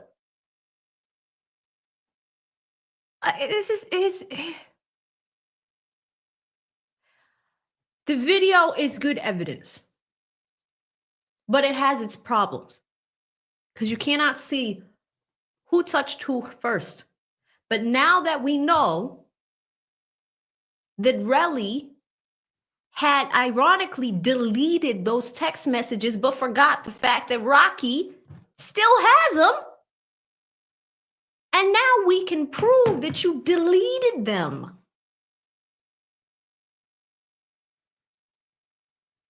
The credibility is too much. The credibility is too much. Shout out to Cam, who's like, this would be thrown out if it weren't for the video. Correct. That is correct. It's insane. I can't believe what we're watching, but if this can happen to a celebrity or whoever, it could happen to me and you, dear viewer. This is what's happening in our court system around the country every single day. Imagine you have a friend. You have a falling out. Maybe you're not, like, we're not celebrities. Like, we're just not. You have a falling out with your friend. And one person gives their account of the story. And that person is also collecting evidence by themselves. That person didn't go to the hospital, goes to the police days later after consulting an attorney who did the right thing, by the way. But you're also attempting to squash stuff privately first. That does change it a little bit in this fact pattern because, you know, obviously he's a celebrity. But Rocky stood on his swear. And it's just like, listen, I'm not giving you any money for this. Like, but now it's kind of looking like Rocky might have been defending himself from threatening text messages. Not a single person in that jury is Black. This probably looks crazy. Okay, hold time. I don't even know if we still have one up. Does he look guilty right now? Put a 1 in the chat if Relli looks like he started this whole thing. Put a 2 in the chat if you're like, I still want to let it play out, AV. If you're not convinced, put a 2 in the chat. What do you guys think? Chi-Town, who is a male. I remember seeing your message the other day, says 1. Okay, Big Papa Zoe still wants to see more. That's fair. Mr. Beasy wants to see more. Okay, YT Johnson wants to see more. Okay. Cam, I mean, it does look like he's on trial. The majority says 1. Rosalind says 1. Lead buffoon is always there with the points. 1.5, 2.69, like all of those things. What is guilty now? Doesn't really make any sense. Rocky is on the video. Listen, anything but Norm. I agree. Rocky is on the video. That's assault all day. We have that. But the other mechanics of this case, that's where the funniness is happening. Because remember, it's ultimately the decision of the people that are in that jury box. Are they going to convict Rocky over this? Are they swayed based off of the presentation of the case? Right? That's why I was saying, Relli's kind of not helping him. The video proves a lot, but it does have some evidentiary challenges with it. Look at the vantage point. Is it enough to sway the jury? Right? Riri came to court. Like Riri came to court. It's interesting, guys, but this is like, how our system works. Shout out to Pretty Esquire, who is an attorney herself. It's so good to see you, sis. I have really enjoyed reading your comments today in the chat. Thank you so much. She gifted you guys 5 memberships. If you received one from her, please say thank you. Checking in on the courtroom. They are not back yet. But thank you guys so much for donating to the stream, for hanging out with me all day. 1,200 of y'all in here. If you're new, please subscribe. If you haven't already, hit the like button so more people can learn and see these shenanigans take place. Thank you so much, Miss Pretty Esquire. And believe it or not, there's so many attorneys that watch this channel. There's so many paralegals that watch this channel. There's so many of you guys. There's Mark the paralegal, paralegal Regina. I know there's another one. She just followed Paralegal Liz. There's so many of you guys that watch this. Some people are saying, hey, it's proven extortion. Well, they got nannies. I was going to say, who's watching the kids? Faye, the kids probably are in really good shape right now. But this is stressful, like this takes time away from running a business. Rihanna's got Fenty Beauty. She's got the, all that stuff. There's Fenty Skin, Fenty Hair, Fenty everything. All these products, taking time away from businesses is not. It doesn't help. So you have that time away from your kids. Craziness. Time away from family, and that's right. Shout out to the lead buffoon who says, with the 2, says, now we see why the state offered 180 days out of 24 years. That's the other thing. The state offered Rocky 180 days in jail and some probation time. That's 6 months. Seems like a pretty light sentence, right? Pretty light on the plea deal side. So you have that. Versus 24 years, which Rocky has taken his chances in court. He's taking his chances right here. But, if you're going in that confident, we didn't know about these missing text messages. Bombshell. Missing text messages. And like I said, Tacopina doesn't realize this entire time he has just been getting impeached. Tacopina has been impeaching Relli like over and over and over again. I hope, during this break, somebody says something to him like, hey, man, you're being impeached, right? Like, it's really bad. Because again, you hear the word impeachment, it's not the same as like kicking a president out of the White House. No, impeachment in a courtroom is very different. It's for the record. And the jury has no option but to go with what is on the record. They're going to remember this. They're going to remember the inconsistencies between a statement. They're going to remember the inconsistencies as far as what was reported. They're going to remember that 7 officers went to that crime scene. Not a single one recovered evidence themselves. But they performed a search at Rocky's house. And ironically, what was found, we saw a picture at the very end of that opening statement of some bullets at Rocky's house that ironically match what Relli picked up at the scene in a Dunkin' Donuts bag that he marked Exhibit A and brought to the police station. You have that. Crazy. Crazy work, I tell you guys. But let me come to y'all in the poll. If you haven't voted yet, we still have a poll in the chat. It's been up for about an hour. We asked, does I don't recall help Relli? Does this help Relli in the situation? And sorry, y'all, Luna was up here. 88% of you say no, that it doesn't help. It doesn't help at all. We're waiting for them to come back for the afternoon break. It is about it's 3:25 there. They usually go till about 4 o'clock. So we might have about a half hour left of court time, but this is crazy. A lot of you guys think Rocky should have taken the plea. But now that we know about the text messages, does that change things? 51 Mo says they didn't match. Did they match? Remember, there's a ballistics report. This trial started even before opening arguments with a squabble about the ballistics report. We want to see it. We want to hear about it. We want to see all of that. Shenanigans.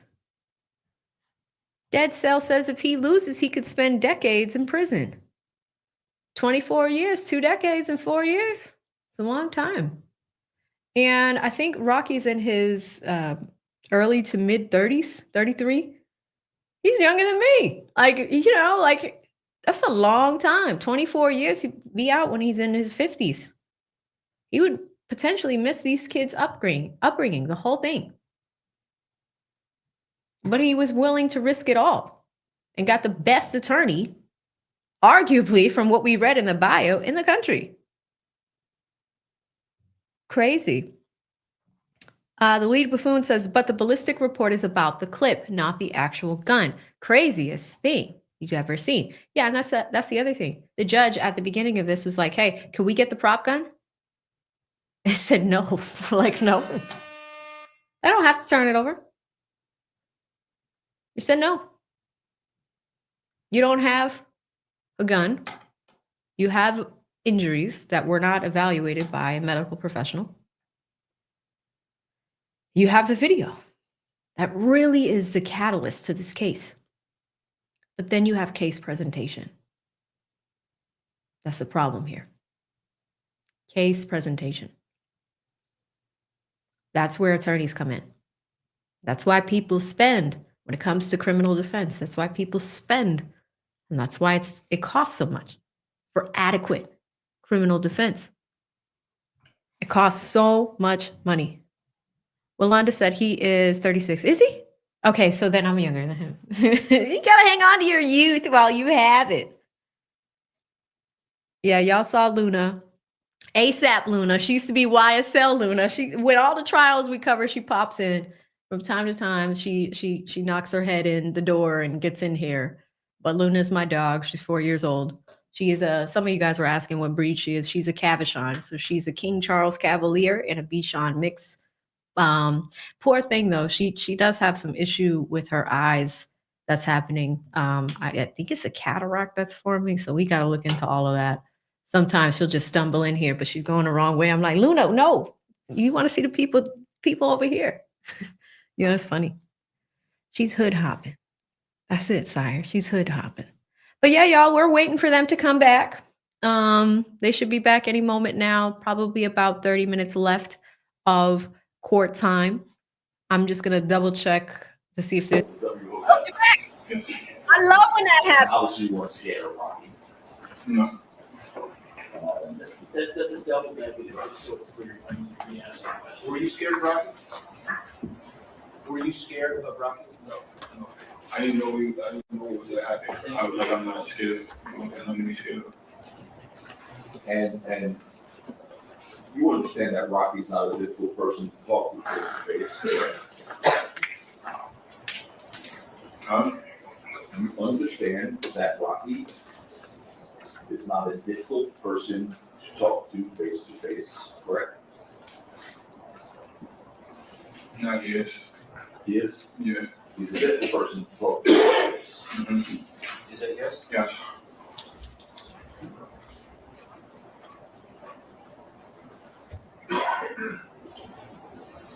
One second, please, John.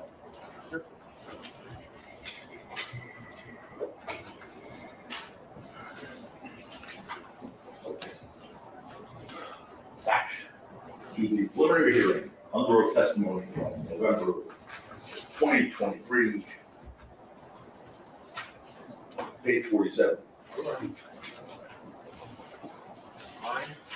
25. 2. Page 48, line 1. fair game.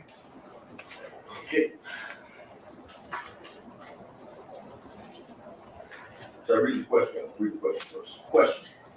From what you were describing, were you expecting to have a difficult conversation with him? Rocky, your answer, no. Rocky is not a difficult person to talk to once you face to face. Yeah, exactly. Yeah, That was exactly. my question you asked. Face to face is different because you're having a real conversation opposed to text. I'm thinking you mean in like every form. So my exact question just a minute ago was, you understand that Rocky is not a difficult person to talk to face to face? You said, yeah, he is. Oh, you said face to face? I did. Okay. Well, it all depends on the context. Like, nobody does. But whatever. Anyway, you agree that Rocky is not a violent person, right? I don't know that. You don't know that? I don't know. Okay. There is relevant as to time. Well, And give, Your Honor, Stop. The objection as to Vegas time was sustained. Your Honor, very important point. I just want to give counsel a heads up. No speaking objections. Your Honor, I need- No speaking objections. It's sustained as to the time, as to Vegas time. Your Honor, No. Your Honor, I think the court's gonna want me to approach on this. The court, I think it's gonna appreciate that I ask for approach. Run it by Mr. Tacopina first. Quietly. This prosecutor, man.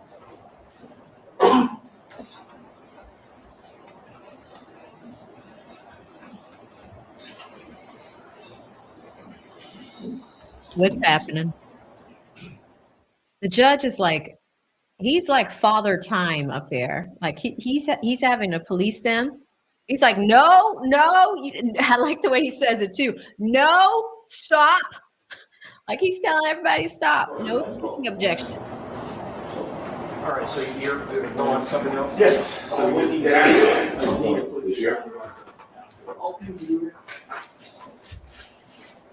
Let's go like this. You agree, you weighed, back in 2021 November, you weigh about 205 pounds, right? Back then. Yeah, probably, I don't know. Okay. You're 6'3"? Correct. Okay. Rocky's about 5'9", 5'10".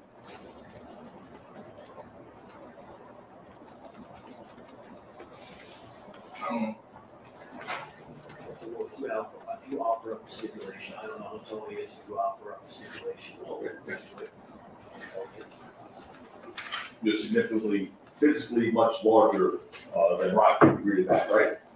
No. You wouldn't agree to that? You're not much larger than Rocky. The question was significantly and how large. Significantly as big. Okay. In terms of physical size, are you bigger than Rocky?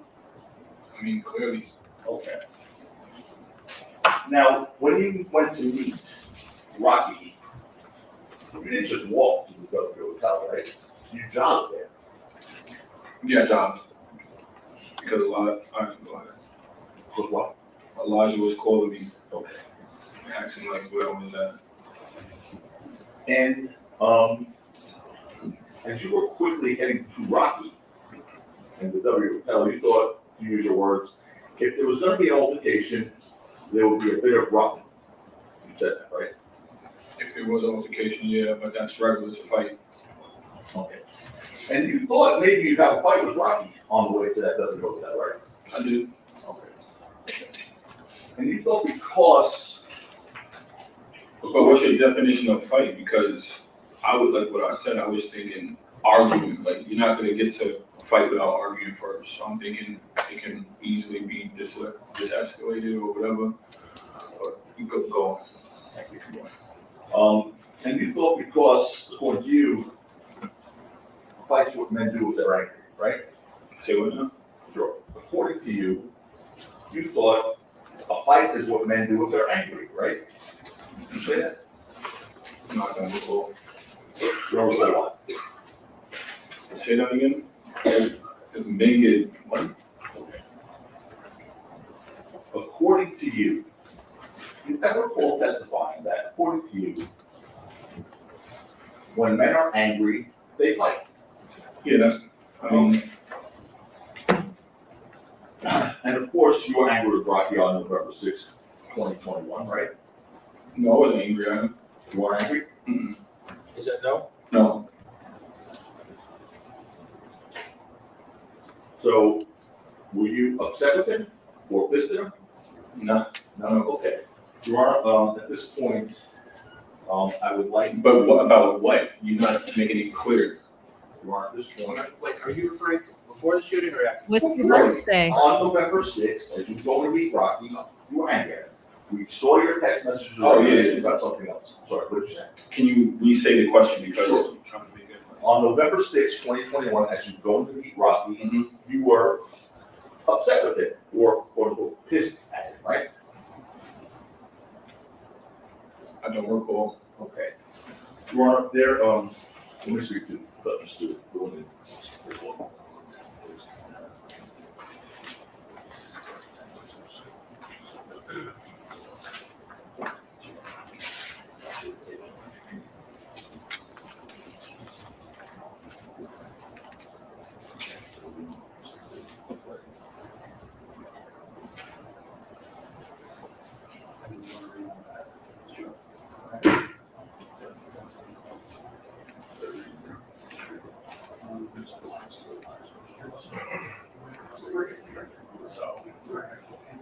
It's not. Opposite Zoe went from I wanted to see more to this he's dumb.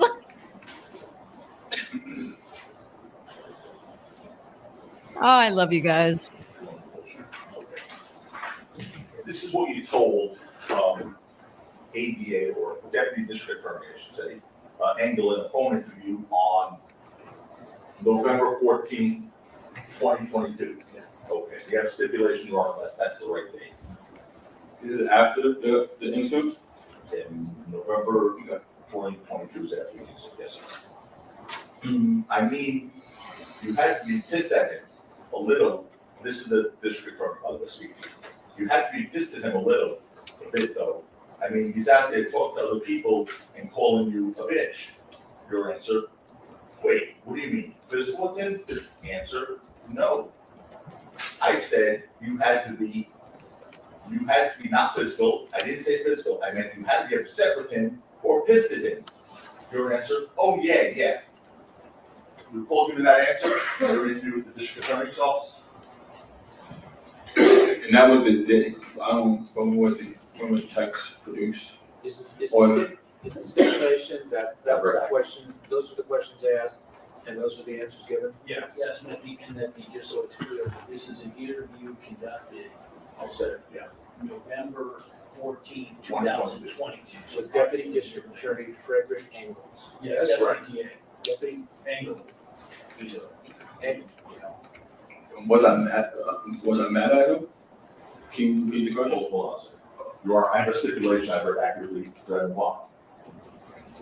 I think everybody agrees that Okay. that was the question, those were the questions asked, that was the answers given. Those were the answers given. Now, again, you've already testified and read from the transcript again, that as you were heading to Rocky, you believed he hadn't paid those funeral expenses for ASAP Josh, right? You went through that already, right, Mr. Efron? I didn't care. That was weeks prior that I wrote him that. It's two different situations. You're trying to mix it up. Jabari and Josh is way different. You gotta go back to Josh's text. That was 3 weeks prior to me getting that phone call. So I just mentioned Josh. I never combined them together. Everybody wanted to combine these two together.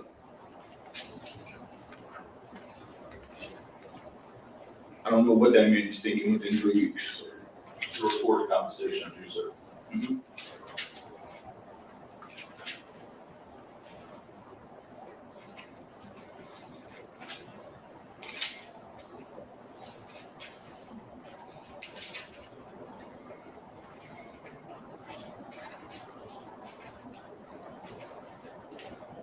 Okay. So on that same interview with the district attorney Engel in November of 2022,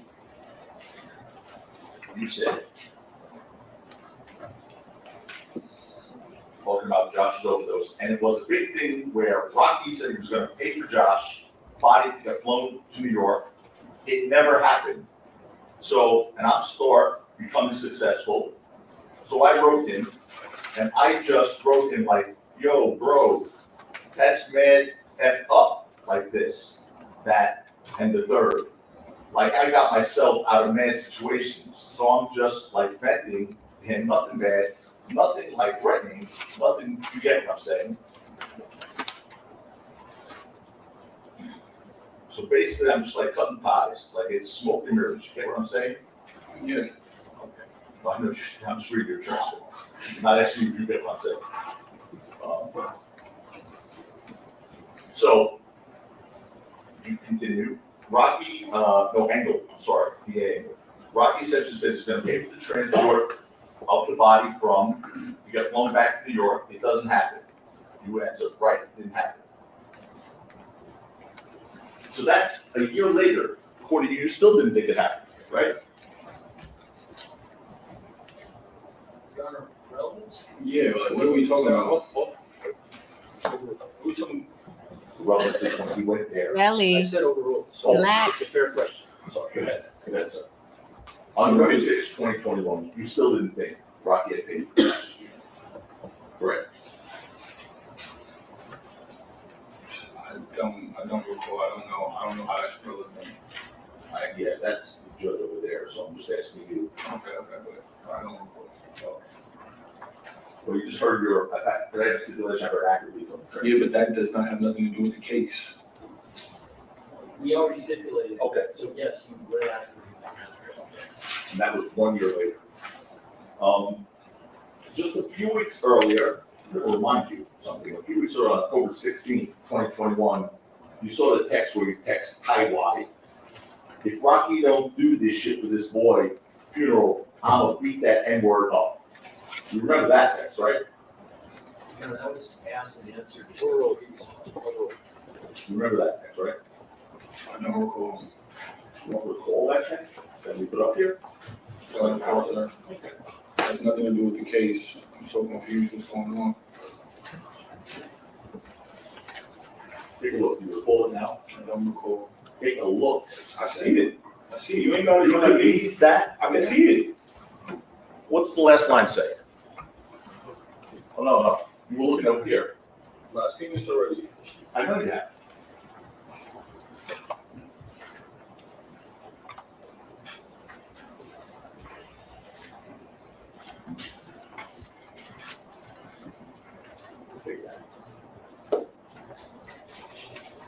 Okay, so as you're heading, now let's get to the hotel. As you're heading to the W Hotel in Rocky at 10:08 p.m., you sent them a message saying you were in front of Trader Joe's. We saw that, right? Yes. And at that time you sent that message, you were actually still on your way. I think you testified to, right? You were walking down Argyle Avenue, and that's where you encountered Rocky. I don't know when that text message, wait, say it again, please? You were on the way to Trader Joe's you were on the way to Trader Joe's, you sent them that message. And I And sent them that message because the W is right next to the Trader Joe's. And yeah, but you eventually encountered Rocky as you were walking down Argyle Avenue, right? yeah, correct. And even before the events depicted on the video, as you approached, there were words you said between you and Rocky from as far as 40 feet away from one another, right? What? As you approached Rocky, there were words you said. I didn't say nothing. He said something to me, but okay. What did he say? He said, "What's up now, pussy?" Okay. And that was from 40 feet away, he told Detective Manfrey, right? I can't recall like what the. I know when I heard him, I seen him. How far away was he? I can't really recall right now. And according to you, at the time Rocky was just standing at a building when you approached him, right? No, I said I heard him, and then he started, like, he was walking, I heard him. Let's get the question, which is, according to you and what you told Detective Flores, Rocky was just standing at a building when you finally approached him, correct? No, I never said that. You never said it to Detective Flores? I don't recall. Okay, you don't recall. And even though you think Rocky made this remark to you as you guys were coming towards each other, you didn't turn around and leave when he said that, right? Say what? Even though Rocky. When he said, whatever he said, I didn't turn around and leave? Right, that's my question. No. You continued to approach him, right? I mean, what's wrong with that? I just asked you if you could. Yeah, exactly. Okay. And you've seen on the video, you showed the initial encounter with Rocky outside that parking garage, right? Correct. Okay. And is your testimony he grabbed you first Yes, it is. with his right hand, you said? He grabbed me with his right? Yeah. No, I don't know. I just know I slipped on my left. I know I just had my left up and I'm For the right. record, the witness has extended his left hand outward, Your Honor. Well, which hand did Rocky grab you with first? I mean, we gotta go back to the video if you wanna play it. We gotta play it 100 times. So it's your testimony that the first person seen moving hand on that video is Rocky? I mean, we could play it back. Okay, as you sit here, you have an independent recollection from watching that video. Who's the first person on that video to move their hand? Your Honor, is the question, does he have a recollection from watching the video? That was the question. Does he have a recollection of what actually happened? Do you remember, can you put yourself at the scene, can you put yourself in the parking lot? All right. No, it's not the parking lot, it's the parking garage. All right, parking lot. Can you put yourself there in your mind's eye? I don't want to lie and say. I know, can you put yourself in your mind's eye there? Say the question again? Sure. As you're sitting here now, I was actually referring to his recollection of the video, because it's a long time ago, like you said. You just saw the video yesterday, right? Seen the video a lot. A lot. Do you recall, as you're sitting here testifying, from the video, whose hand moves first, yours or Rocky's? Your Honor, questions about the video are irrelevant. It's a piece of evidence for the jury to evaluate. Okay. Oh, yes, sir? Yes, sir. I mean, can we play it? Sure.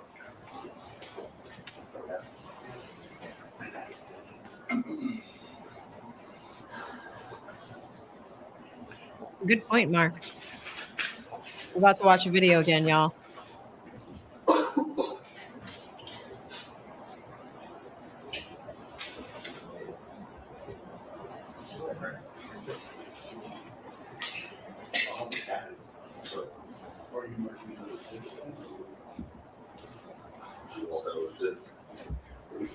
We're teed up ready to go, so we'll mark it, it's the same video, but we'll mark it as the video on. Same video? And yes, garage. I showed it as Evans and Mary. Alex, was there an M? I believe it's M, I've got the next M here. Do you have an, is I it do next not. one M as in Mary or N as in Noah? I do not have an M as in there. Okay, the next one is M as in Mary. Okay, so we will now, sir, play that video for you, that portion of it. I want you to look at the video and watch it, and tell me whose hand you see moving first.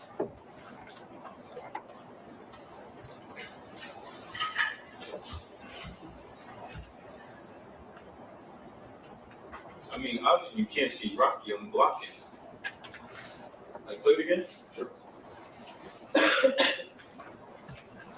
It's kind of blurry on here.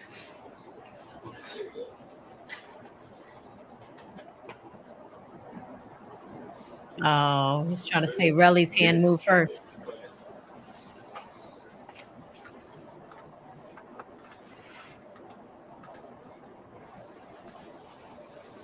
You gotta play it again, but it's hard to say. I know I need to put my hands on him. So I know that for a fact. here's my So, question, Stefan, let me just make sure you understand. According to this video, which is the evidence that this jury's looking at, whatever you wanna try to, what's that say? I said whatever you wanna try to do. I want to try to ask you a question, Okay. okay? According to this video that you just looked at, Point to the video, it's the only video we have, whose hand moves first, is my question. You want to see I that? can't see the other person. You saying who here moves first? We have to see both parties. According to the video, which is, All right, he's answered, he can't tell. Ask another question. okay, you want to see it again? I can't tell.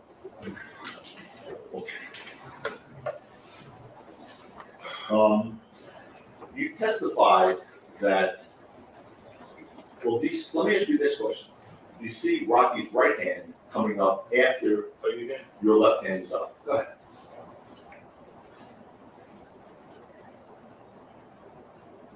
What are we looking Take a at? look, take a look. There you go. Wait, play it back. Okay.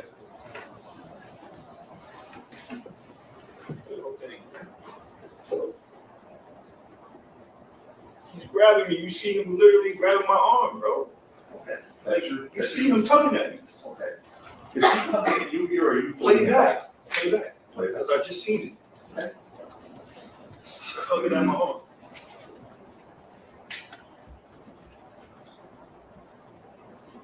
My other arm is down and I'm a righty. And I'm so big, if I wanted to fight this man and I'm getting touched, don't you think I'm gonna protect myself? Where are your hands right now? We're both grabbing each other at this point. Look, a second ago when my hand was down, I'm a righty. I try to stop him with my left. Indicating right hand down, left hand. Like, I keep on saying the same thing. Okay.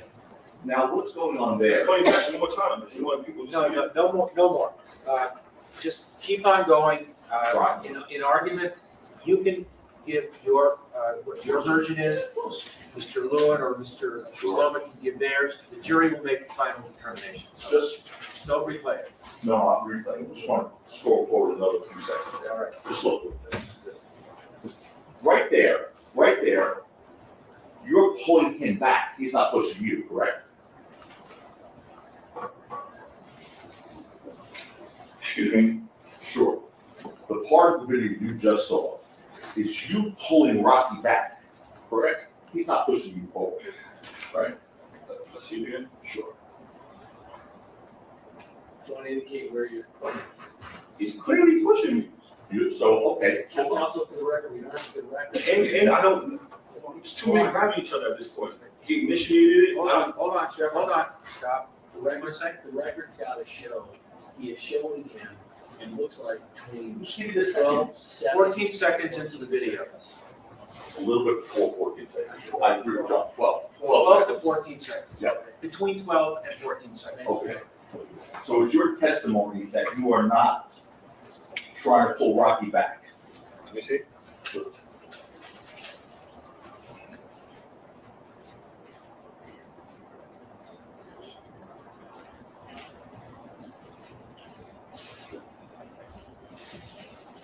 Should I pull them back?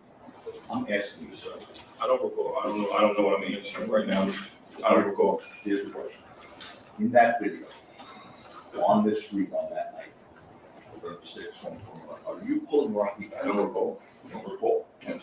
I'm going to read your preliminary hearing transcript for November 2023. Page 9. Yep, trying to get it wrong. Page 63 on 22 to 25. What line? Say it. The line? 22 to 25.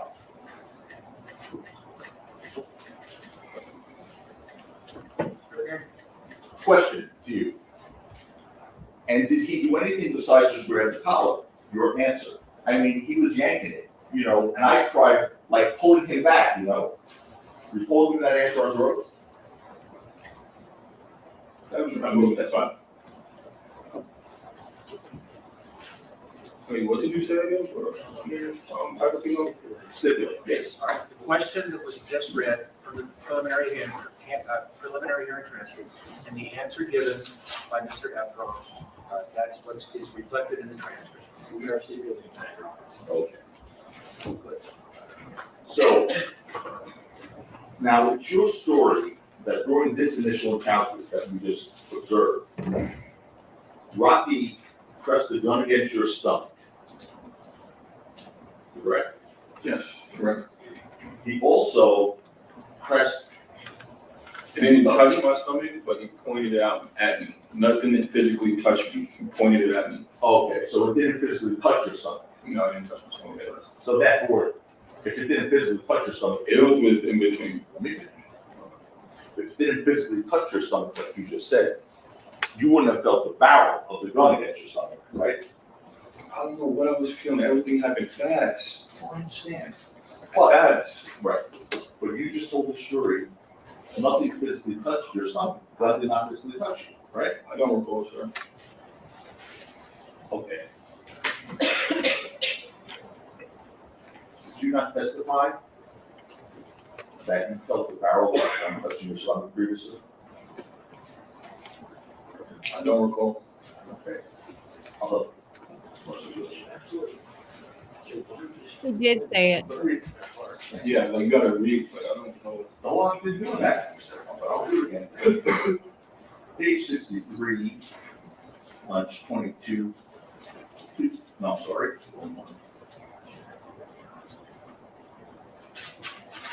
Sorry, that's the Engel interview on November of 2022. Transcript is page 18, it's a page. We type in barrel.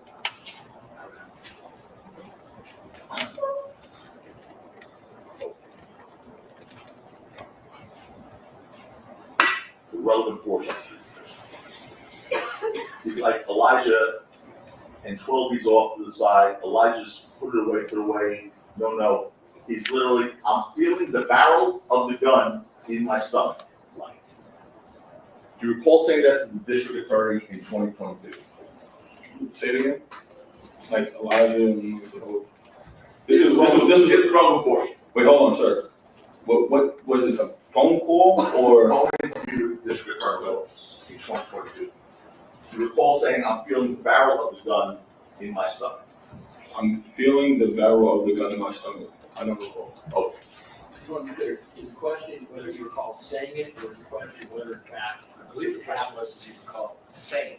Correct. okay, Because initially today he said nothing touched. So that was my question. Thank you, Ron. Thank you. You also told detectives that in that instance that we saw in this video, not only did he put the gun to your stomach, but he also put the gun to your head. Right? No, he didn't put no actual physical, it didn't never touch me, but he pointed it. He pointed it to my stomach and I said that she's trying to trip me up. He pointed it to me, to my head and my stomach, and he said he's gonna kill me. Okay. Now, this FYI, I just read your words from the recorded conversation where you said you felt the barrel. I'm not trying to trip you up. I'm asking you if you recall. If I'm next to him in 2 seconds, a gun can easily touch you, do anything, I don't know. Like, a gun was pulled on me, it was pointed at me, and it was fired later. So it was now pointed to your stomach and also to your head, right? we're going to object to the word now, it's argumentative. According to you today, according to your testimony, the gun was pointed at your stomach and at your head, right? It was pointed at me, Mr. Tacopina. At your stomach and at your head, right? It was pointed at me. Where, sir? At my stomach and my head. Anywhere else? I don't recall. I don't remember. Did you also tell the detectives that the gun was also pointed in the third place, your chest as well? If he's pointed to my body, my chest, bro, all this is the same. All of this is the same.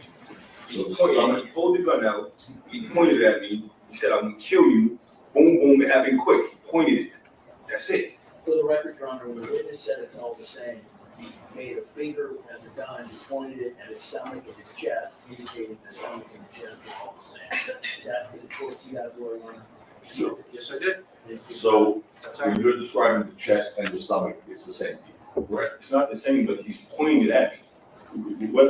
Which way you put it, the gun's pointing at me. And you testified that he also said, I'll kill you right now, right? Yeah. First of all, you remember those words, specifically remember those words, sir? I mean, he's screaming it. He's saying, like, I'll kill you. Did he say those words, I'll kill you? Yes. You're sure? Yes. Okay. In fact, when you spoke to the district attorney only 1 year later, in November of 2022, on tape, what you said was, you don't remember what he said because it was so long ago. Isn't that true? I mean, that's pretty much a tactic you had since day one, drag it out. But if I'm refreshed, I can remember. It's been 3 years. He was innocent. He would be home a long time ago. I'm sorry. I mean, if, I don't know. There's no question. Just, But 3 years, it's been going on for 3 no, years. stop. Just wait till he asks me a question. So Why don't you ask, that's a fair question. I think. no, I know that, but we're almost 4 o'clock, so go ahead and finish the topic. Sure. We're gonna take a break. Recess. Here's the question. You swore to this jury that Rocky said to you the exact words, "I'll kill you right now." Not that something like it. You remember those words you told the jury. Yeah, that's exactly what he said. That's exactly what he said. Yeah, I remember. 1 year after this incident, sir. 1 year after, not 3.5 years later, like it is now. 1 year after, you had a tape interview with the district attorney's office. Mhm. And what you said to them was, and then Rocky, like, he's saying something, I don't really remember because it was just like a long time ago, so I don't really remember what he was saying. Cause I'm getting tired of talking to everybody, bro. Nothing was happening. It took them 9 months to even pursue the case. So you didn't give me the honest answer because It's not honest. I'm just tired. Mr. Efron. I'm gonna read from that transcript. so I'll make it. All the stipulation that those questions were asked and those answers were given when Mr. Efron was there. Yeah. Okay, All right, so why don't we just take a break now, since it's sure. 2 minutes, well, it's 4. All right, we're gonna resume till tomorrow at 10:30. Please keep an open mind. Oh my God, y'all. They are done for the day. It sounds like I have such a massive headache. Oh, let us pray for Relli tomorrow. This is not good. Like the judge is just like, oh yeah, we're gonna take a 2-minute break. Actually, we're just gonna recess for the day. I'll see y'all tomorrow. Like the judge is ready to run out of there. I just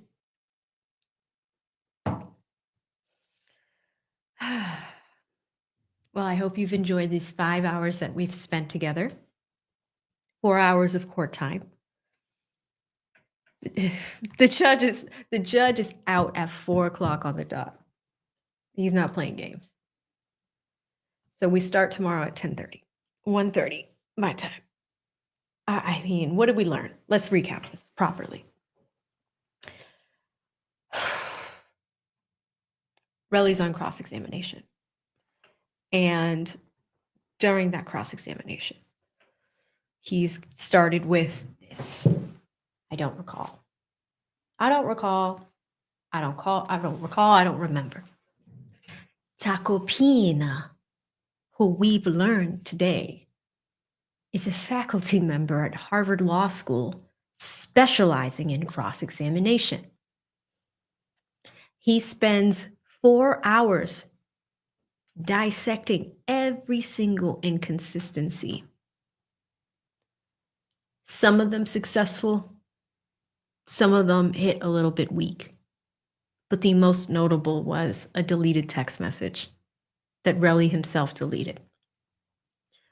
After that break, Relli is hip to what is happening. It seems that he's realizing that he's being impeached multiple times. We watched 4 hours of impeachment dissection, dissecting every inconsistent statement,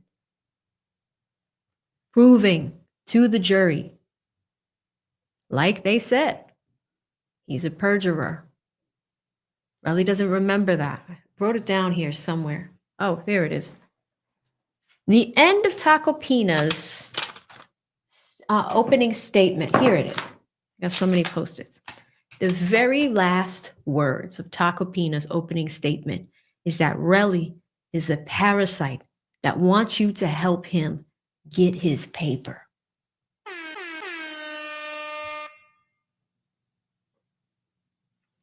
So if he is continuously not recalling, not remembering certain things, he has to remember that whatever is on the record, whatever Tacopina could get his hands on, whatever he could pull out to disprove what he's saying today, he's going to do it. It's pretty painful to watch. We're going to watch more dissection tomorrow. What's he going to do?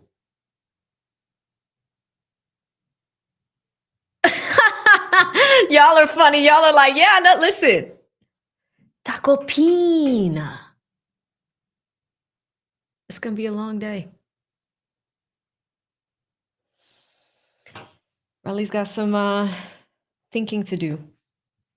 And if Camille and Benchu are there supporting him, anything that you say in court can be used against you in that civil case too. That's why they're there. They really have to pay attention to the performance in today's courtroom, because in that other case, this stuff could be used against him in that case. Granted, he's kind of on his own in this one because the state failed him. They didn't really set him. It does not look like there was much witness preparation here. That is my speculation. I don't know that for sure, but based on the performance today, it doesn't look like there was good prep. I'm also basing that based off of yesterday, the connection between the prosecutor and their star witness. They seemed very disconnected. How's this jury going to rule? Or not even rule. How is this jury going to deliberate? We can't see them. We don't know what they're thinking. We can just base this off of the court of public opinion. Right? Shout out to the lead buffoon who hits me with a $2 super, says his civil lawsuit is over based off of this testimony. I mean, what do y'all think? Put a 1 in the chat if you think that his testimony right here is going to impact his civil case. Put a 2 in the chat if you're like, you know what? We still got to see. We still got to see. What do y'all think? Anna says it's 12 o'clock. It's 12 a.m. in Ireland, so I'm about to take my tired ass to bed. I believe it. Ones. Okay, that's fair. K says 2. YT says 2. They probably prepped him. He's just not pretty smart. That's a possibility too. Mark, this is a good point. He says, AV, they asked him if he wanted to speak with the state or the defense, and he declined to talk to either one of them. Yet the other day, I think it was yesterday before he came up for trial. I do remember that. That was before we started. So interesting stuff, y'all. Well, listen, I'm going to grab one last Venmo. Shout out to our favorite 2L, Kelly Cal. She sends a $10 Venmo and says, AV, I was a kindergarten teacher before law school. This judge sounds like me on the playground during recess. Shake my head. Thanks for the company. Anytime, y'all. Okay, so I'm going to attempt to pull a double tomorrow. We are going to do the Karen Reed case in the morning. Hopefully we can breeze through that. So I will do that in the morning, and then we will do this case in the afternoon. It's going to be a long day. It's going to be a Friday, but you're going to get a ton of hours from AV. So that's going to be fantastic. And for those that are following me on the Karen Reed thing, I heard back from Turtle Boy. I heard back from Melanie Little. I'm bringing on some attorneys to discuss that case. I have a possible source on this one. But again, you know, I don't want to, let's just see how things play out. Anyway, y'all have a good night. I will see you tomorrow. Stay safe out there. See you in the next one. Bye.